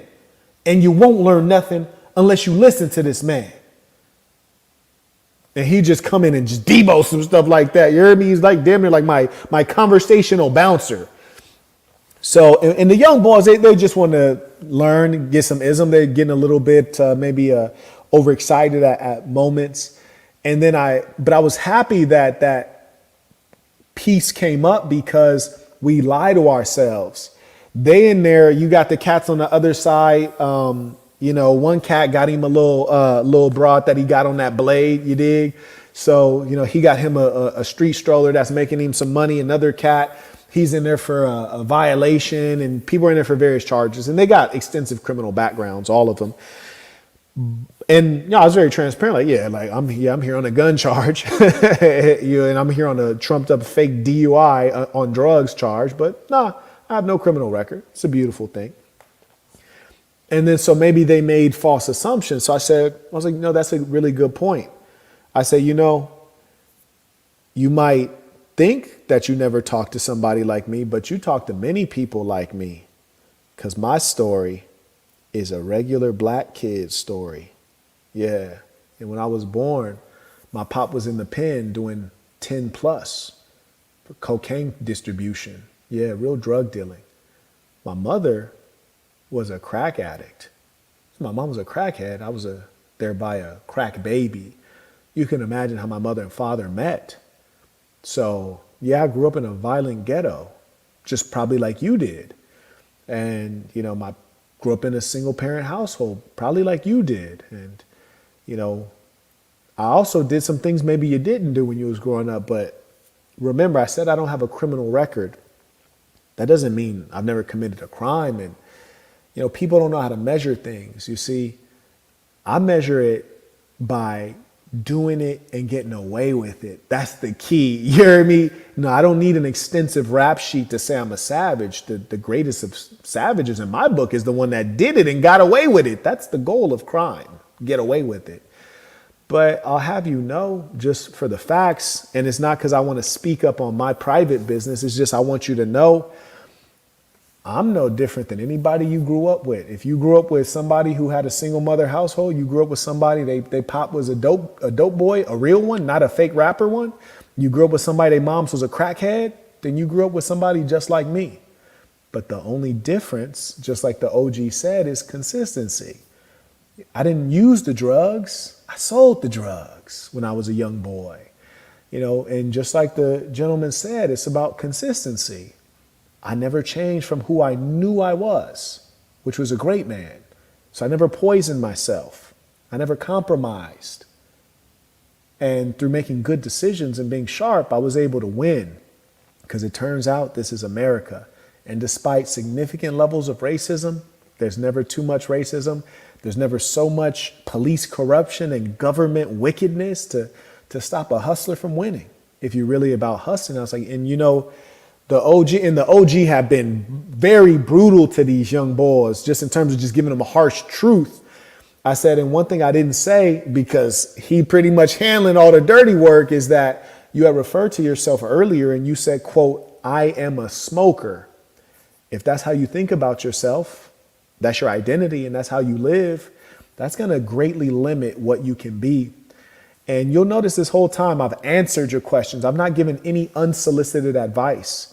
But if I were to give you some unsolicited advice, which is outside of my character, I would tell you to not use drugs. Then we let that sit for a moment. Then OG hopped in there and got back on his ass. But the thing that was so beautiful in that moment was you had some young men who were in jail, and they've been in jail many times. And they were like, one said, oh, I don't get to talk to a guy like this. I'm happy, wealthy black man. This is great. It's inspiring. He just like me, except I came from the ghetto. And I was like, nah, me too. So I actually am just like you. Only difference is our decisions. That's it, our decisions. You call yourself, I am a smoker. I say to myself, I am a great man. I am a legend. That's the difference. Our choices and our mindset and our self-talk. I am a smoker. I would never. That's a self-insult. That's self-insulting. I would never. So that to me was powerful. There's a lot of like people like celebrities go to jails and like volunteers, like do-gooders, they go to jail. But man, it's so different when a nigga in jail with you and got charges, gun charges. I had the most serious charges of the whole jail. Everybody I met, I had the most serious charges. They call that a deadly weapon, right? And I'm in there cool, chilling, and we kicking ism. They're never going to forget that in life.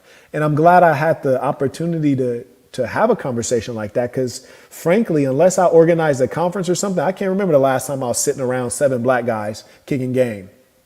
Because in my socioeconomic class, there are not very many black people because they can't afford to be in the spaces that I often occupy, because those spaces are limited to those who have significant amounts of capital. And just as a point of fact, black Americans do not have significant amounts of capital. So it was a unique privilege for the both of us. And the OG, every time if I dropped something heavy, he would say, you got that for free. You didn't pay for that. Just letting them know, like, you getting gems, milk it. And then when I tried to end the conversation, because I don't like to, I'm in jail. Let me do my time. I'm not here to give a lecture. I'm not here to run a conference. You hear me? I'm in jail. Let me do my time. So then I move myself out and I walk, go to the corner spot and just like, and then when I get to the corner spot, the young boy who was there, he gets up, he's like, you want to stretch out? I was like, yeah, I'm gonna sit over there, stretch out, man, get some sleep, stretch out. Now, mind you, we've been in there at this point, it was like 18 hours, no sleep, not a proper meal, no hydration. He's like, stretch out. And so we could see the respect is there, the hierarchy is being established. And so I lay down, but again, when I told you, when you're in those corners with the steel wall, the echoing so loud. So there's no way I could possibly sleep. So I'm laying down anyways, just to kind of get out of the conversation. They continue chopping it up about various things. And then the OG who did 22, he gaming everybody up. And it's good game. And I'm just listening to the game, but I'm laid down like this. And then every now and then one of the young boys would say something like, see, you need a consultation. And like they go over another 5 minutes. He's, see, you need a consultation.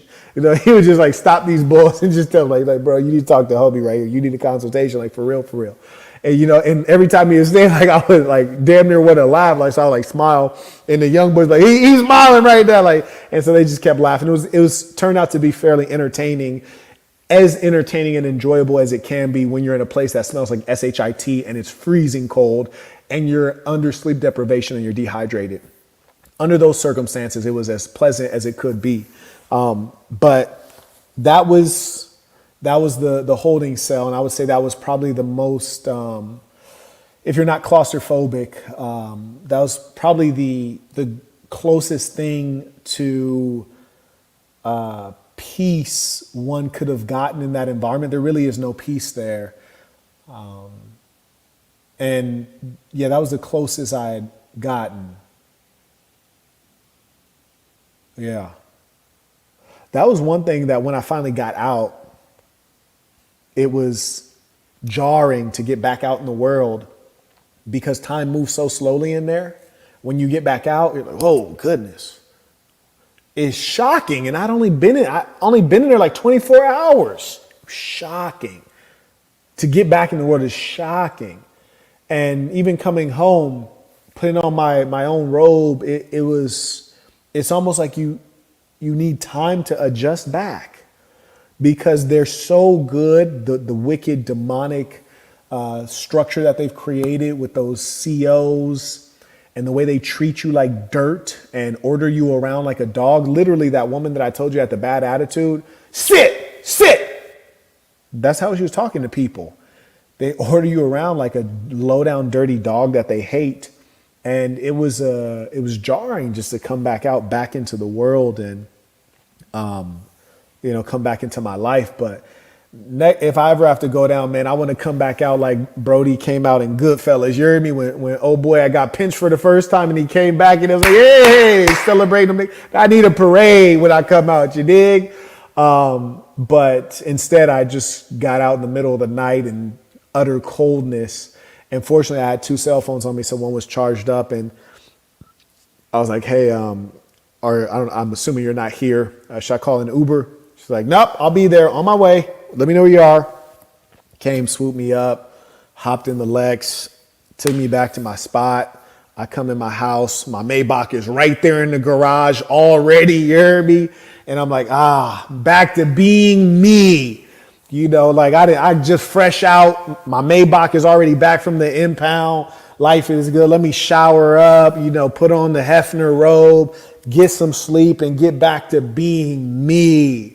And that's, I'm very fortunate to be me. You dig? And shout out to you for making that all possible. And I appreciate you having my car waiting for me. That's what I like to see.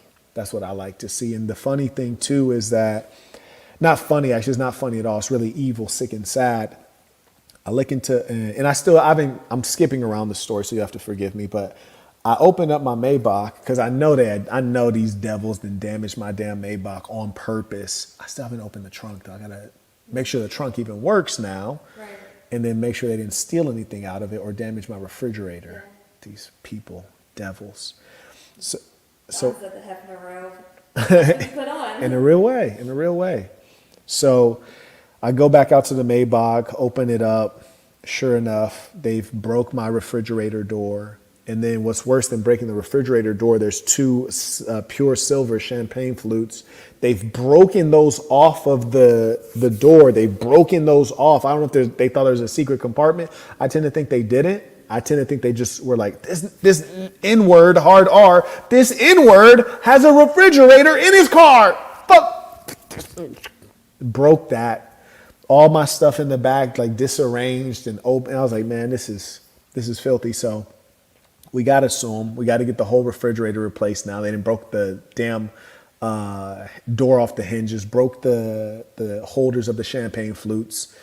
And they searched the car so thoroughly. Now it's funny, they claim they didn't search it. There were compartments in that Maybach I didn't even know was there. I look in the front seat. She says, "Oh, look, yeah, I know they searched because the what the hell was that called?" It's like with a cigarette ashtray. Yeah, it's like an ashtray I didn't even know there was an ashtray right there. Like they got compartments open I didn't even know I had. So I was like, yeah, this was for sure a search. They were not inventorying anything. And further, if they were trying to inventory stuff or protect my property, they have my property sitting in the seats in plain view. They got my, did they close my sunroof? And my panoramic roof was closed. Yeah. That's interesting. I bet they were just probably clicking all of my buttons to figure out what does what. I didn't touch anything other Peasants than- and peons. Yeah, they're clicking all the buttons, probably just trying to figure out what does this do? How do I turn on this refrigerator? Oh, wow. Shades, curtains. Oh, man, this is cool. This is fancy. They was probably playing with my car for like an hour for fun. Damn animals. Anyways, yeah, so they damaged my car. And unreal. So let me take you guys back to the story. Because there's more. Let me take a pause for the cause. Sadly, there's more. There was an extensive torture. I acknowledged James earlier. I did find out it is his first super chat, so thank you, James. Wanted to re-acknowledge that. Absolutely. We appreciate you and we honor those who built the muscle doing new things. We have Bisto said, thank God you were safe, Marquette. May God continue to bless and protect you. Also, that impersonation of the crazy guy talking to Danny is the funniest thing I've seen all year. Hey, listen, it was really like that, but worse. Thank you, Black Sigma, for the support. We have Ghost said, the legend grows. Peace to the saints. In a real way. Oculus came back. This is his third baller alert. Baller alert. He said, respect, but will you ever update us after you've landed a devastating W against the corrupt precinct in court? Yeah. It could be a while. Yeah. But Yeah, the court system is evil. It's slow. It's unreasonable. And as I tell you more of the story, I'm like, damn, that didn't make any sense. Yeah, that's what we're dealing with. But yeah, we're going to fight. we have Jose came in on Cash App. He said, tears to my eyes, peace to the saints. Peace of the saints. We have Dominique came in on Cash App and said, punishment was the process, but a saint is a saint. Ain't that crazy? It's like I'm innocent until proven guilty and they put you through torture. Yeah. And we have Young Locks came in on Cash App and said, show the homie your work, appreciate it. I appreciate that. That's love. And that's how the ism spreads. And when you do things out in real life, you know, there's going to be people who are going to be able to vouch in the most serious of ways. You feel me? Like Cass will be like, look, I was locked up with bro. He 100. He authentic, man. He authentic. The way I talk out there, the way I talk out here, the same way I talk in there. The same way I deal with somebody out in the world, I'm locked up. It's the same person. True. So where were we? Okay, so yeah, we're in the holding cell. We kicking a lot of ism. And it was so much ism and conversation going on in that holding cell. And even after the conversation died down, just because people were suffering sleep deprivation and dehydration, so you're just getting really worn down. And in my case, I'm sleep deprived, dehydrated, and I got 2 vials of blood taken from me. So I'm worn out. And I hadn't eaten. So I'm really worn out. Anyways, eventually they come in and they say, okay, you guys are going to be going to court soon, so we're going to walk you over to court. Everything is a process of domination to get you in the conditioning of being treated like an animal who only follows directions and has no will. Okay, line up this way. They do another search. Like, God damn, how many searches are you going to do? Like, Jesus. It's like search number 59. They do another search. Recuff you. Okay, cool. Then they start taking down a series of halls and, left shoulder on the wall, left shoulder on the wall. Okay, you're walking and, there's always a person who's like mentally unwell and, they're going to do something weird and, we got to stop. And it's just a big process. We go through all these halls and tunnels, brick walls, no windows. You don't know where you are. You don't know what time it is. It's completely disorienting on purpose. You got miniature men, miniature men and women giving you directions, cursing and yelling at you the entire time. Then they take you to yet another holding cell. And you're asking yourself, why did you take me from a holding cell to another holding cell? And then they take you from there to another holding cell. You're like, why'd you take me from one holding cell to another holding cell to another holding cell? Why can't you just wait until you're ready to take us to the full destination? And a part of it is disorientation. So you can never quite figure out the layout of this place because you're like moving in such a broken fashion. Sometimes going back to places you've already been is the strangest thing. Some of it might be sheer incompetence, or it could be absolutely genius design and psychological warfare. Then and mind you, you're also getting mixed in constantly with different inmates, right? Then we end up in one particular holding cell, maybe about 30% black, 70% Latino, a couple others. And we're in there. And again, I'm in Zen state machine mode. I don't have anything to say to anyone. And everybody's having loud conversations. There's two black dudes that are particularly loud and annoying. And the women are in an adjacent holding cell. And one of the guys like, yeah, man, my bitch is over there. It's the little one. Another guy like, yeah, my bitch over there too, man. It's the tall one with the curly hair. And in my head, I'm like, these some real jail niggas right here, man. They're proud to be locked up in general. They're proud that their girl is locked up over there. And these are the guys who incriminate themselves. And I'm looking up at the ceilings everywhere I am. And I'm like, oh, yeah, there's a camera there. There's a camera there. There's a camera there. And I'm sure it's all wired for sound.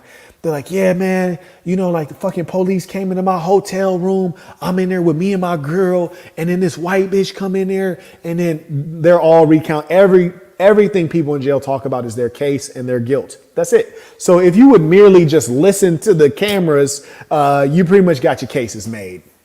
And I wouldn't be surprised if this is the case. And even if that information is inadmissible, it's going to give guidance to the prosecutor on how to question the person, where the weak spots are, or who they could pick as a witness, right?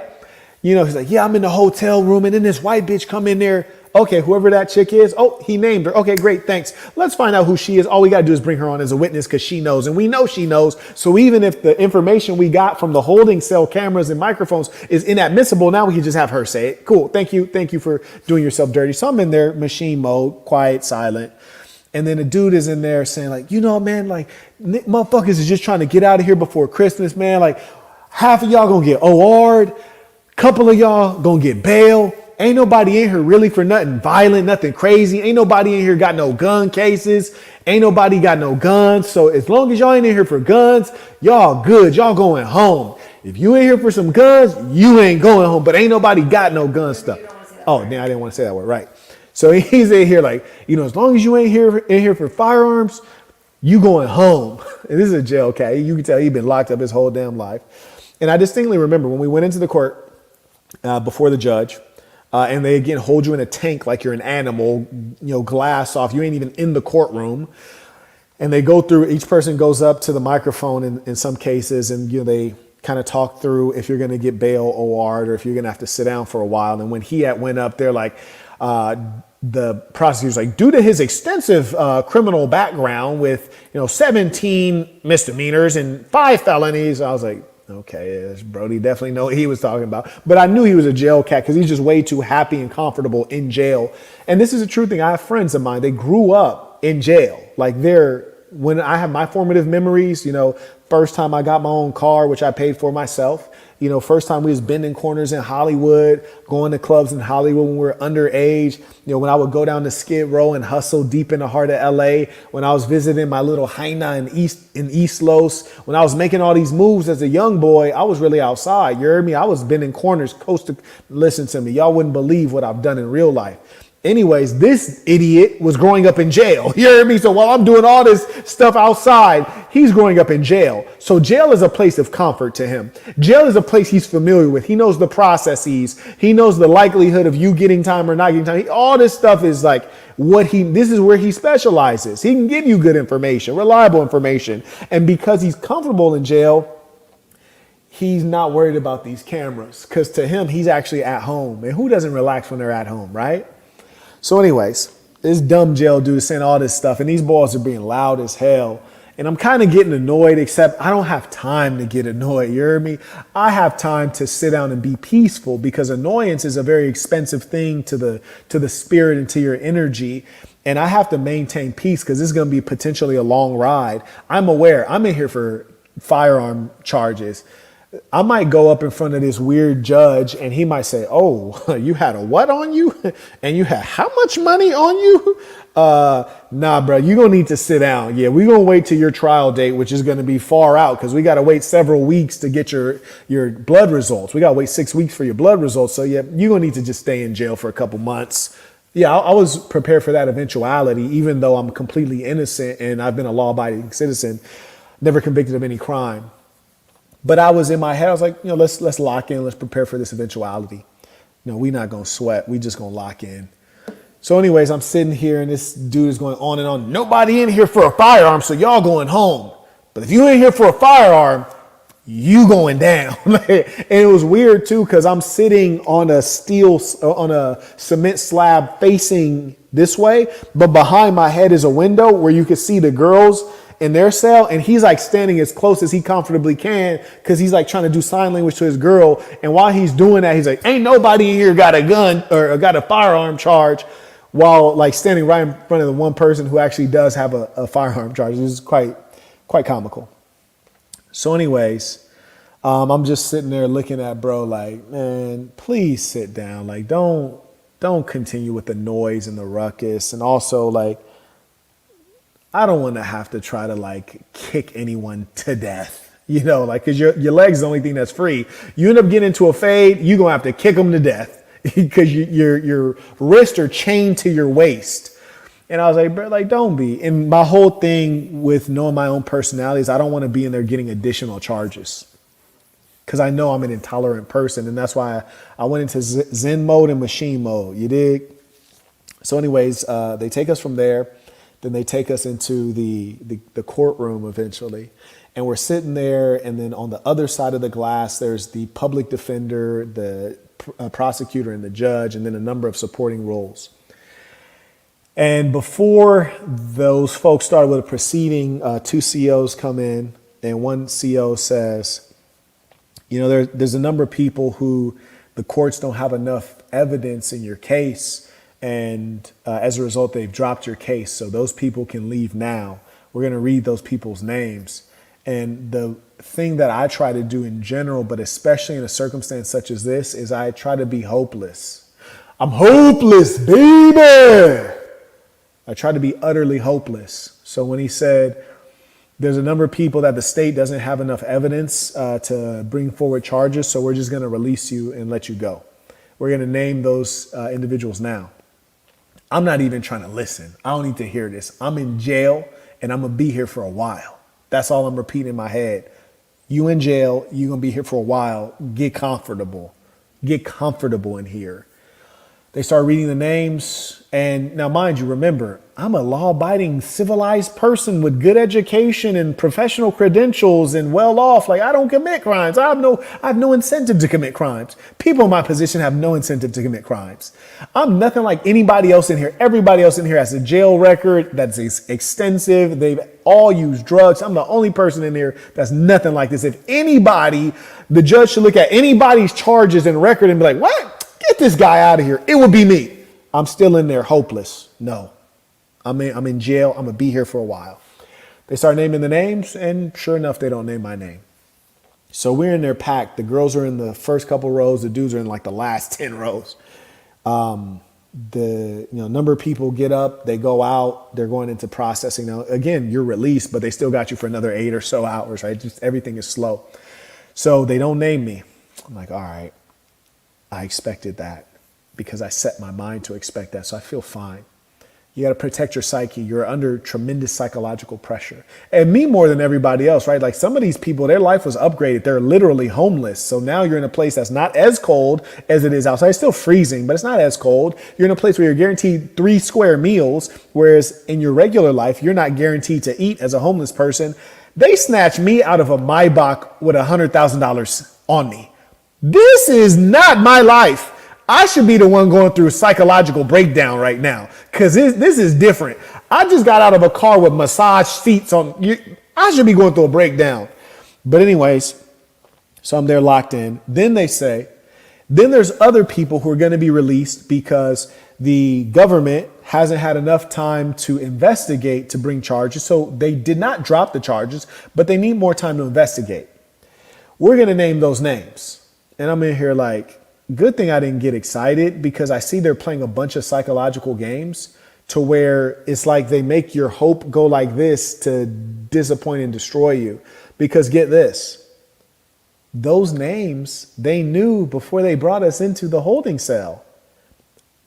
I'm not talking about the first holding cell. I'm talking about the third one and then into the courtroom. That was not even necessary to bring us into the courtroom because those people, you already knew who they were because this had already been decided.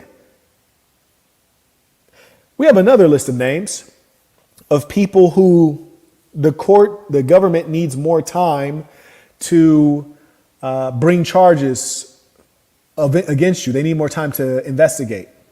We're going to read those names. And in my head, I'm saying, lock in. You're in jail on a firearm charge. And they don't like you here. And the sergeant for sure put in some, he wanted this.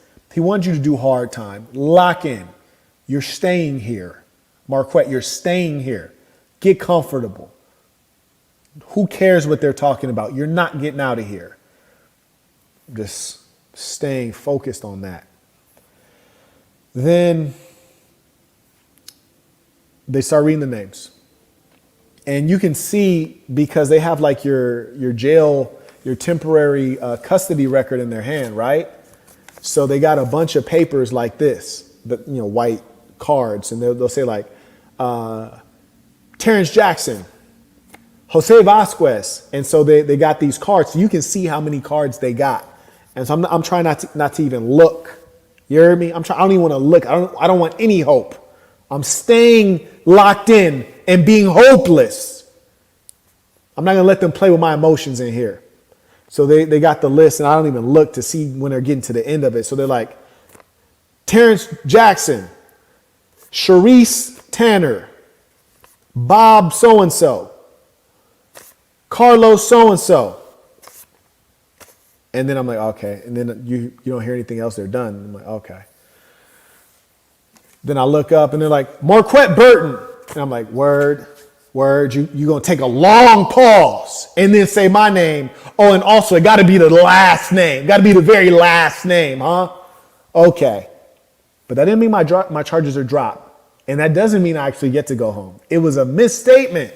No, you don't get to go home. And no, your charges aren't dropped.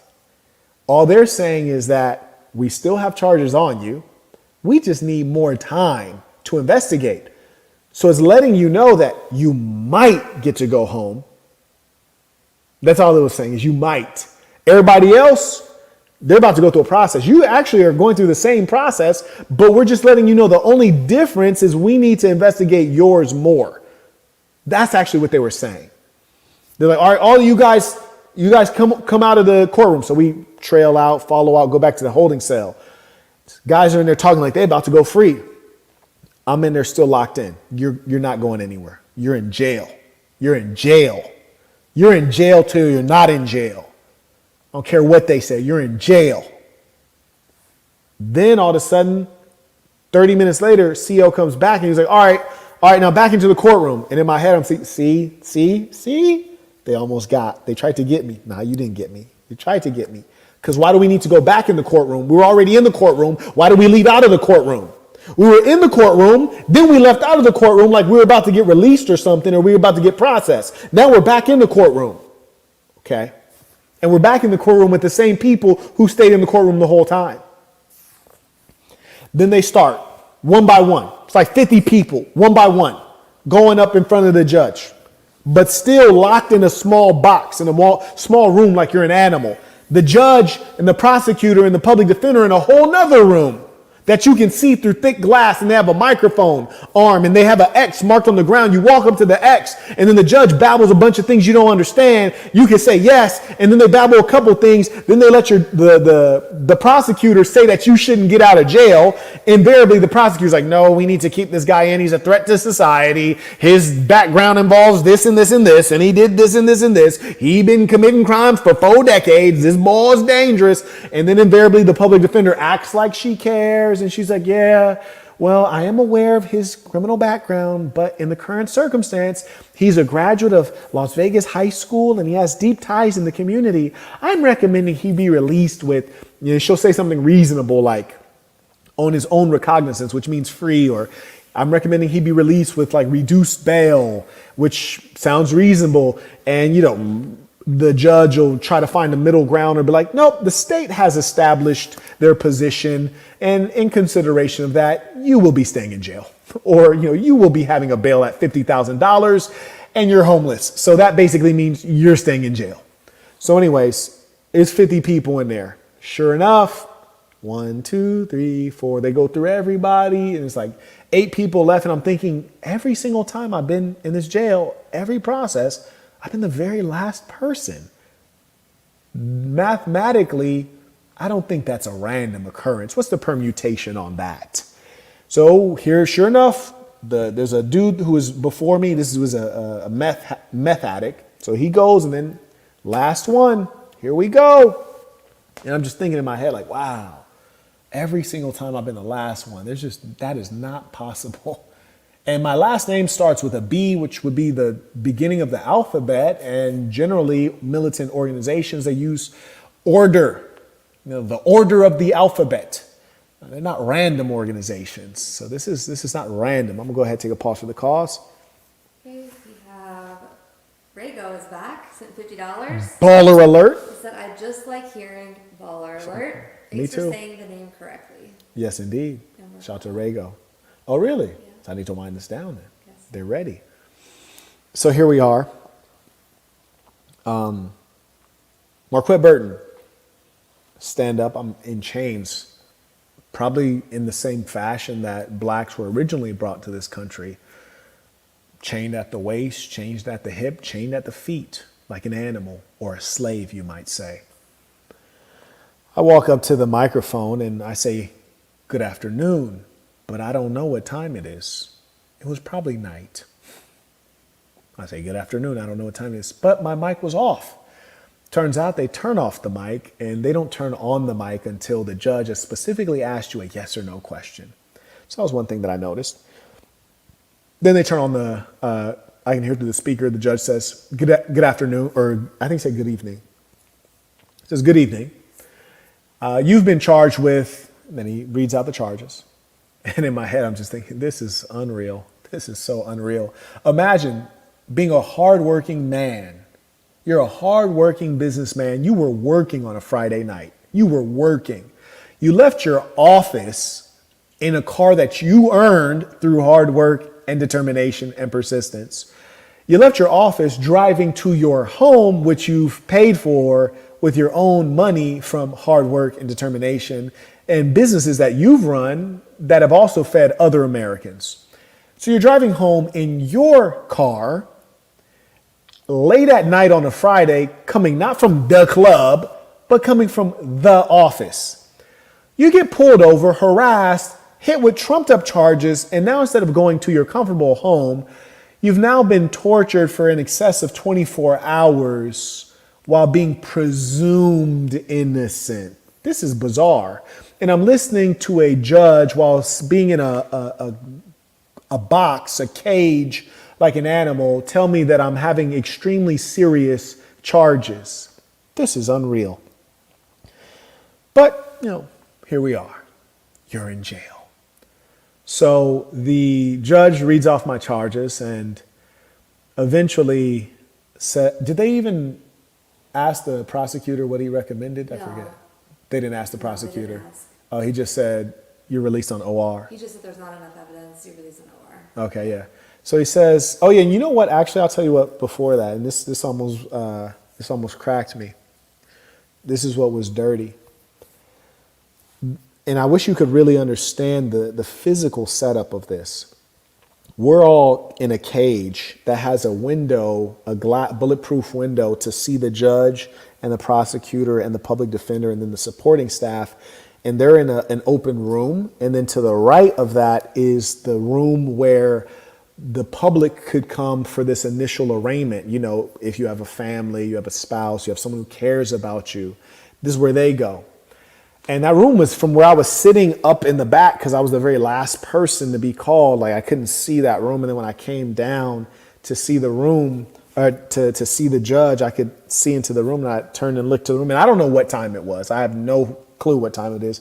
Could have been 3 a.m., could have been 12 noon, could have been 8 p.m., could have been 3 a.m. I had no idea. And so I turn and look and I see you. And then you look at me and I was just like, And you know, it's funny how much of a psychological mind fuck it is because I looked at you and then I felt like, this is really sad. This is really sad. I almost felt ashamed, even though I'd done nothing wrong. I'd done not one thing wrong. In fact, I'd done everything right. And that's what I was telling the gentleman when I was dropping ism on him when we're in the holding cell.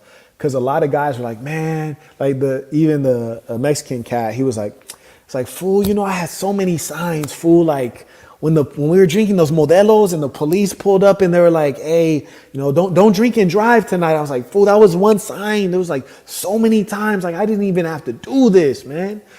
You know, he was saying if I would have just not did this or if I would have been flying straight, I wouldn't be in this situation. Then the black guy, the South Carolina, he was like, boy, you know, man, when I went, you know, I like to, you know, I smoke every now and then. So I went to a lounge where you could smoke indoors. I went in there, wasn't nobody in there, wasn't no energy in there, man. So I left up out of there and I decided to go for a walk. I walked on the strip because, I was dripping so hard. Somebody got to see me. And so I walked through the MGM, man, and ended up getting arrested for being too dripped out. He's like, man, if I'd have just, when I walked in there, because I just wanted to smoke in the lounge and be around some other people and just feel the vibe.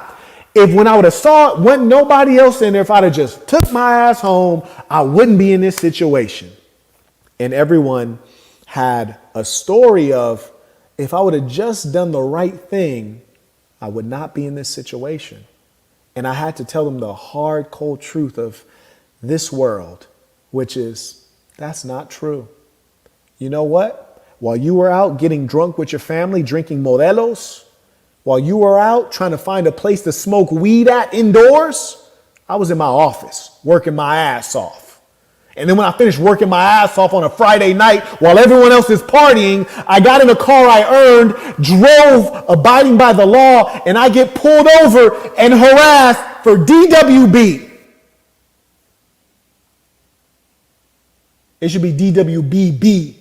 Driving while black and balling. Yeah, I got arrested for that, my boy. I was following the rules. I was working hard. I was abiding by the law. I was doing everything right, man. Yeah, it's so wicked and corrupt. It doesn't matter what you're doing. Yeah, I was doing the right things, and I'm still here sitting with you MFers. And no disrespect to y'all, but I don't want to be with y'all. I had to tell them that's the truth of the society we live in. But you mentioned, how you felt when I had to see you like that. Oh, yeah, that was sad. How many other people were in the room with me? Oh, yeah, that was crazy. Yeah, let me get back to that. That was crazy. So when I was, also it could have been because I was the last person. So how many people were in there? The security guard that had to escort me there because the courthouse is technically closed on Saturday. So I was escorted by 3 security guards. They all stationed themselves in different spots. One was in the room with me. The others were in the hallway. There you go. So, and that makes perfect sense, right? People who are on the margins of society, they've made poor decisions and they've not focused their areas and focused good attention. And the 3 areas I tell you are critical: health, wealth, relationships. Health. Most of these guys are drug addicts. That's health. Wealth. All of these guys were impoverished. And relationships. There was no one there that they were connected to who cared enough to show up. I mean, I heard guys get on and I got to coin that DWBB, driving while black and balling. DWBB. But anyways, there was not one person in there who had someone who cared enough to show up to their initial arraignment. I heard one guy who was on the jack or a jail phone, as you people who have not been in jail, I'm fresh out.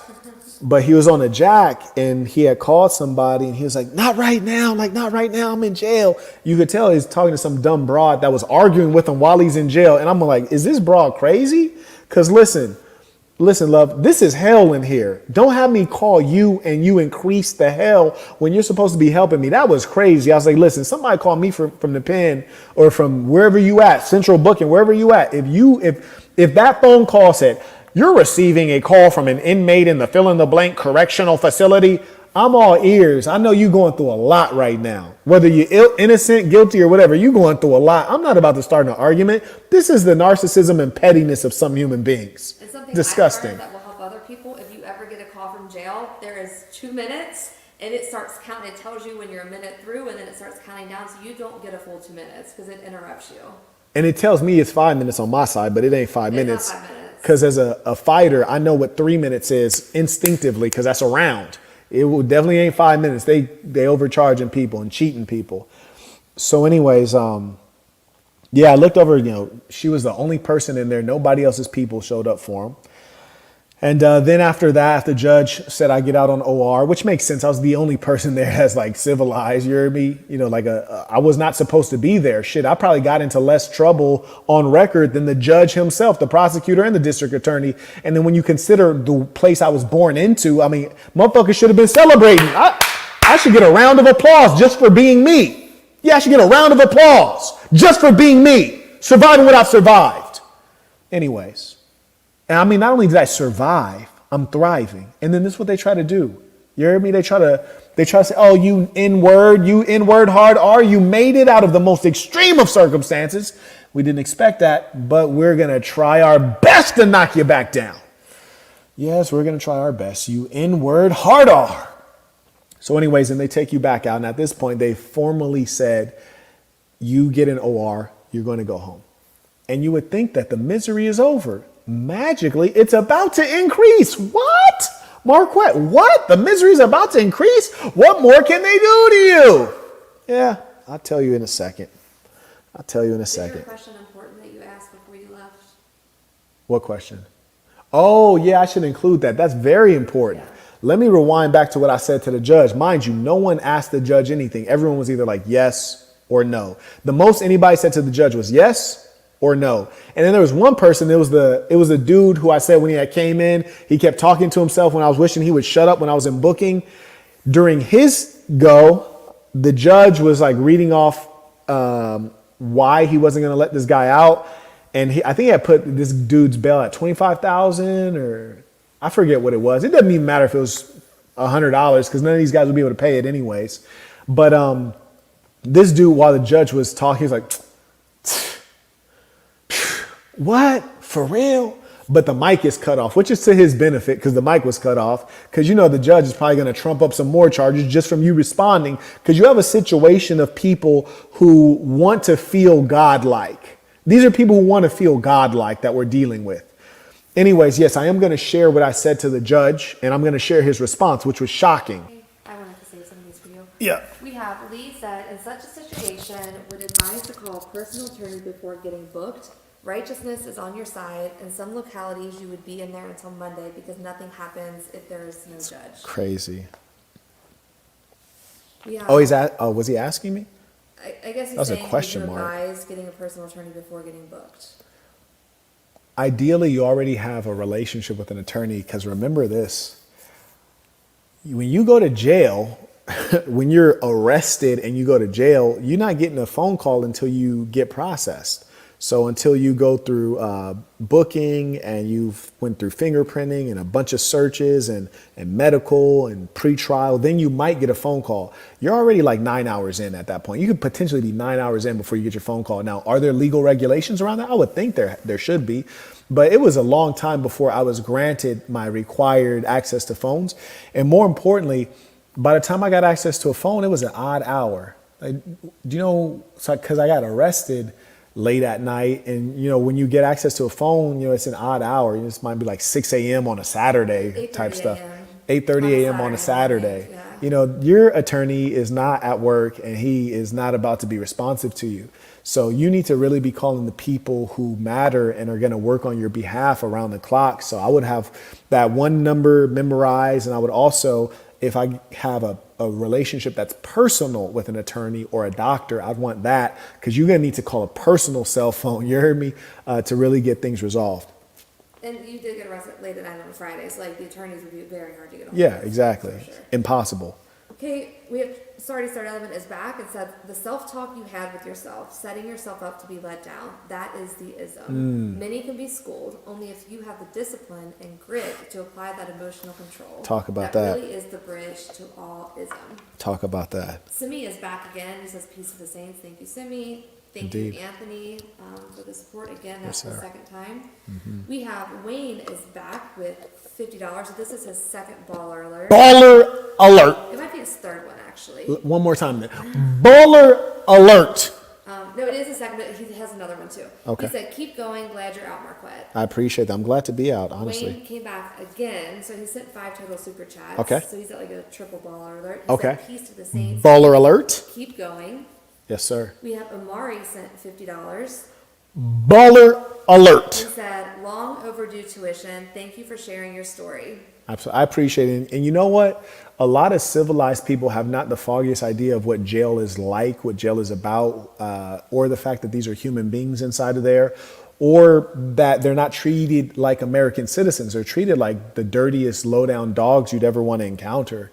And so it's great to be able to bridge this gap of information from someone who is not a jailbird or a criminal, but got caught up within a filthy system. So it's really a pleasure to be able to share this true story from firsthand experience.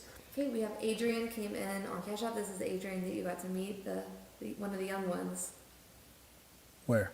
at the conference. You got him. Oh, absolutely. Oh, yes. I know who you're talking about. Shout out to the Saint. He's also very ambitious, Yeah. a businessman. Con the Don sent tuition. That's from back in the day. That was That's like conference 2. yeah. That's conference 2. Con the Don sent tuition. Shout out to Khan. Wayne, like I said, is it back. We have Vilkin said supporting the live. Please keep going. Yes, sir. We have the Freak said prob on Adolf 22 snow jobs. And then he wrote, I'm muted on YouTube. If you want to send us an email, the Freak, we can look into that. Yeah, just send us the URL of your YouTube channel. Okay, we have George came in on PayPal and said, Marquette, thank you for your time this evening. Peace to the Saints. Peace to the Saints. Carry on. All right. Now, so when I went before the judge, the very last person by design, exhaust me, waste all my time, make things longer and harder and unpleasant for me. I think the judge denying me an OR would have been very strange given my my paperwork, levels of education, income level, savings amount, connection to the community, lack of criminal record, and things like that. It would have been strange, really. It would have probably, it'd have been atypical. So, but I wasn't thinking like that. I was still thinking like, he might as well just give me life. I was already in that mindset. Anyways, when the judge told me, you'll be released on OR, this does not mean that your case is dropped. You still have a case, and your court date will be as follows. And then the woman speaks up and notes that your court date is going to be at this date and time. I'm actually innocent. So I gave my blood knowing that my blood is going to come back squeaky clean. No alcohol, no drugs, no nothing. So then I said to him, okay, well, with the charges that I have, and both of the charges are predicated on me being intoxicated with drugs or alcohol. So even my gun charge will be dropped when I'm found to not be intoxicated, which is to say innocent of operating a vehicle under the influence of drugs or alcohol. So I say to the judge, I said, when my blood work comes back clean, will the charges be dropped? And they said, the judge says, no. The charges are driving under the influence. That's charge 1. And then charge 2 is in possession of a firearm while driving under the influence. So if you're not going to drop the charges when my blood work comes back as having no drugs or alcohol. What is this all about? Like, what is it? That doesn't make any sense. That's like saying you're a murderer. And then we see the person that they said you murdered, like walking down the street, like you're a murderer. You killed Timmy. And then Timmy's walking down the street like he didn't kill me. I'm fine. Like, are you going to drop the charges? There's Timmy right there. They're like, nope, we're still going to go through the process. What? What? What kind of broken system is this? And that's why we know it's corrupt. That's why. No, we're still going to waste your time. We're still going to compel you to come to the court. We're still going to make you hire attorneys. We're still going to cause you more issues just to continue the corruption. What? That didn't make any damn sense. And then I knew. I said, okay, this is even more corrupt than I thought. So you make up fake charges. When you get the real evidence, you're still going to proceed with the case. This is ludicrous. So I said, okay, I got you. So I walk out back into the holding cell, spend another 2 hours there. Take us out of that holding cell. Take us to another cell that's even smaller, but this one has no windows and it's much smaller. And there's a blue window built in, but it's covered. It's painted blue and it's covered. It seems like it's a steel door that can be retracted upward.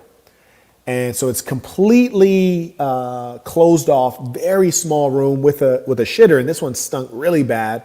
But uniquely in this room, there was like writing all over the walls, like graffiti. And I looked around, I didn't see any cameras. Not to say they weren't there. I just couldn't see them. This is the first time I didn't see any cameras anywhere. I was like, this is curious. There's a lot of writing. And if there's writing on the wall, like gang tagging, then that would mean that someone had pencils in here. And if someone had pencils and pens and all that, that would mean that this blue door, or window rather, is a window in which they return your property. I could deduce that much with certainty.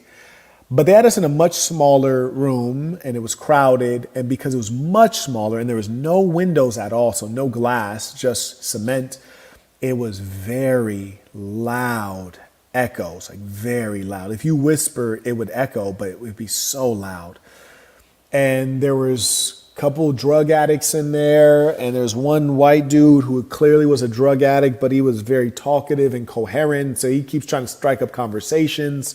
And then there's this fat black dude, no disrespect, but I'm just trying to be descriptive of people. There's a fat black dude in there who also is a jail guy, and these people, man, they're in and out of jail constantly.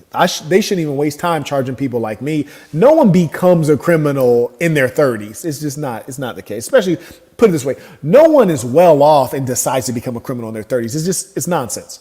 Anyway, so fat black dude says, "Hey, shut up, man. Man, like last time I was in here, man, they kept opening the door and saying, we ain't gonna process y'all till it's quiet in here. And they kept coming and people were still talking. So they just kept closing the door. We're gonna be in here forever. They had me in here 5 hours last time. Shut up." And my first thought was like, oh, Lord Jesus. Why did you just recently get out of jail and you back here already? Good Lord. What kind of people am I in here with? Jesus Christ. They like it here. They like it here. Then my second thing was like, damn, you said they had you in here for 5 hours? Oh gosh. And then this white dude, who's a middle-aged white dude, clearly a former drug addict, I could tell by his track marks, very talkative, and he talks very loud. Just regularly he talks loud. So he has a loud voice. He's having a conversation with no one else. He's not talking to himself like a drug addict, but he's like expressing himself, hoping someone will engage him in conversation because he's merry and happy. You got to remember that a lot of these people are highly isolated out in the society. They enjoy jail because they don't have families, they don't have spouses, and they live on the streets homeless. So this is a party. This is a party. And people are forced to be around me. They can't leave and flee me. This is great for them. So he talking loud as hell. That shit echoing off of all of these rooms. Like, this is a small room. Like there's a little cutout room behind me. It's smaller than that. And you got like 20 grown men in there. And a crapper that smelled atrocious. Smelled like death in there. So I'm sitting in there. It's loud as I don't know what. The white dude keeps trying to get people to have a conversation with him. No one's biting. He carries on like, yeah, like sometimes they like to keep you till like 2 a.m., but anybody know what time it is? And I'm over here like, bruh, nobody knows the time. Ain't nobody got an Apple Watch on in here, bruh. Shut up. Like in my head though, because the big black dude, the fat black dude, who's clearly also a jail dude, told him to shut up, and bro kept talking like he wanted the fade or the smoke. There's people like that are so stupidly stubborn. Like all you could do is beat the crap out of him. But he the kind of guy, you beat the crap out of him, as soon as he come back to consciousness, he talking again. You hear me? Like ain't no whooping gonna solve his issue. Then you got the Latinos over here and the two dudes who are not even American citizens. I don't know what the process is, but it's not the dude who came in as a tourist. These are two dudes who for sure came through the southern border with some coyotes. You heard me? They didn't pay the bag. The coyotes then got them through the southern border. These balls is out here thugging. They in here speaking in Spanish because the other Latino cat who's bilingual and he probably a citizen, he done told them, look here, player, y'all are about to get released. And they're like, what? Release? We thought we was going back to Mexico. Man, they were happy as hell. They having good conversations. You heard me? They doing the paisa dance. They're in good spirits, man. So they speaking loud ass Spanish. The white dude talking to himself. The black dude telling the white dude to shut the hell up. And next to me, immediately to my right, is a meth addict talking to himself quietly, but talking to himself all the same.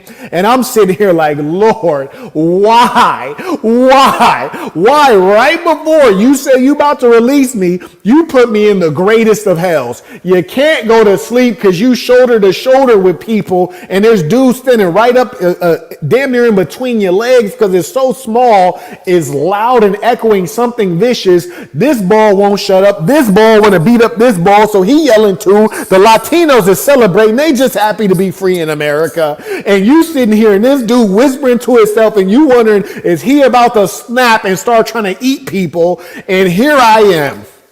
I was like, Did they take you that room directly after the court? that was after the courtroom.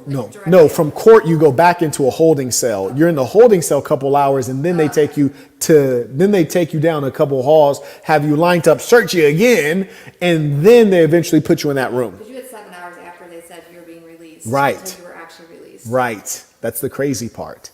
7 hours after they said you're released. That's how long it took. So then we're in that room probably for like 4.5 hours in that loud room that smelled like just death. And so I'm there, everybody's loud. I'm like, look, I'm not about to get any sleep. My feet, my toes are numb. My fingers are blue. It's freezing cold in this room. Then maybe 3.5 hours in, that blue door opens up real quick. A brown bag goes out. They're like, Carlos the Mezga. And then guy gets up, grabs the bag, they close the door, and I'm like, God damn, it's like a whole bunch of people here. You doing it one at a time every 5 years? The hell? We gonna be in here forever. And then so I get up like, all right, we getting a little bit closer. Like my behind is going numb just from sitting on these hard surfaces for so long. My toes are getting numb. It's just so cold in here. It's just like, let me at least like move around a little bit, walk around, get on my feet. So then I go to the other end, and at this end I could see into the bathroom. I was unaware. The black dude who was yelling at the white dude who wouldn't shut up. The white dude still talking. The black dude that stopped yelling at him, and I just thought he had given up on it. This dude just finished taking a crap in this damn little ass room we're locked in. I happen to look at Brody. He over here wiping his butt with his bare hands. And I'm like, no, it got worse. Brody wiping his butt with his bare hand, which, I mean, what else could he do? But in my head, I was like, do you want the boo-boo on your hand or just sitting in your butt crack? I think I'd have just left it sitting in my butt crack, because Lord knows you're just spreading it, man. You're spreading it. You had peanut butter on your buns. Now you got peanut butter on your hands. It could have just been on your buns. Why you spreading it? You couldn't hold that in. We about to get released, goddammit. Worst case scenario, you got 10 more hours. Hold that in, bruh. Or maybe he was thinking he had already been holding it in. It's already been holding in. And now you about to get free. Worst case scenario, you could wipe your butt with your drawers, right? I don't know what he was thinking, but it is what it is. Bro had just finished taking a crap, wiped his hand with his butt, wiped his butt with his hand. Now it smells even worse in there. We packed in. I'm freezing cold. Latinos won't shut up. They still rejoicing. Old white dude telling stories to his damn self. And then at some point, another person cracks. There's like a Middle Eastern looking dude. He was like, shut up. He talking to the old white dude. He like, shut up. Like, he barely speak English, but he understands shut up. And apparently it was time for silence. He snaps, shut up. And mind you, this is an environment where people are going to snap, okay? Now remember this part. Half these people came in here crazy. So you putting people under mental strain. You got people that are saying going crazy. Some of these motherfuckers came in here crazy. It's all bad. Middle Eastern dude like, shut up to the white guy. White guy start talking back crazy to him. Then the dude who was in the corner mumbling to himself for like 5 hours, sitting right next to me, the meth head, he says, hey, actually, he's right. You need to shut up. You talk really loud. And then the white guy turned to him like, hey, don't you get in? And he was like, no, really, you talk really loud. You don't know, but you talk really loud. And I'm over here tripping out like, nigga, I thought you weren't even a part of all this shit. You talking to yourself in your fantasy world. He been bothering you too? Goddamn. This is crazy. You know it's bad when a nigga that talked to himself took a time out from his personal conversation with himself to tell you to shut the fuck up because he agreed with that other guy. Me too. Turned out we probably all agree. But I tell you what, the Latinos who don't speak no damn English, apparently they understand the concept of shut up. Because as soon as the Middle East dude lost it and told the white dude to shut up, the Latinos shut up too. Then I have to make a proclamation. I said, listen, nobody move. Nobody move. Just stay where you are. And don't say nothing, okay? We about to get out of here. Just don't say nothing. We all be okay. Nobody move. Y'all don't need to fight. It's too close in here to fight. And I didn't want to say it, but I was like, he got shit on his hands. He got shit on his hands. I don't want him to bump into nobody, goddammit. Because if he bump into somebody with that boo-boo booty or that boo-boo hand, I'm going to have to whoop somebody's ass too. It's going to be a royal rumble in here. So nobody move. Stay where you are. Don't say nothing. It's all going to be okay. I had to referee the damn situation.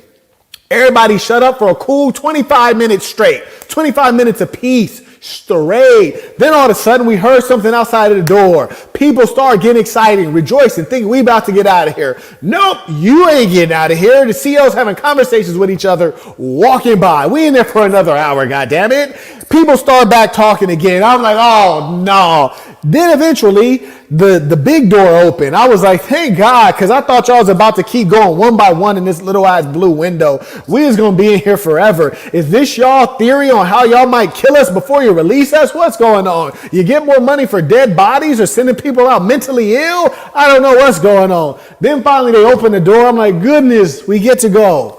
Then they take us to a whole nother area. We got to get processed out. Just like you getting processed in, they got to process you out. God damn it, it's another hour-long process. And guess what? I just happened magically to be the very last person again. Amazing. This was clearly a setup, and I'm still not done. Go ahead. Okay, when I'm done with this, do you want me to make salmon? Yeah, I probably should ask for that earlier Okay. because I am hungry. We have Eddie came in and said, unfortunate situation. Glad you are home and being transparent about what happened. Blessings to you. Absolutely. But acknowledge this because he came right back and said, I swear you have the best real life stories. Awesome storyteller. It's a true story. This got to go in my next book, right? When I do that last book. People I saw in the chat, people were saying you need to have a fresh out track.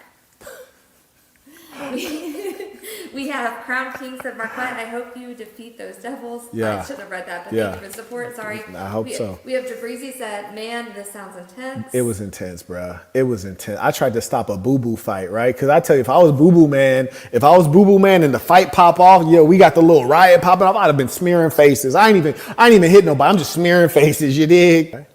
We have Perry, throwing hate at me, Okay. said, I'm surprised you had a PD. I blame Bridget. It was your initial arraignment, and especially with the nature of my case, it's just there's no utility to having private counsel at that time and hour. And I got the best outcome. The best outcome for your initial arraignment is to get released on OR. So there's nothing better that could have happened. Bridget focused on getting the Maybach back. That took a I appreciate lot of work that. and effort. We have Melvin came back and said, for all they got, so sad that such a bad thing happened. Yeah, that's wild. Okay, carry on. I'm going to go get this over. So, we're in here in the holding cell. It seemed like it's finally about to pop off, which was ironic because it seemed like they're like, let us give you guys one last chance to just demonstrate bad behavior or to catch another case. It was strange. I was like, word? So then we all get kind of funneled into this other area where there's like, again, the workers behind the windows who are processing us out.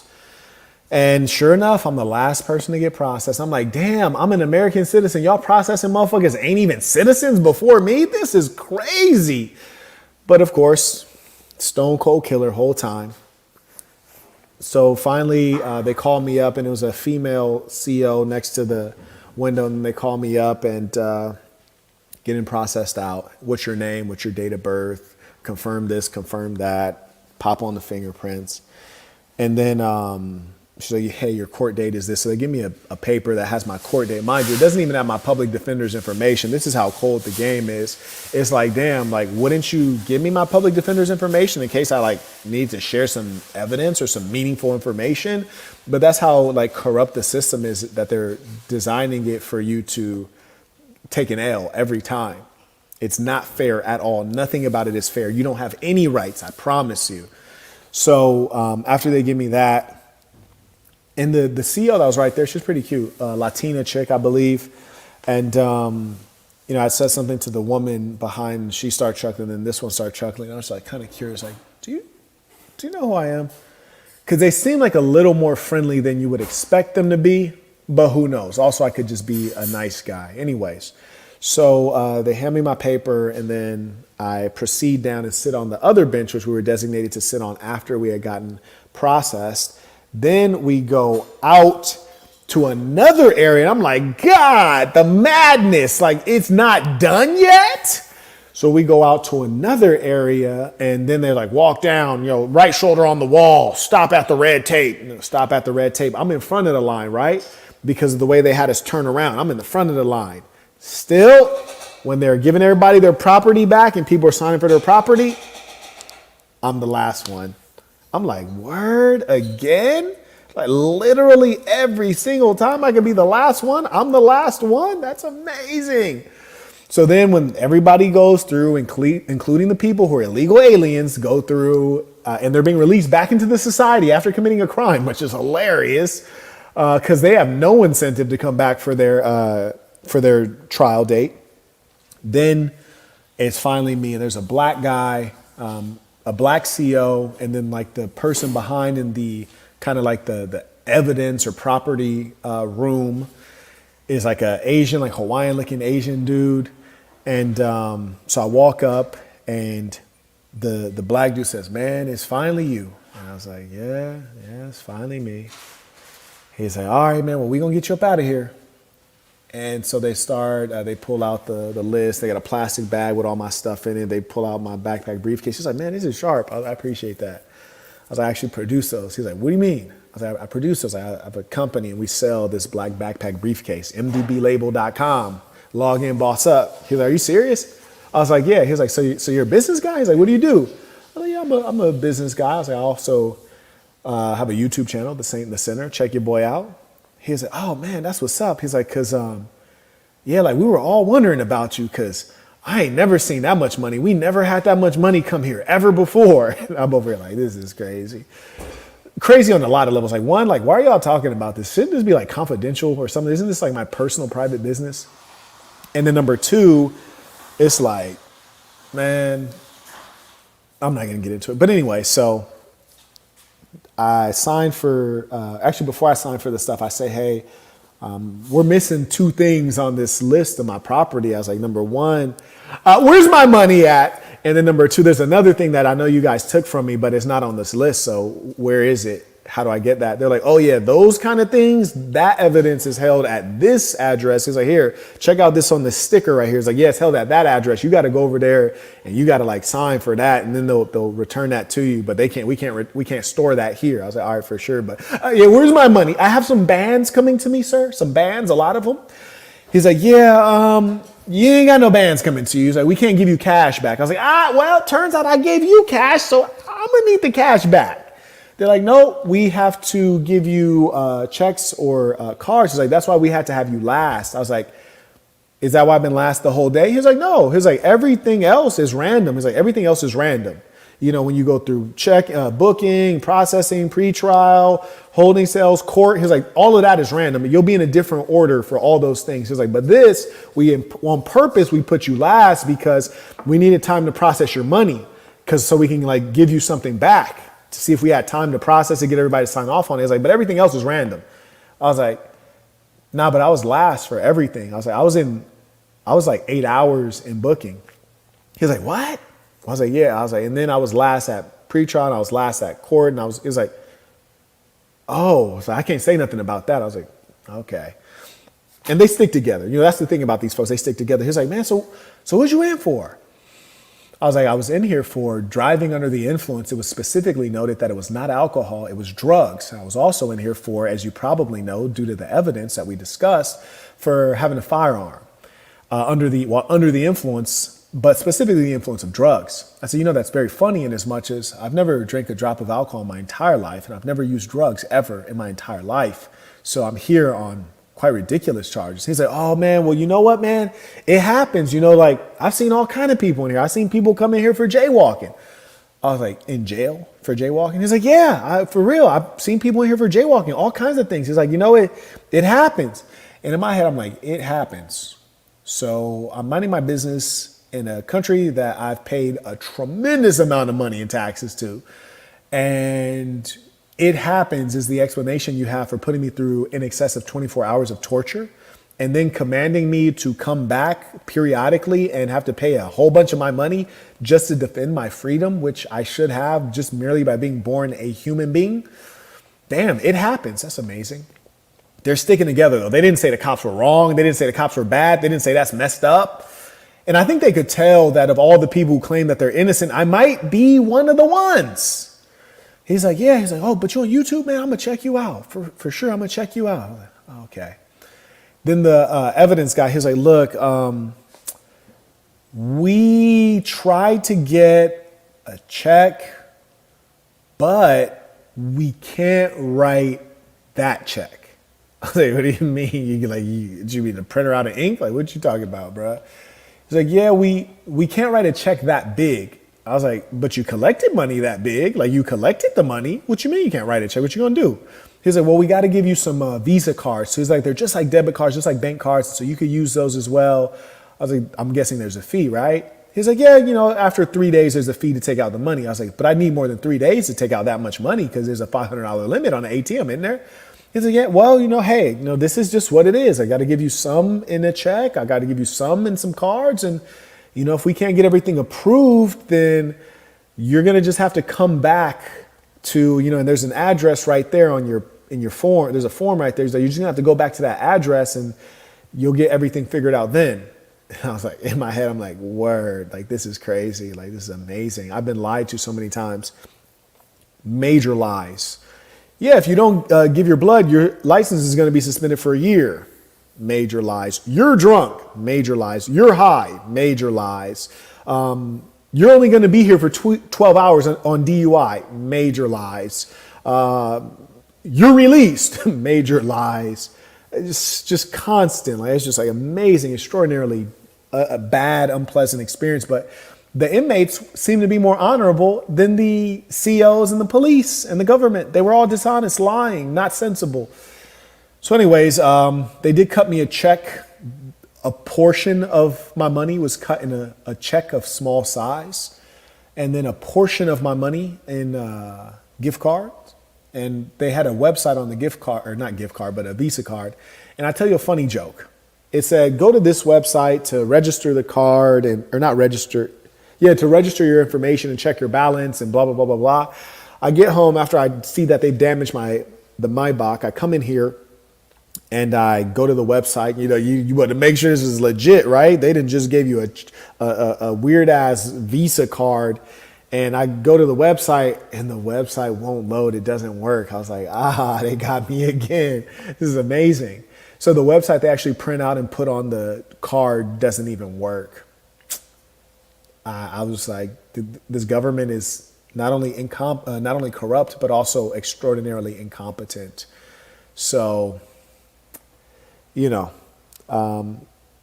the horrors that one experiences just in that little small slice of incarcerated life, I can only imagine what people deal with in prison. I can only imagine what people deal with over the lifespan of being locked up. And I don't want to imagine. And I will not do any significant time. So yeah, that was my suffering, which I think I suffered as best as I could. I think I suffered as best as anyone could, honestly, in as much as I remind you with the Saint Daniel John, you know, he was a legend to me because he knew how to live and he knew how to die. And I would add to that, you know, he knew how to suffer. And I tried my best to know how to suffer, to, you know, take it all like a man. And I think I did it as best as it could have been done. But that's where we are now. And what we want to do is to, we'll work with Justin to get a nice short produced. We want to get that pushed out. We want to get some media on this. And we want to definitely take this to the courts, which are corrupt. I mean, just imagine you're suing the government in the government courts. I mean, it's laughable. But we want to try our best in the courts, the civil side, the civil rights side, and see what we can get done. Undoubtedly, assuming they have not tainted the blood samples, which I don't think they did, assuming they haven't tainted the blood samples, that's going to come back clean as hell, clean as it's ever come back, and those charges will eventually be dropped, unless they have some amazing forms of, I don't even know what they could do, but I won't put anything past them. Right. But the blood's going to come back clean unless they've tainted it, which I don't think they did. And when the blood comes back clean, I couldn't imagine them not dropping the charges. If they proceed with the charges, I mean, that's going to be the story of the century. Right. Your blood's clean, we're still proceeding with the charges. That would be the story of the century. But I also wouldn't put that past this wicked government. Blood's clean, we haven't found anything either. Right, they searched the car thorough as hell. They showed me compartments I didn't know my own car had. They were thorough. Go ahead, talk to me. Okay, I believe this is the same guy that was racist earlier. He came back. You can read this one. He writes, so this is Jay Choi with no photo, probably a fake name. He writes, around the world, we respect everyone else. I don't know who we is. Be curious to see who we is. We respect everyone else, Asian, white, mestizo, Indian, except you people. I'm assuming he's talking about the blacks, perhaps. Worldwide, we will continue taking your culture, putting our faces on it. I think this guy has a sense of humor, though. I think he does actually have a sense of humor. Taking your culture, putting our faces on it, it's interesting. We have Rake Lee Swimming said, I took your advice for networking with people of influence and applied it to police. Yeah. Buying stickers, donating to elections, etc. Yes. Groundwork for the future. Yes. Just throwing that out with you having the influence you have. Peace to the saints. Oh, absolutely. I totally agree with you. And when I was considering getting a plate on this particular car to match the coloration of the car, because I didn't want it to stand out in a bad way, we're looking at custom plates, and we're going to get a PD plate on it. But the PD plates didn't match the color, right? Right. So I ended up not getting one. But I think absolutely making friends with the police is better than not making friends with the police. Because they got a strong gang. Their gang is really strong. And the moment that our organization is stronger than their gang, then, you know, we're going to stop playing nice. You're all caught up? Saints, it has been a pleasure at this time to fellowship with you all. Let us end this with our tradition, the Creed of the Assassin. Repeat after me with full conviction, knowing this is true of you. The Creed of the Assassin. I am going to be who I truly am because I am remarkable. And I'm going to strive every moment to show the greatest part of who I am. Until next time.